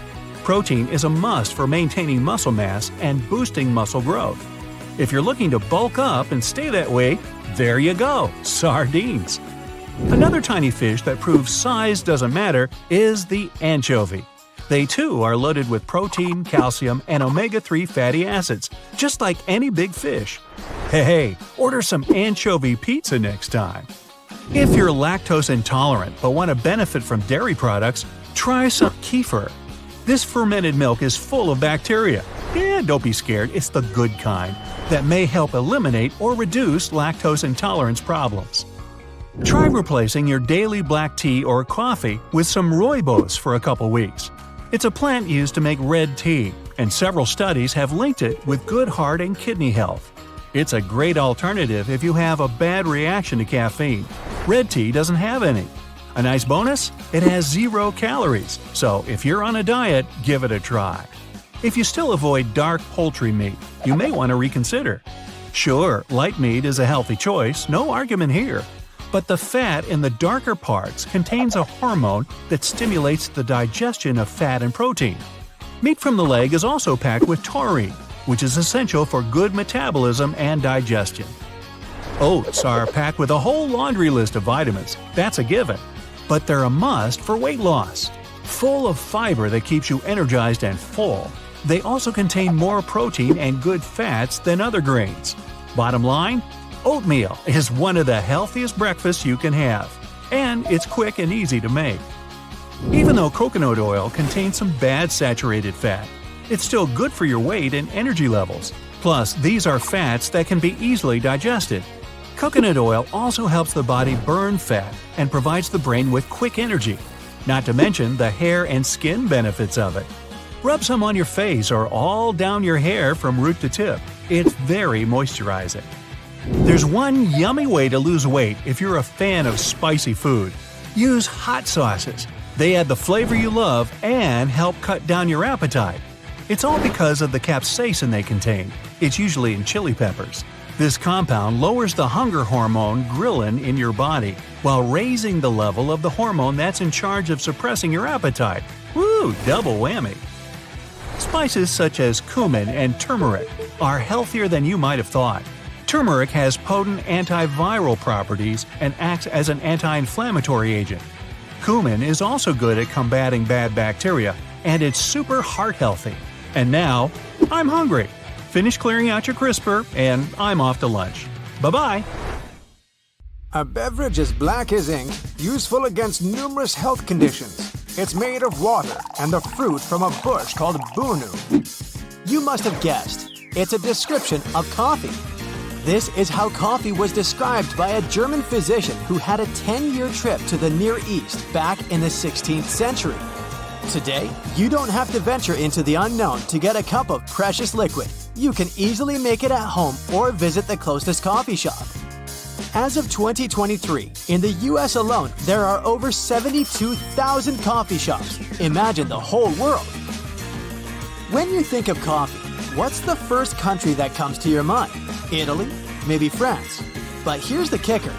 Actually, Finland is the coffeeest country in the world. Just picture it. An adult Finn consumes up to 27.5 pounds of coffee per year, while an American only consumes about 11 pounds. Norway proudly takes second place, and Denmark closes the top 3. Italy and France aren't even in the top 10. And by the way, each day, people on our planet drink approximately 1.6 billion cups of coffee. If you're planning to hit some longevity records, coffee may come in handy. There's been research conducted by Harvard Health Publishing stating that those who drink 3 to 4 cups of coffee per day are more likely to have a longer lifespan. Sounds cool, but it's probably not the best option. One of the world's most famous supercentenarians, Jeanne Calment, acknowledged that she would drink coffee with milk for breakfast. And she lived an incredibly long life of 122 years. Not only do people prove that coffee helps with longevity, but cats can also prove it. This is Cream Puff from Texas. It's the cat that lived for 38 years. Jake Perry, Cream Puff's owner, shared some details about his pet's diet. Cream Puff would typically eat dry cat food, eggs, turkey bacon. Alright, nothing special here.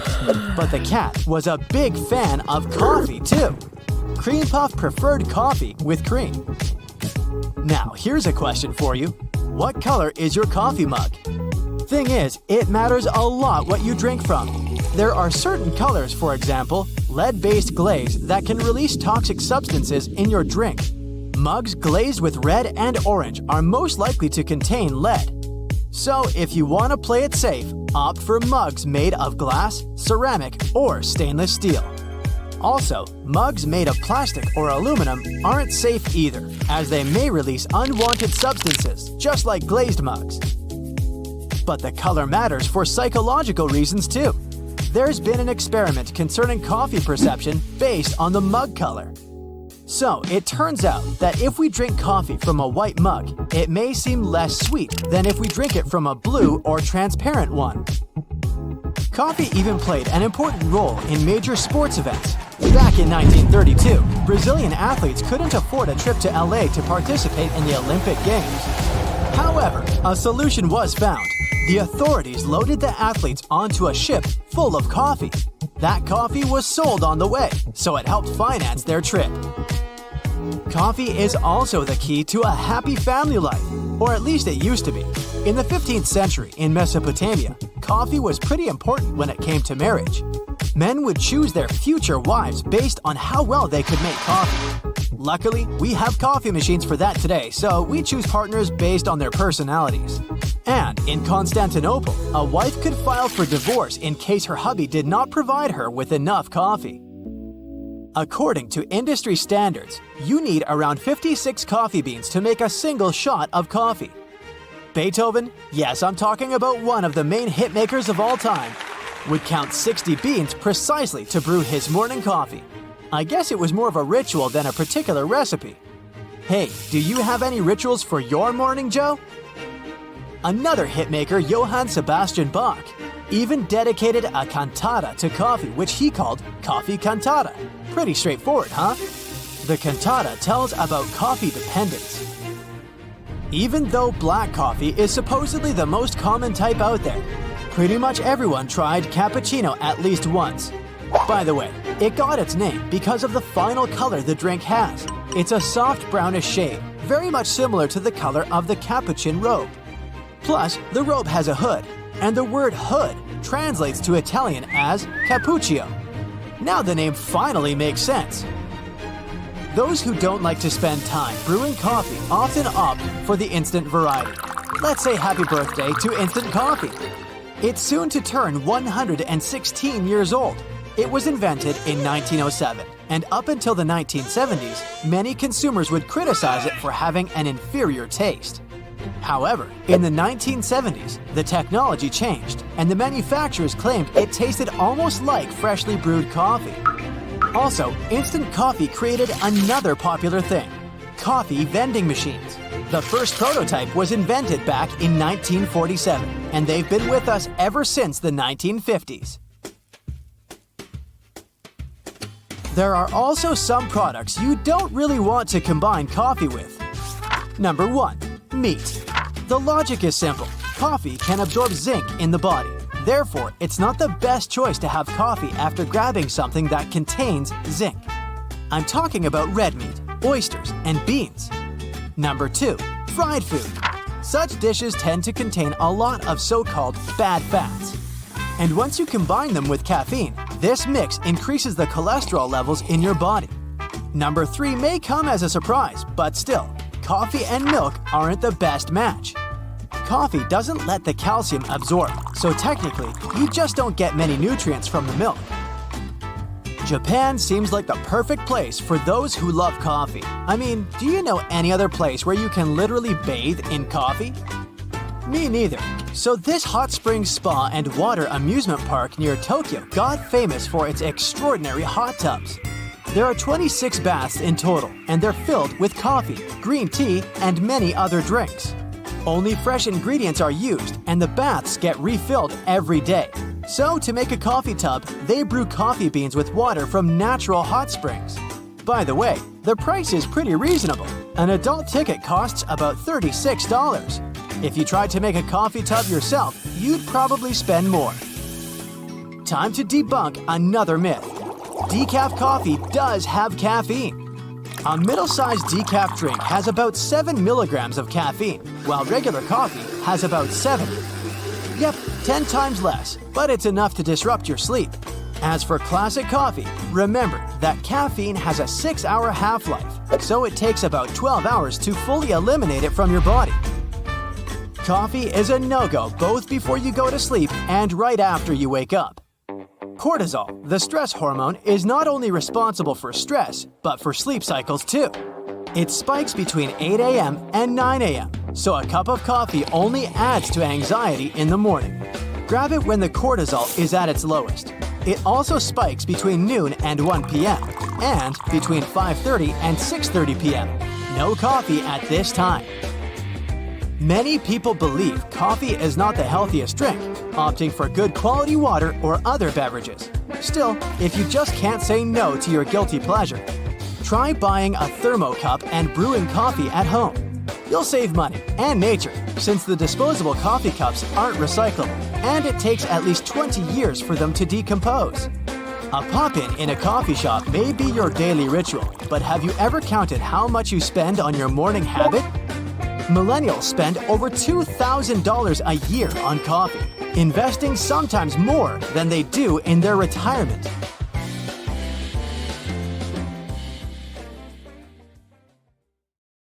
Many people believe our ancestors were monosyllabic grunters, but according to a new study from the University of Western Australia, this might not be the case. The primary purpose of any language is to convey some meaning, right? So, researchers believe that nonverbal communication most likely came before oral language. To test this, they asked a group of people to play a communication game similar to charades. They put people speaking different languages and from different cultures in one room and told them to communicate through gestures. No grunts allowed. The results were astonishing. Scientists confirmed that many gestures apparently have universal meaning. This way, people understand each other more easily than with any other type of vocalization. If I make the shape of a heart with my hands, you'll get what I mean, right? Speaking of languages, did you know that the last letter added to the English alphabet wasn't Z? It was actually J. It's also no coincidence that I and J are side by side. They started out as the same letter. J was just a prettier way of writing I. With time, J got its own phoneme and became a separate letter all on its own. Bees are fascinating creatures. They're very important for people. For one thing, it's their delicious honey. But they are the best pollinators too. We need them to keep restoring our food supplies. Some people may be afraid of their stingers, but honeybees will only sting you if they feel threatened. The worst part is that bees never survive after stinging you. These insects can't pull their barbed stinger out of your skin. And this stinger is part of the bee's digestive tract, nerves, and muscles. After losing all that, the tiny creature can't really make it out alive. The filling between Kit Kat wafers is made from other Kit Kats. When something goes wrong during the production, for example, a Kit Kat bar has too many bubbles or other imperfections, nothing goes to waste. Such sweets get melted into a paste, and then these substandard Kit Kats are used to fill in other Kit Kat bars. Oreology is a field of science that studies Oreos. Yes, the cookies. The flow and fracture of Oreos are the subject of several scientific experiments. Researchers are doing everything in their power to answer this question. Why does all the cream remain only on one side of the Oreo? Grab an Oreo and break it apart the way you normally do it. See what I mean? Rheologists are physicists who study complex fluids. After analyzing the Oreo filling, they classified it as a flowable soft solid.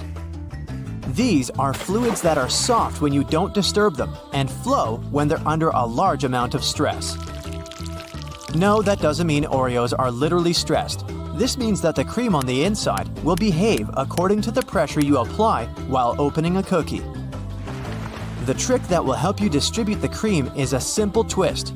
If you twist an Oreo slowly and steadily, this will reduce the stress and most likely let the cream stay on both sides of the cookie. Try it out for yourself and let me know if it works for you. Meanwhile, Oreologists have developed a special machine to do the testing. Ever heard of an Oreometer? It was designed specifically to twist Oreos at an optimum speed and angle. Way to go, cookie science! It's a beautiful afternoon, and you're looking at the sky. Wait, what are those tiny dots traveling in squiggly lines? They're only visible for a short moment. You might even mistake them for mosquitoes. Those are your white blood cells. They're moving inside your capillaries running through the front part of the retina in your eyes. The funny thing is, most people don't notice the dots until someone asks them to pay attention. The Ring of Fire is not only the name of a popular song, it's also a horseshoe-shaped area in the Pacific Ocean. It's about 25,000 miles long and contains around 450 volcanoes. It's the most seismically active place on Earth. Over 75% of all active and sleeping volcanoes in the world are located in the Ring of Fire. No wonder around 90% of all earthquakes happen in this area. Oh, and by the way, the deepest trench on the planet is also located there. The Mariana Trench is one of the most famous features of the Ring of Fire. Its deepest point, the Challenger Deep, lies 36,070 feet below sea level.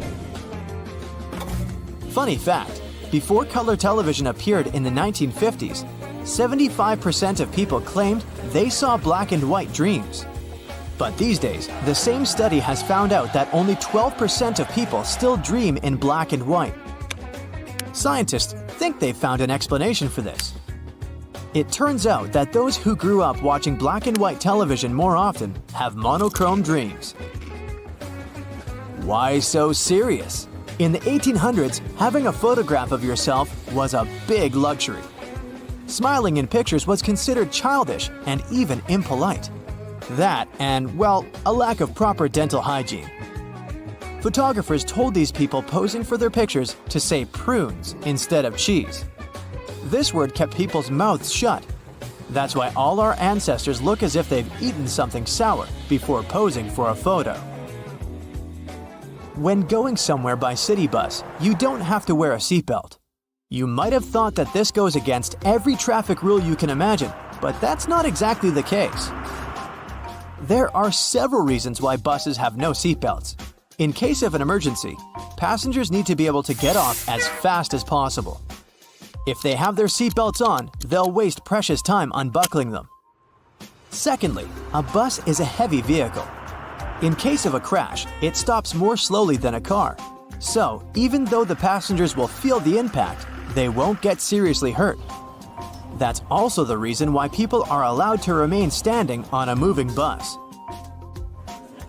Imagine you're on a date and have accidentally, or not, ordered a garlic pizza. You check your pockets and, oh no, you haven't brought your breath mints with you.